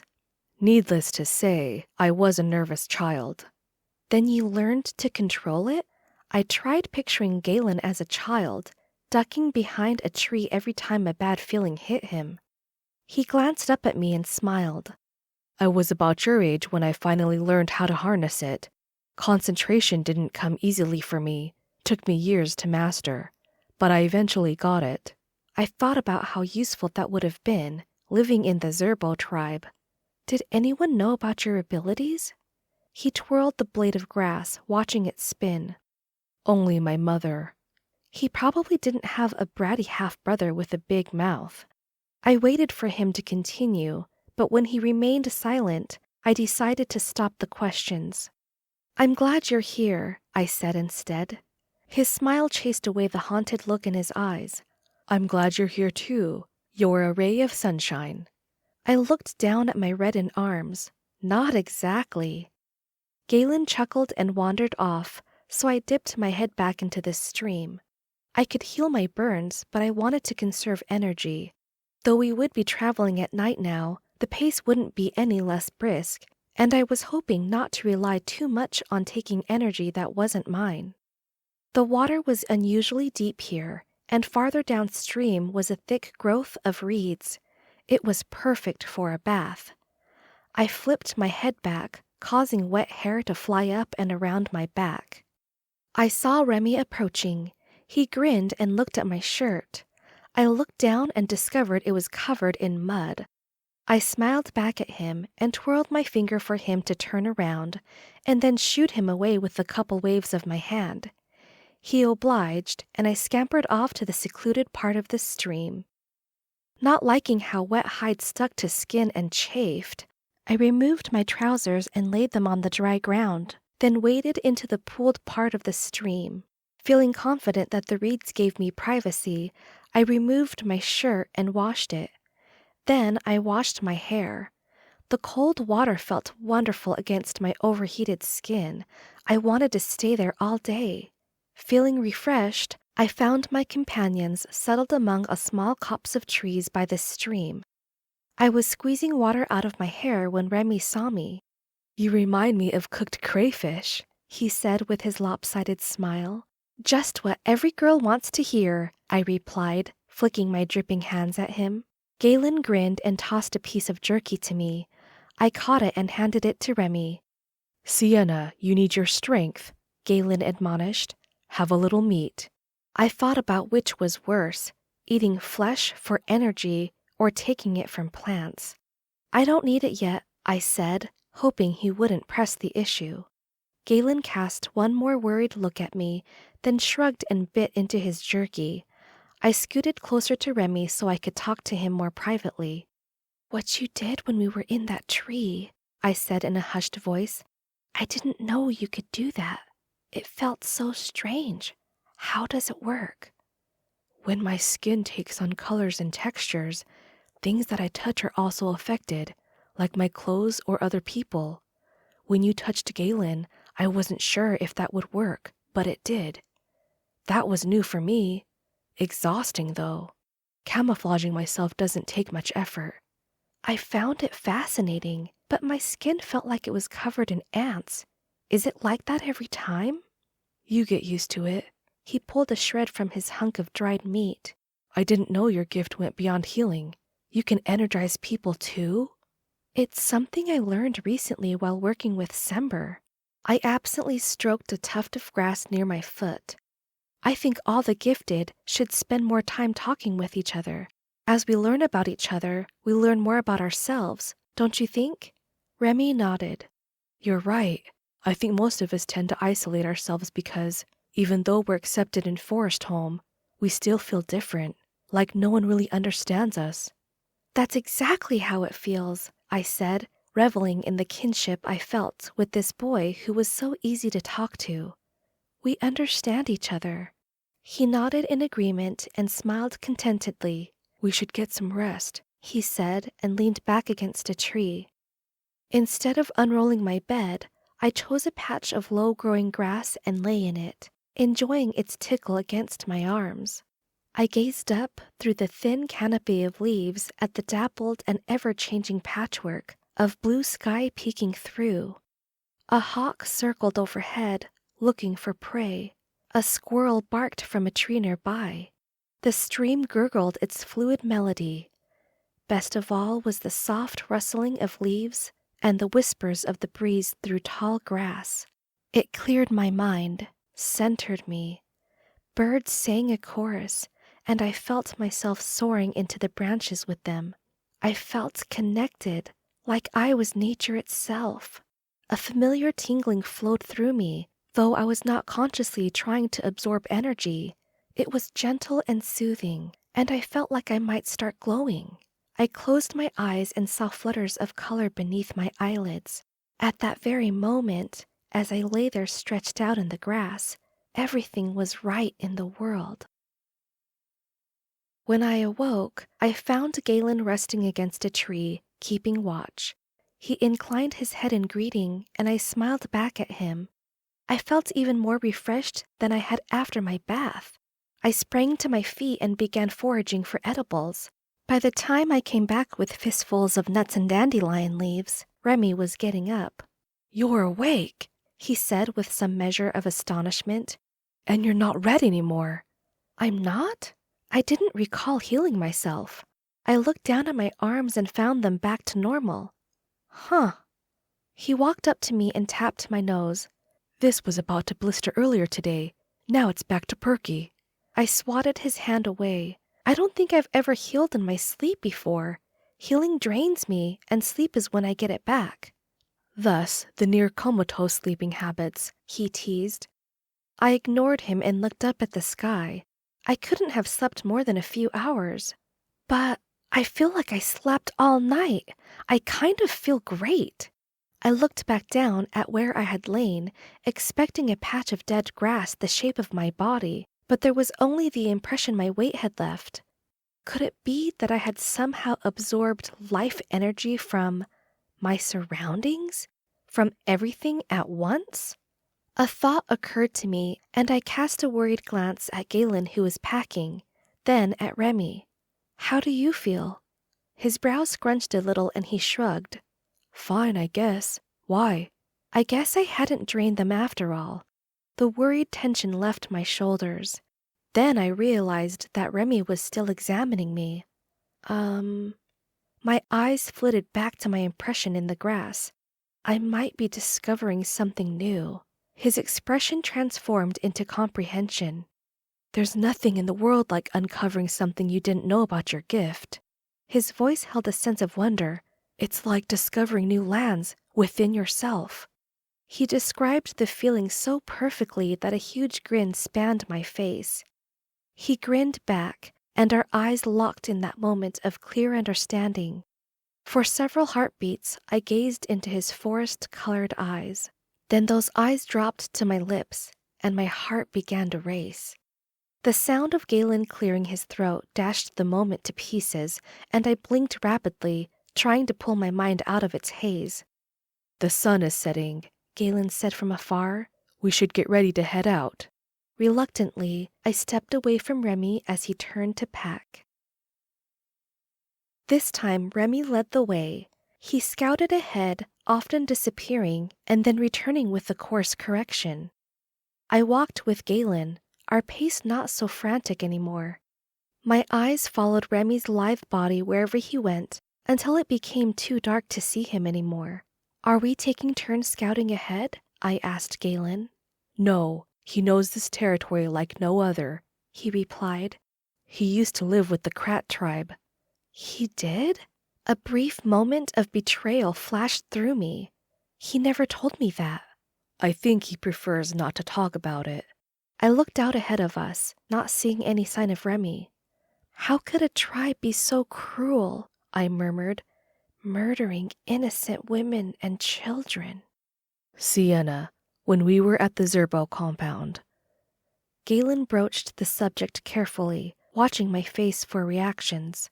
Watching my face for hysteria, probably. I noticed there weren't any children among the bodies. I looked at him with surprise. I actually hadn't noticed. There weren't? He shook his head. No, it was mostly women and a few men. My brow furrowed. You think they took them? It seems likely. I adjusted the strap on my shoulder while this realization trickled through me. Why would they do that? Galen faced the darkening horizon ahead of us. I wish I knew. Chapter 20. It was dark when we saw the glittering clusters of torches in the distance. Remy returned to tell us that it was the Krat compound. I stopped. This was it, and I had no idea what I was supposed to do. It occurred to me that I hadn't thought about this moment at all. What happens next? I asked, eyes darting to the dots of light. Do we walk in and say, "Hi, we just need to kill your leader"? I don't think that would go over well. Our best chance is to go in after they've gone to sleep, Galen said, and looked up at the waning moon high overhead. There will probably be guards. Which is why I should go in alone, Remy stated. What? No! I blurted without thinking. Siena, it's the best chance we have, Remy explained. I can sneak in undetected. But... My voice petered out and I rubbed my arms. I had no valid reason other than to keep him safe. I looked to Galen. Shouldn't you go with him then, to warn him of danger? I plan to, he said. Remy started to protest, but Galen cut him off. Remy, I can find us the best path in, past the patrols. I felt a little relief that Remy wouldn't be alone, but I was also dismayed that I would be left out on the sidelines with nothing to do but watch. While we waited for the night to progress, we approached the compound as close as we dared, close enough to see the perimeter and the guards. It was very similar to the Zerbo compound, with poles forming a fence and wide gaps for exits. We slowly circled around, careful to avoid detection, observing the guard movements and behavior.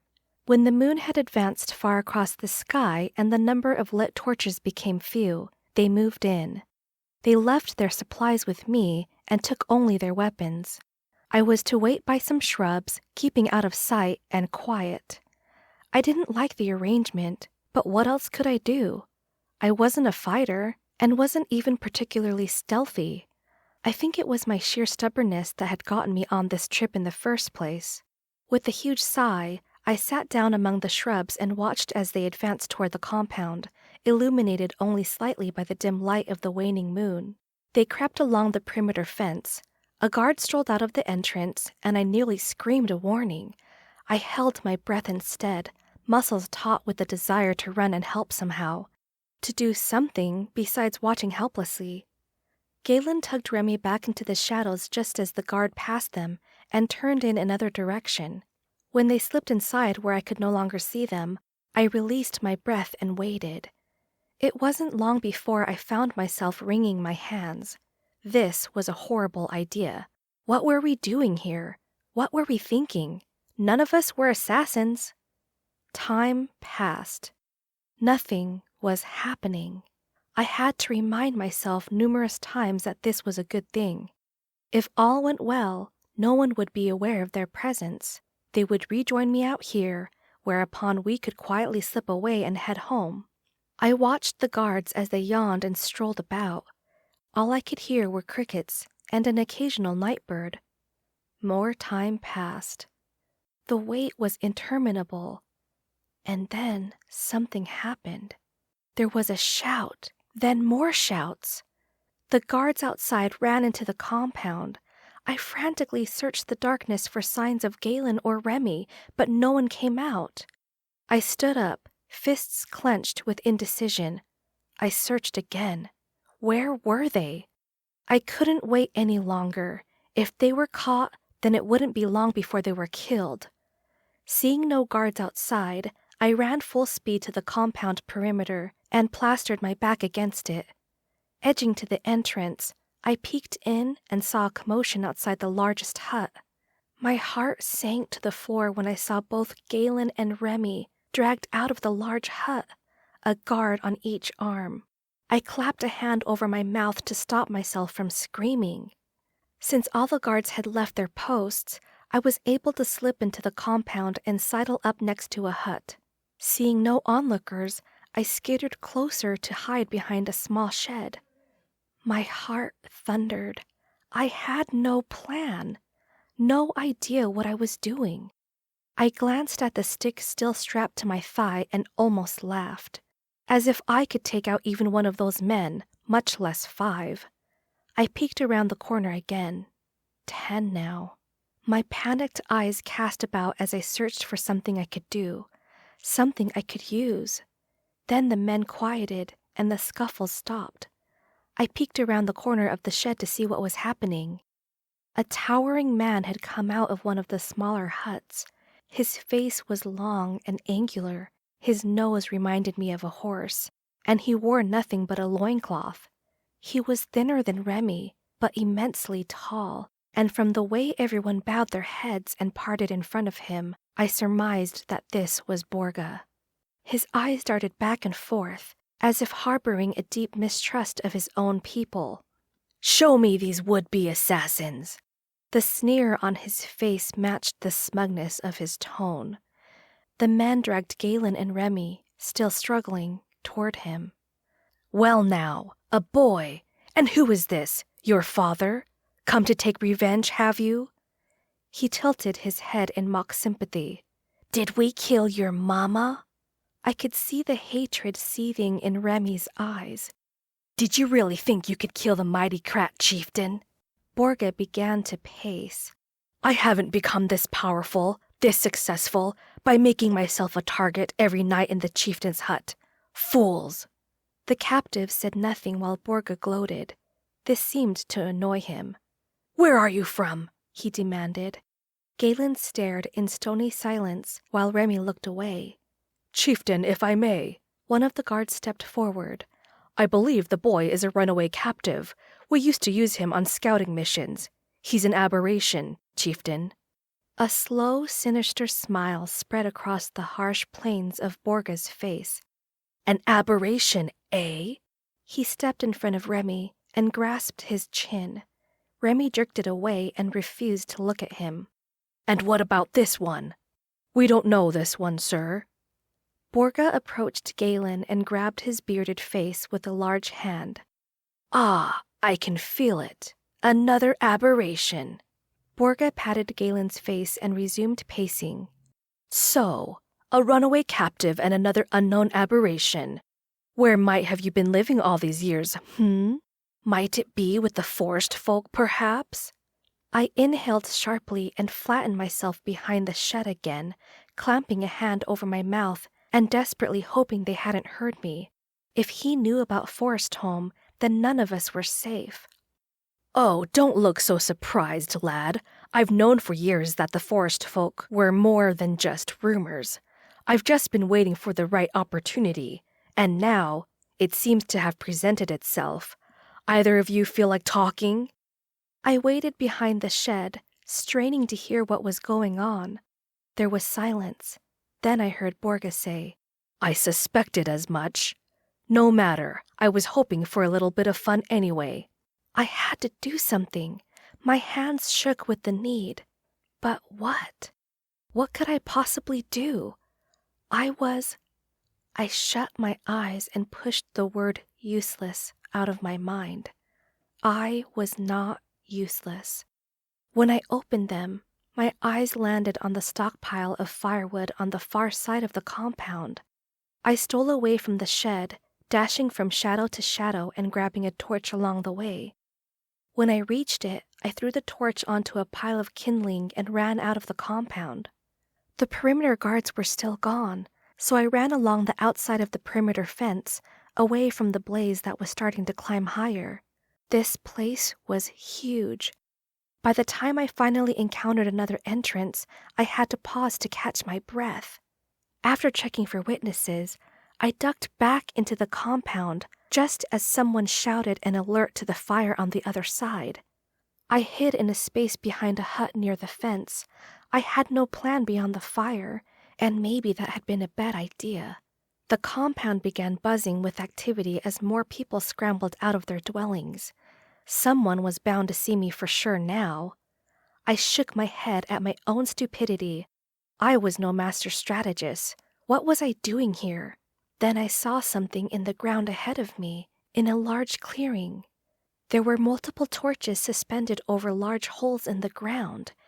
Each hole was about the size of a hut, covered by a wooden lattice. Curious, I glanced around for guards and approached. When I peered over the edge of one of the holes, I found it to be a pit, deeper than the size of a man, full of people, prisoners. Some were asleep, but many had awoken from the ruckus I had caused and were now staring quizzically at me. I backed away, unsure what to do. I didn't know these people. I went to the next hole and peered into it. This one was full of children. Galen was right. They had been capturing them instead of killing them. I dropped to my belly to get a better look inside. It smelled awful. They were filthy, wearing dirty rags, languishing in grimy conditions. Many of the kids looked sickly and near death. Then I saw Pimo. He looked right at me as if I were a ghost. "Siena?" he said, edging closer.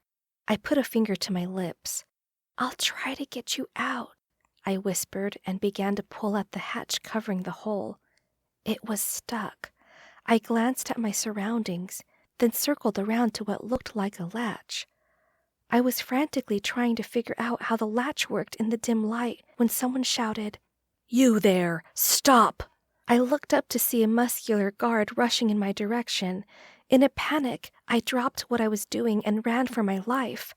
I heard the shrill voice of Pima wailing after me. "Don't leave me here! It's your fault I'm in here!" His words stung even as I sprinted out toward the darkness of the plain. Flashbacks of escaping the Zerbo compound crowded my mind. I imagined the arrows flying past me and I ran even faster. There were no arrows. I wasn't even sure if the guard was chasing me. When I reached a small cluster of saplings, I slid to the ground behind them and laid myself flat on my stomach, panting. My eyes combed the landscape, but I saw no torches and heard no footsteps. All I could hear was my own ragged breathing and galloping pulse. The fire I had started glowed bright orange. I wondered, hoping beyond hope, if maybe enough guards had gone to help. Maybe Galen and Remy could somehow fight their way out and escape. After concluding that no one was searching for me, I got up and began circling at a distance around the compound, back to where I last saw my friends being held captive. I was too far to see anything, so I crept closer, keeping an eye out for anyone who might spot me. And for Galen and Remy, who could possibly have escaped. But I saw no one. I crept closer still. A voice in my mind kept telling me I had no idea what I was doing, that I was going to get myself killed, that I should leave and warn the Forestfolk. But an even louder voice drowned it out. Galen would die. Remy would die. All those people in the pits might die. I would find a way. I had to. I was a stone's throw away from the entrance, lying on the ground on my elbows, just outside the reach of the torchlight. I found it odd that no one at all was outside the perimeter looking for me. Surely the guard would have told everyone what he saw by now. The fire was no longer blazing out of control, and the clamoring had stopped. I was still trying to decide what to do next when I heard that familiar shrill voice again. "Let go of me! I gave you the information!" I strained to see where Pimo's voice was coming from. Then he appeared at the entrance, held fast by Borga's hand on the back of his neck. I flattened myself to the ground. "You're a liar!" Pimo screamed, trying to stomp on Borga's foot. "Settle down," Borga said with the shake of his hand, causing Pimo's head to bob around. Pimo fell silent, and then Borga began to speak loudly into the darkness. "It's my understanding that we have a third aberration skulking about. Come forward, and your little brother lives. Stay hidden, and he dies." "That wasn't the deal!" Pimo shrieked and kicked again. "She's not coming. She hates me. It's her fault I'm here." Borga laughed as if Pimo had just told him a joke. "Little boy, you give her far too much credit. I would have taken you if she existed or not." "You're a bad man." Pimo sniffled and then began to cry. "That's my boy. Put on a good show for your sister." Borga swept his eyes across the dark plain. "You have until the count of 10 to show yourself." 1. I was paralyzed. How did I get in this situation? 2. My mind raced faster than my heart. I may never have liked Pimo, but he was still my family, the only blood relative I had left, the only thing left of my mother besides me. 3. If I stayed hidden, maybe I could find a way to somehow save everyone. 4. Borga would have no qualms killing a small boy. This I knew. If he died because I didn't show my face, that would be on me. 5. "She's not coming," Pimo repeated in between sobs. "She hates me. I don't want to die." His wailing broke my heart, and I found myself rising slowly to my feet. 6. I swallowed hard, trying desperately to grasp at the right decision. If I gave myself up, did that mean the end of Forest Home? 7. My breathing grew fast and shallow. If I showed myself, Pimo might be saved. If I left now, Forest Home might be saved. 8. Oh my, Pimo, she is cutting it close, isn't she? Wasn't there a way to save everyone? I took a hesitant step forward and stopped. What if I couldn't save anyone at all? 9. The only thing I could do was what felt right at this very moment. And at this very moment, my feet seemed to be propelling me toward the cracked chieftain. I entered the glow of torchlight just as Borga was about to announce the end of the count, and his eyes lit up. He looked me over and I froze in place. "A young iceling, how charming. Pimo, how could this creature be related to you?" Pimo stood there staring at me, mouth open in disbelief. "You came!" I didn't answer him. couldn't even look at him. His selfishness got me into this mess, just like the last time he sold me out. Even so, there was a small measure of relief that I had done what I could to prevent his death. "Are there more of you rascals hiding out there?" he asked and watched me intently. I was too petrified to reply. My body began to tremble. "No, that's good. If this is the best that the Forestfolk has to offer, then we should encounter no resistance. Once we find them, of course." I hated his smug voice, like he'd already won. And maybe he had. With me apprehended, there was no way to warn them now. "Well, don't just stand there. Come closer." I took 2 steps and stopped again. If I turned right this second, maybe I could still run away. And then what? Lead them straight to Forestholm? "You are a skittish one, aren't you?" Borga looked amused, then barked at a nearby guard. "Take this one back to the pits." "You were supposed to let me go!" Pimo's feet dragged as the guard hauled him away. "That was the deal!" When his screams of outrage faded away, Borga sighed contentedly. "Screechy little thing, isn't he?" "You won't kill him?" I ventured to ask. "Oh, you're not mute. That's wonderful. No, he won't be harmed. Children are so impressionable. They'll grow up to be loyal Krat followers, once you break them, of course." Dread seeped into me, slowly crawling up my spine and spreading all over my body. I began to regret trading my life for Pimo's. That little rat probably didn't even appreciate the gravity of what I'd done. "Well, come on," Borga said testily. "We haven't got all night." He took a step forward and I stepped back, unwilling to get any closer to this monster. He sighed impatiently. "Do you want me to drag your little brother back out here?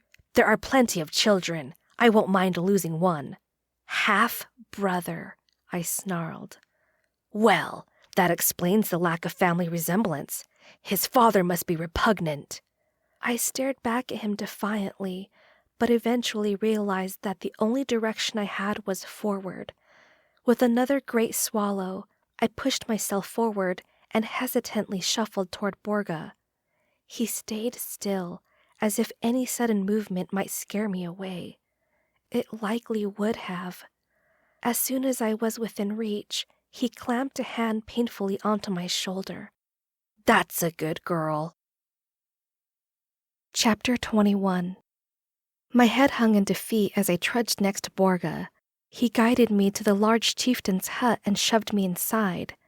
Galen and Remy were already there, sitting on the ground, surrounded by 4 guards wielding spears and clubs. Galen's mouth tightened when he saw me, and Remy looked horrified. I mouthed "I'm sorry" to them, my heart heavy with failure. The hut was double the size of the others. A large bed dominated the far side of the room, piled with plush pillows and soft hides. A large table sat in the center of the room, surrounded by 6 empty chairs. Torches flickered along the walls, casting ominous shadows everywhere. "I usually find that when you throw a girl into the mix, answers tend to be forthcoming," Borga said, an awful smirk smudged across his face. "Last chance to talk. Anyone?" He glanced at our downcast eyes, and his smirk transformed into a cat-like smile. "Very well." He hauled Remy to his feet as easily as if he were lifting a child. "Wait!" I blurted, causing Remy to snap his frantic eyes to mine. He shook his head rapidly, pleading for me to stay silent. "Well, that didn't take long." Borga shoved Remy back down and fixed his black stare on me. I glanced behind him. Both Remy and Galen were vigorously shaking their heads. "Keep Forestholm safe," their eyes begged. "Why are you doing this?" I asked Borga, summoning a little bravery by lifting my chin. "Aren't you gifted too?" "Gifted!" He spat the word. "You try growing up an aberration, kicked around, repulsed wherever you go, and see how gifted you feel. The Krat fear me now, and once I eradicate the land of aberrations, they'll respect me." "But you'll still be one," I said, and immediately regretted it. He lunged toward me, and for a moment I thought he was going to fling me against a wall. Instead, his face stopped a breath away from mine, and I recoiled from it. I'll be the aberration, the one that everyone respects. His eyes glittered with hatred, but I saw something else. Pain hidden in their dark depths. Immeasurable pain that never went away, never rested, that drove a person to do unspeakable things because unspeakable things had been done to them. What did they do to you? I whispered. Something flickered in his eyes, and his large Adam's apple bobbed when he swallowed. A heartbeat later, a wall slammed down and the flicker was gone. He straightened and said in a voice devoid of emotion, "Tell me about the Forestfolk." They wouldn't hate you. They wouldn't hurt you. They'd accept you with open arms. I instilled as much sincerity into my voice as I could, hoping to get through to the wounded, pain-driven man I had glimpsed. He laughed without mirth. "If I wanted fairy tales, I'd fetch an old woman. Tell me where they are." I clamped my mouth shut and set my jaw. His eyes narrowed, and he slowly engulfed one side of my face with one hand. "Tell me." His voice was low and menacing. I swallowed my fear and forced myself to meet his penetrating gaze. His grip tightened against my face, and I felt a strange tugging sensation from his hand, as if he were attempting to pull my essence through it. His gift, his death touch was to steal life. Was he like me? I gritted against it, my eyes unwavering. He would not take from me what I did not want to give. I granted life to whom I chose. That was my gift. A look of bewilderment passed across his features. Then his face contorted into fierce concentration, and he gripped even harder. His fingers pressed into the bones of my cheek, demanding my acquiescence, but my floodgates were shuttered, an iron wall against his onslaught, and he staggered back slightly, glaring at me with astounded eyes. Then his hand closed around my throat and squeezed. "Tell me where to find the Forestfolk." When I didn't answer, his grip constricted, and terror cascaded through me. It wasn't about getting answers anymore. He was going to kill me. My hands beat and pulled furiously at his arm, but I might as well have been struggling against a tree. I fumbled for the sharp stick strapped against my thigh and pulled it out. With a mighty heave, I jammed it into his throat. His eyes went wide with shock as he reeled backwards, gurgling and sputtering. Blood gushed down his chest. He reached for the nearest guard, who stood dumbly as Borga snaked an arm around his neck and pulled him against his chest. He yanked the stick out of his throat, tossed it aside, and then gripped the guard's bare arm. The man's face registered alarm before he started to struggle. The other 3 guards simply gaped in horror as the man's face drained of color. His bucking became weaker and breaths erratic as Borga siphoned the life out of him. When the man finally slumped into a lifeless heap on the floor, the bleeding had stopped, and the gaping hole in Borga's neck closed. The other guard's horror became my own when he spun around to face me, black eyes filled with contempt. I cursed myself for staring with horrible fascination like another dumb guard. Why hadn't I done something while Borga stole the man's life to heal himself? My eyes flicked to the bloody stick that lay on the floor by his feet, and he kicked it away. There was no more smirk on his face, no more amusement from toying with his prey. His face snarled with murderous rage, and it was all directed right at me. Before I could react, both of his hands clamped around my neck, and I felt for sure he might snap it at any moment. "I may not be able to absorb your life, but I can still take it." He pushed me against a wall, squeezing at my throat until all I could do was make choking sounds and gasp for air. My feet kicked frantically in the air as he lifted me up, sliding my back against the wall. My hands clawed at his arms until my vision began to dim. From the corner of my eye, I saw Remy leap to his feet, only to be beaten down by 2 guards. Galen punched one of the guards in the groin, but another one clubbed him in the head.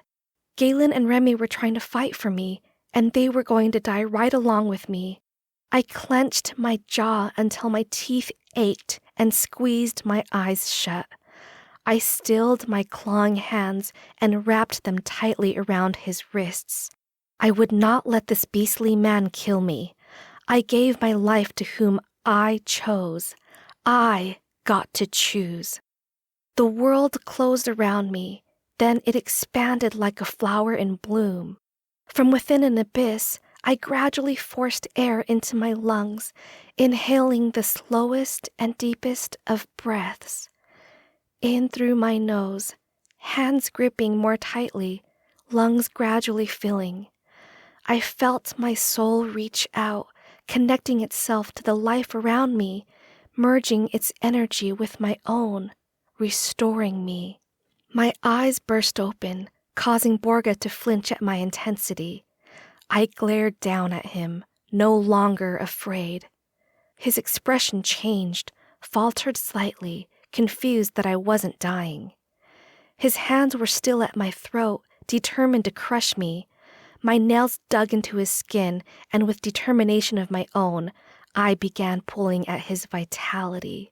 His eyes widened with bewilderment as I reversed my floodgates, willing his life force away from him. My feet touched the floor again, and I held on fast, eyes boring into this hateful man who had so little regard for life. His gift, so similar to my own, used for so much evil. A red haze enveloped my brain as I seethed with hatred. My body absorbed his roiling energy, and I watched as his mouth gaped open and fear clouded his eyes. Now he would know what his victims felt. He dropped to his knees and finally released my throat from his grip, but still I would not let go. I would not let this monster claim another victim on a whim. I would not let him raise Forestholm. I would not let him kill one more gifted. Rage burned as I thought about the innocents of the Zerbo tribe, slaughtered and left to rot. "Please," he whispered as his hands trembled in my grip, eyes more dead than alive. But all I could hear was the blood rushing in my ears as fury claimed my senses. I watched with appalling satisfaction as his eyes turned glassy and his final breath left his body. His head lolled to one side, then his entire body slumped to the ground. His arm slid out of my grasp, and I stared at my empty hands. Chapter 22. Energy coursed through my veins like lightning bolts. It was an unfamiliar sensation, like my body was vibrating, but I couldn't stop staring at my hands. I, who had sworn never to do so, had just taken a life, a human life. I had entered into a frenzied rage and killed a man with my gift. I lurched backward, slamming against the hardened mud wall. All the anger was gone, replaced by shame. I had betrayed myself. I slid down the wall, wrapped my arms around my knees, and buried my face. Was I any better than Borga? Had I become a monster too? I couldn't tell if my body was shaking from too much energy or shuddering with sobs. "Siena!" Remy's voice cut through my self-loathing, and I looked up. He was bent over an unconscious Galen, surrounded by 3 confused guards. Blood seeped from Galen's head where the club had smashed into his skull. "He needs your help. Hurry!" I tamped down my revulsion and sprang to my feet. The startled guards looked from me to Borga's crumpled body and took a step back. "I am not your enemy," I stated. "Please, let me help this man." They looked at each other, mystified about what to do next. I took a step toward Galen, and they took another step back, raising their weapons. I stepped again, careful not to make any threatening gestures. They watched as I crossed the room, and I knelt next to Galen's bleeding face. I cradled his head in my hands, and my energy practically sparked into him. The crushing blow vanished, and he soon began to stir. Galen sat up with a groan, touching the blood on his face, then running a hand over the site of the injury. "Thank you, Siena." He surveyed the room, taking in Borga's rumpled body, the dead guard, and the 3 stupefied ones who had lowered their weapons. What happened here? How did you... He peered at Borga's unmoving form and then back at me. I looked away, unable to speak, shame once again crowding my senses. She drained him, Remy answered in my stead. He was choking her, and she turned the tables on that animal. Galen seemed stunned. You can do that? I don't want to be a life taker, I whispered. I don't want to turn into Borga. Galen grabbed both my arms, forcing me to look at him. You are the gentlest creature I have ever met. You could never be Borga. I saw the sincerity in his eyes. I wanted so much for it to be true. My head involuntarily turned to look at the bodies on the floor again. Borga killed that man, and I killed Borga. And now the energy from both their lives coursed through me. It felt wrong. You did what you had to do, Galen said firmly. If you hadn't, we would all be dead. Forestholm would be burned to the ground. You know this. I looked at Remy, who nodded in agreement. Then I looked at the dumbfounded guards who offered no response. One of them had a swollen eye where someone had punched him. Another was bleeding from his cheek where fingernails had raked across. I pushed myself to my feet and turned to them. They stared at me, wide-eyed and undecided on whether to stay or run. I took careful, measured steps toward them, maintaining eye contact, hoping to ease their skittishness. My slight frame offered no threat and soon stood before them, looking up into their curious faces. Slowly, I raised a hand to the first man's battered face. He was tall, broad, and muscular. He flinched at first, but did not raise his spear. My hand closed over his swollen eye, and the other two guards looked on, wondering if I was going to give or take life. When the swelling deflated and the bruise disappeared, I removed my hand. The guard touched his face, eyes filled with wonder. She has the touch of a goddess, he said to the other two. I turned to the second man, who allowed me to touch the gouges on his cheek. He, too, marveled over his newly healed face.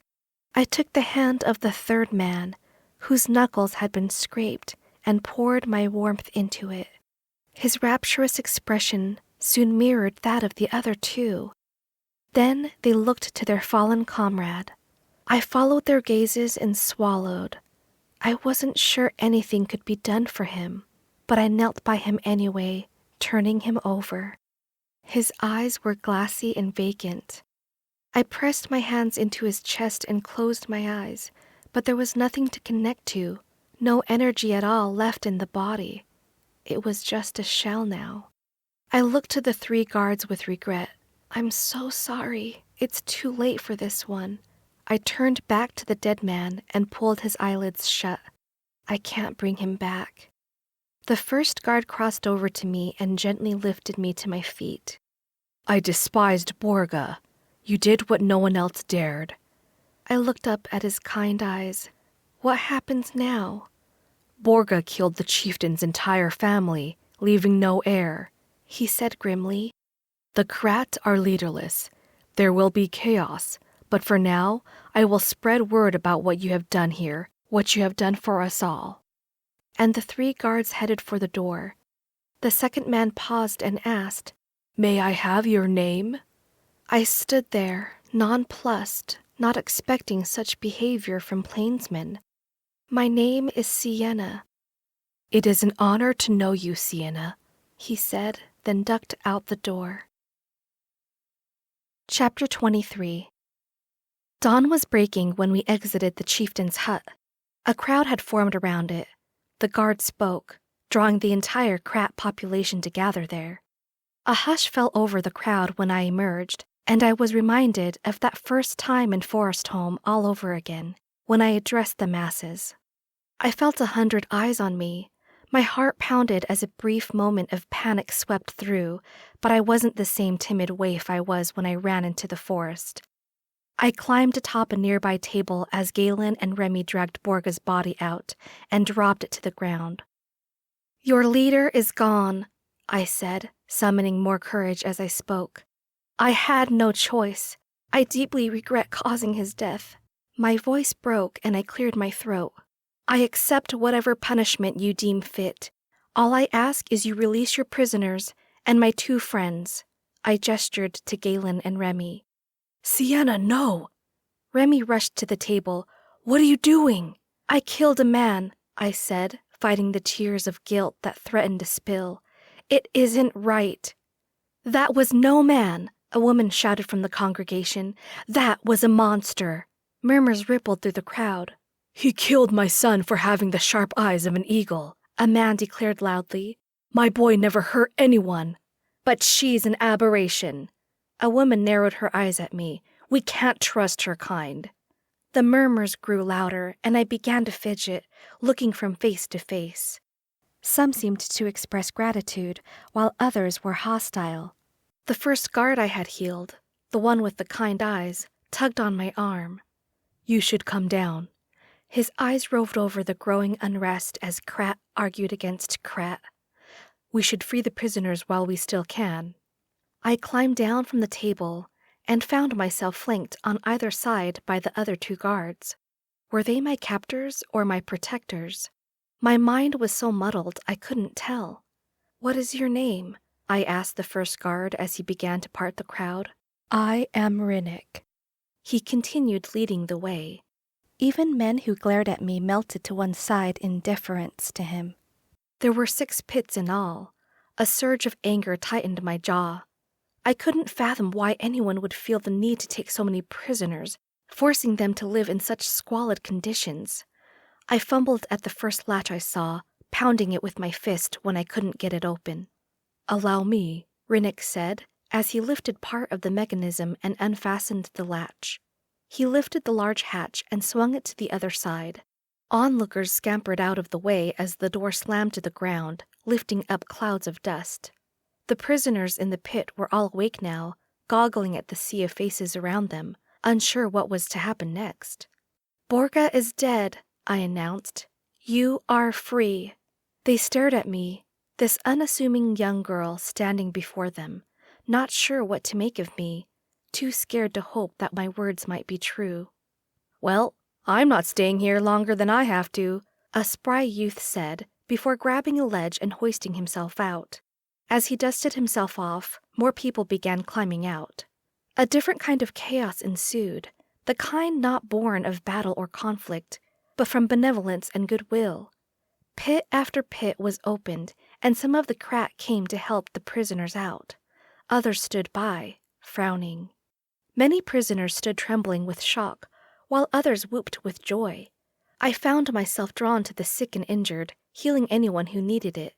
I reduced fevers, repaired broken bones, and closed festering wounds. The masses of them did not matter, for I drew upon a well of strength so deep it seemed fathomless. I would not keep my stolen vitality. Remy jumped into pits to help children clamber out, and Galen began organizing the throngs of ailing captives so that no one was left out, and no one mobbed me. I was so intent on my task that I barely recognized Maresh when he stood before me, a dried gash across his forehead. Siena, his smile lit upon his tired face. You are the last person I expected to see here. Maresh? My eyes traveled over his familiar features, and I flung my arms around his neck. You're alive! I thought for sure they would have... I let go and stepped back. Why didn't they kill you? His lips thinned and his eyes dropped to the ground. When Father saw the battle turning against us, he ordered me back to the compound. His hands formed fists. I got there just in time to be captured. He sniffed a mirthless laugh and brought his eyes back up. Apparently, I don't look like an adult. I gave him a gentle smile, and for that I am grateful. Do you? I thought about the big man who had shown me kindness. Do you know what happened to Shandy? His dark eyes drifted away, as if seeing the battle again over my shoulder. It took 6 Krat warriors to take him down, and they only succeeded because he had an arrow in his leg. Maresh shook his head. What a waste. It wasn't surprising that my unexpected ally went down fighting, but it still twisted my heart. He was a good man, and also I'm sorry about your father. His head hung a little as he deflated, making him look every bit like a lost boy. I smoothed back his dark hair and let my hand linger over his wound. When it was healed, Maresh took my hand and said, "Come back to Zerbo. It will be different now." I thought about this and glanced at the people around me. I saw newfound respect in many of their eyes, and also continued mistrust in some of the others. Whether they thought of me good or bad, I was still an aberration to all of them. Someone with unnatural powers. Not a person. I shook my head and gently tugged my hand back. "I found a new home. You'll have to do without me. Come on." He reached for my hand again. "You don't have to be afraid anymore." I pulled my hand out of reach. Zerbo never felt like home to me. He let his hand drop to his side. "But it can. I'll make sure of it." His face looked so earnest, it seemed he really believed he could do that for me. "Maresh, I appreciate everything you've done for me, and everything you plan on doing for me. But for once, I'm standing on my own. I like where I am now." "But what about us?" Was there ever an us? My eyes drifted to where Remy continued helping prisoners, and my stomach fluttered at the mere thought of an us. I shook my head. "I'm sorry." He glanced over his shoulder. "Is there someone else? Because I'll fight for you." I frowned. Hasn't there been enough fighting? He sighed with resignation and rubbed the back of his neck. "You're right. I'm acting like my father. No wonder you don't want to be with me." I laid a hand on his arm. "Maresh, you are nothing like your father, and I think you're going to make an excellent chieftain. Rule with me." His arched brows beseeched me, and I briefly wondered if I could make a difference in the tribe this way. But then I thought about Sember, Niran, and Davin, people I called friends after only a few weeks, and I pulled my hand away. That is not my path. He nodded and gave me a sad smile. "Well, if you ever change your mind, our tribe can be your tribe anytime you wish." He touched his forehead.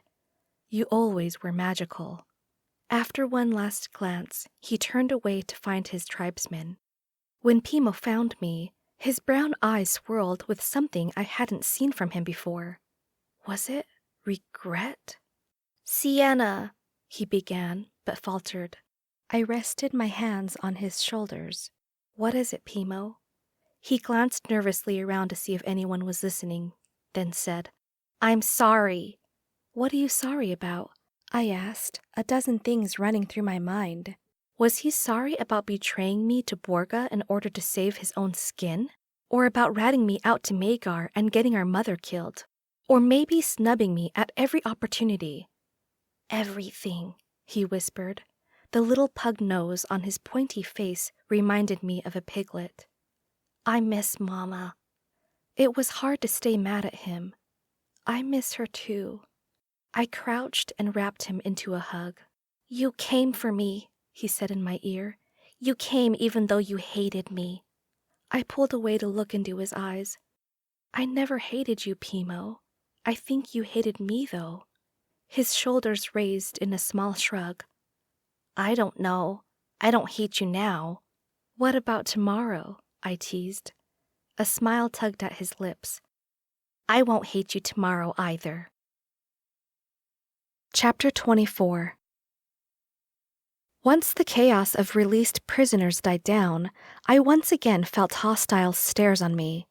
Not a lot, but the mistrustful few made themselves apparent. I edged closer to Rinnik, whose imposing presence gave me some comfort. "We should probably go," Galen said, nervous eyes flicking among the tribesmen. "I couldn't agree more," Remy said as he joined us. Galen turned to Rinnik. "Will things be okay here?" He pursed his lips as he surveyed the remaining crowd. "We will maintain order as we best can, but what happens next for us, I can't say." He glanced at his two guard companions who never left our sides, and they nodded at each other. We began moving. And once again, the crowd parted for Rinnick, who glared at anyone who stood in the way. I made the mistake of making eye contact with one of the onlookers, and he spat at me, saying, "You are beneath me. How dare you look at me?" My stomach clenched, and I dropped my gaze to the ground. "And what makes you so great?" Another man puffed his chest toward the heckler. "She just killed a man who keeps children in pits. What have you done today?" The other man grumbled and said nothing. A few other hostile Krat began to jostle and jeer, calling me a bloodthirsty aberration. I crossed my arms over my chest and hunched, trying to make myself smaller. Others spoke up for me, and I was grateful to them, but each verbal assault pierced my flimsy defense, and I began to tremble. Remy drew me close with an arm around my waist, but he couldn't protect me from these jabs either. The exit wasn't very far, but it seemed like an eternity before we reached it. A tall woman waited quietly by one of the posts, a small cloth-wrapped package in her hands. Rinnick smiled when she approached. The woman touched his arm. "You're doing a fine job, son. I'm so proud of you." She held out the package to me. "This is for you." I lifted my eyes and stared at it. "It's food for your journey." She pressed it against me, and I flinched, my mind not thinking clearly. "Thank you," Galen said in my stead, taking the package. "You are most kind. You have done us a great service, no matter what some of these oafs may say." She glared at a frowning woman, causing her to move away. "Like mother, like son." Galen chuckled before clasping both their arms. "Truly, you are both fine individuals. I can only hope these people will one day follow your lead."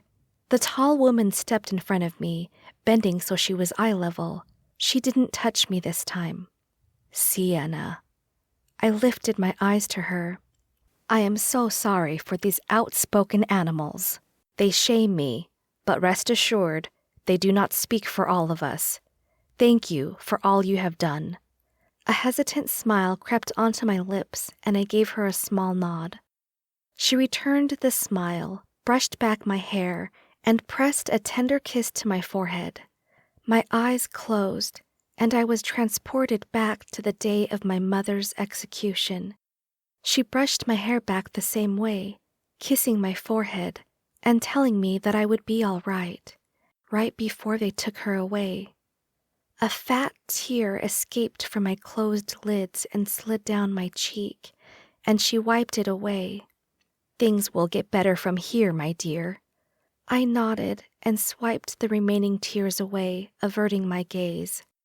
With a pat on my shoulder, she stepped back, and we left the compound. The trek was somber and silent. The cool morning air welcomed against my flushed skin.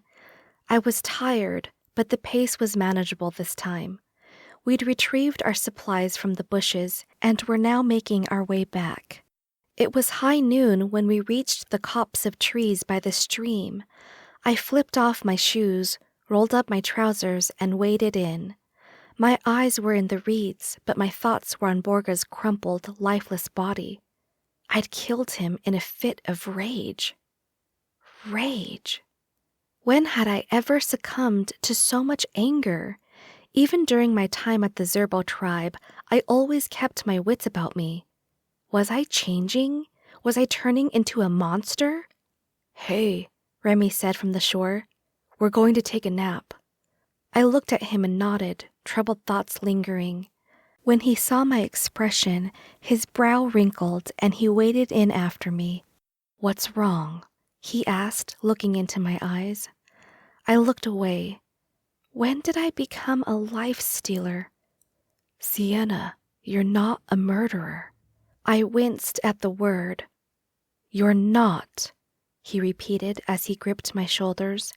"You saved us, and them." He tipped his head in the direction of the Krat compound. I heard his words, understood them, but I couldn't shake the image of Borga's wide eyes as I drained the life from him, as I snuffed his inner light. "Siena." I returned my gaze to him. His green-brown eyes tried so hard to make me believe him, and it almost worked. His soft touch, his earnest face, and his kind words all warmed me. But those glassy, dead eyes loomed large in my mind. I turned away from him and waded to shore. I'll be fine. A nap will do me good. Exhaustion hit me as soon as my head touched the ground, and I was instantly asleep. Pimo's grin was too wide. You know why I don't hate you anymore?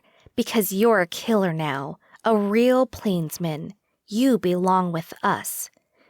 He danced around me before skittering to a body not far away and kicking it repeatedly. The weak don't deserve to live. That's not true, I said, reaching for him. He giggled and slipped my grasp. Of course it is. Gotcha, I said as I caught him. When he turned around, it was Sember I was grasping. Sember, I've missed my little sister. She smiled at me, and I pulled her into a hug. She squirmed, and I hugged her tighter. Siena, stop. Why, you don't like hugs? The choking sound made me pull away and look at her. Her face was pale, eyes sunken, life ebbing away from her and into me. I jerked away in horror. No! The word wrenched out of my throat as I sat up, breath ragged. Remy was at my side in an instant. What happened? My eyes flitted around, taking in the trees, the stream, and setting sun. Sember was nowhere to be found. Bad dream, sorry. It's okay. He wrapped his arms around me. I stiffened, not trusting myself. He let his arms drop. Siena, what's wrong? Is it your little brother? We can go back for him if you want. I shook my head and got up. No, he doesn't hate me anymore, but he doesn't exactly want to be with me. An aberration. We already said our goodbyes. Siena, you're not... We should get going before it gets darker. It was rude to cut him off, but a strange pall had settled over me, clouding all reason. He exchanged glances with Galen before moving to pack up. The rest of the way back, I felt myself pulling away from him and withdrawing into myself. I answered questions, but otherwise wouldn't talk. I could tell Remy wasn't sure what to do about it. Sometimes he would approach, then think better of it. Once he did say, "Anytime you want to talk about it, I'm here." I'd given him a tight smile and continued plodding across the grass. My feelings had become a tangled mess, and the only way I knew how to deal with them was to push people away. It was a relief when we finally reached Forestholm. I hated snubbing Remy and Galen when all they wanted to do was help. It was just one more thing to feel terrible about, and all I wanted to do was hide away in my cabin. When the crowds of thrilled Forestfolk finally stopped welcoming me, I dropped my fake smile and retreated into solitude. Dinner time came and went, and I stayed sequestered to avoid talking to anyone. I didn't think it was possible, but somehow I felt worse than the first day I'd woken up here. A light tapping at my doorway made me exhale. I was too tired for guests. Yes? Sember poked her hesitant face through the heavy cloth, red hair frizzing out of her braid as always. Hi. A bit of my frost melted and I waved her in.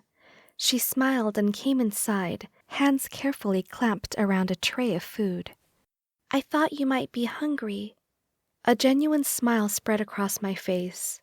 You're very thoughtful. I thought she might leave me alone again, but she settled into the chair, and I actually found myself pleased she stayed. She regarded me for a moment. You seem different. I do? I probably need a bath. I gave her a weak smile. She shook her head. You seem sad. My false smile slipped away, and I deflated, head hanging. I considered telling her good night, but found myself confessing instead. You know how bad things happen when you get mad? She nodded, listening intently. Well, I got mad. Her eyes grew wide. You got mad? I rubbed my eyes at the memory. I killed someone out of anger. The admission made me shiver. But it was the bad man, right? Yes, but I didn't mean to do it. I lost control and it could happen again. I glanced at her and looked away again. I've been teaching you to stay in control, and it turns out I'm a hypocrite. Sember was quiet for a moment, as though thoughts tumbled through her mind. You said accidents happen, and it's okay if they do. It's what you do afterwards that matters. That's what you said. A laugh choked its way out of me. She sounded so grown up, quoting me to make me feel better. She smiled again, pleased at making me laugh. I can still call you my sister, right? My heart melted and I folded her into a hug. I've missed you, I said, stroking her hair. She squeezed me back. Me too. Chapter 25. In the morning, I felt marginally better. My talk with Sember must have released at least one of my worries, because I wasn't plagued by nightmares of accidentally killing anyone anymore. Niren waved me to her table when she saw me, face beaming with excitement. Did you know you would come back a hero? Because you're a hero now. I'm so happy you're my friend.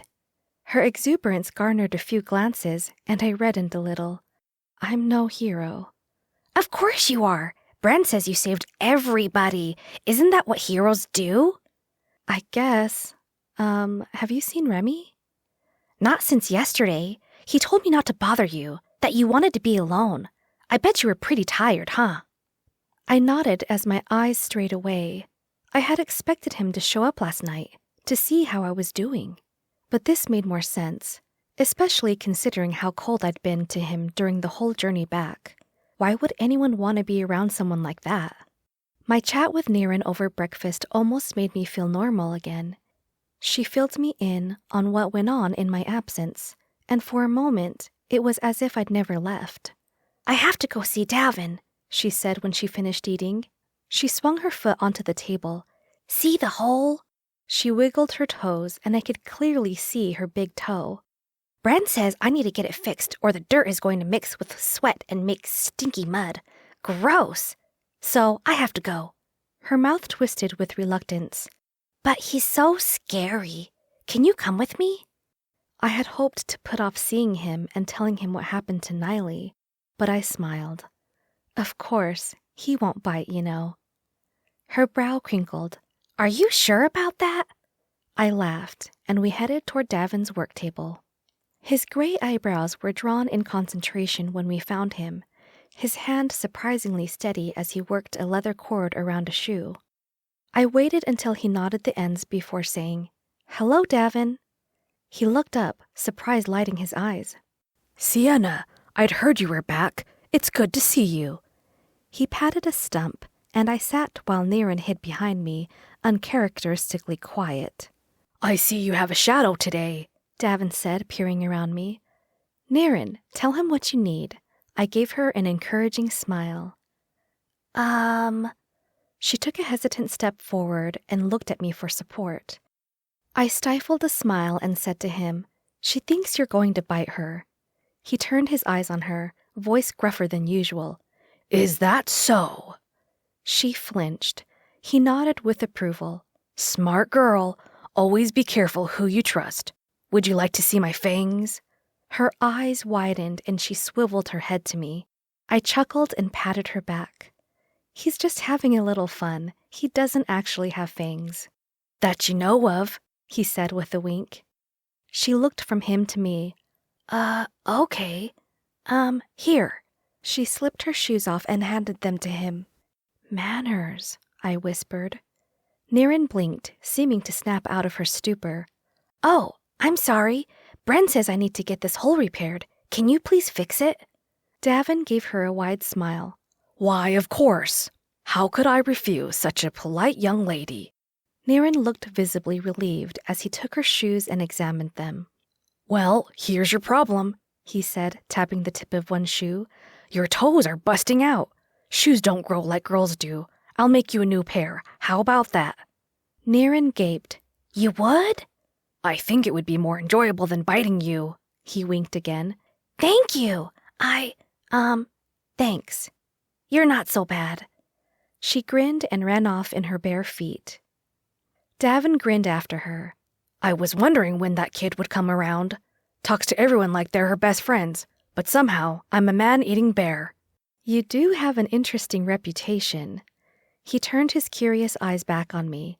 "Speaking of reputations, I heard you've earned one for yourself." "Oh." I ducked my head and felt suddenly shy, perhaps undeserving. "I don't know about that." He eyed me one last time before grunting and returning to his work. "People have a way of getting all worked up, don't they? Making stories bigger and bigger as they spread them around. Who's to say what's true and what's a fabrication? I say bah to all of it. Talk to the person. That's how you get to know them, not through tall tales." He paused his work and glanced up at me. "I'd wager you're the same girl now that you were before." I shifted uncomfortably. Some things have changed. "Well, of course." He looked down to slice a piece of leather. "It's called growing up." I opened my mouth to speak, but he pointed the shoe at me, effectively shutting me up. "You may learn things, experience things, but your spirit." He patted his chest with the shoe. "That does not change. I've been around long enough, seen enough people in my lifetime, to know this to be true. Trust me." He tapped my knee with the shoe. "You're the same sweet girl." My face flushed and I stood up. "Thank you, Davin. I'll, leave you to your work." I fell into thought as I walked, mulling over Davin's words. Was I still the same after what I'd done? Was that even possible? What if I'd become twisted inside? How would I even know? "Siena!" Zelly's voice drew me out of my speculation, and I looked up, finding myself walking past her garden. She pushed her hat back. "Just the girl I was hoping to see. Grab a stick and come over here. I think these sweet potatoes are ready."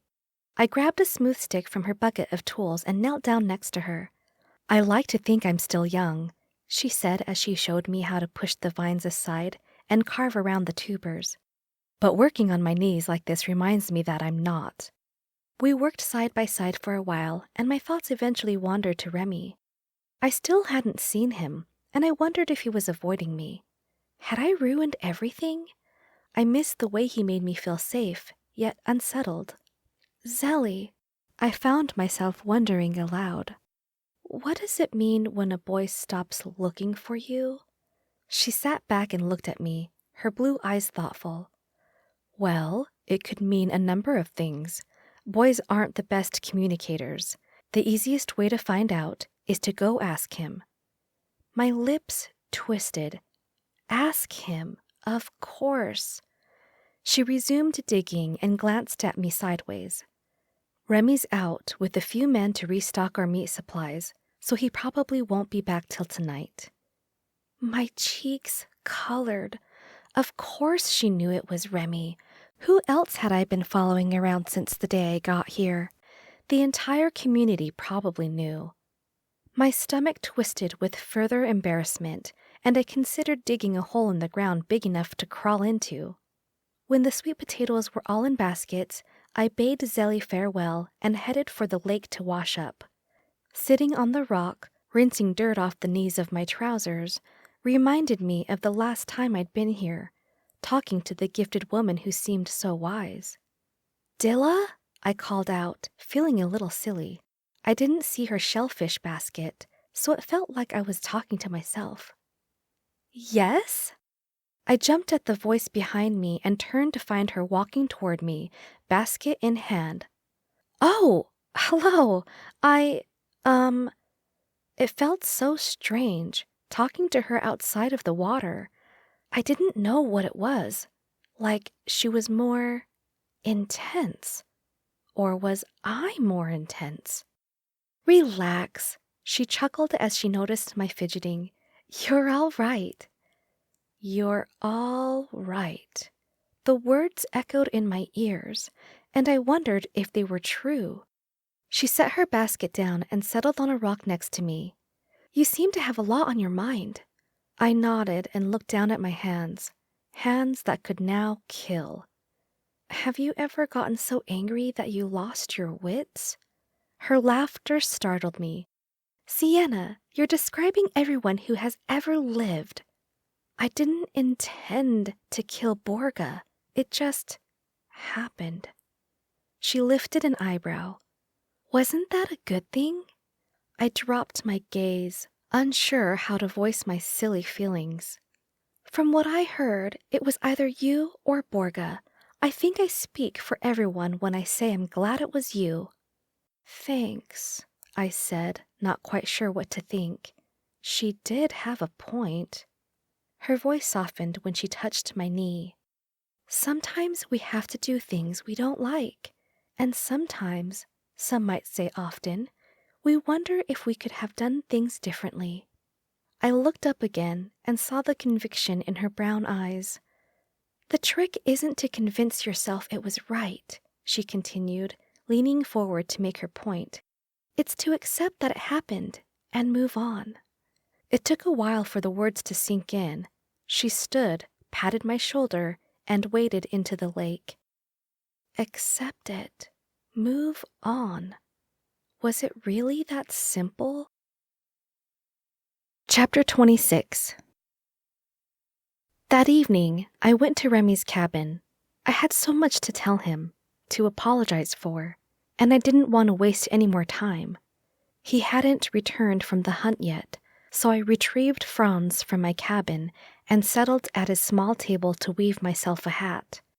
The darker it got, the sleepier I became, until I eventually set my work aside. I told myself I would rest my head on the table, just for a little while. Something tickled my nose. I waved my hand to shoo the fly away. It came back to tickle my nose again. I mumbled something to the persistent fly and turned the other way, wrapping my arms around my head. Then I heard snickering. I opened an eye and peeked out over my elbow toward the sound. Remy stood there, one of my fronds in his hand. I grunted and sat up, blinking my bleary eyes. Watching you wake up is my favorite time of day, he said, even if it's at night. Why are you always waking me up? My voice was a drowsy slur, and my eyes had sealed themselves shut again. I hadn't quite remembered that I was in Remy's hut at night, and that he had every right to wake me. Because I don't want to miss it. Miss what? I rubbed my eyes, trying to grasp onto wakefulness. He didn't answer, and knelt beside me.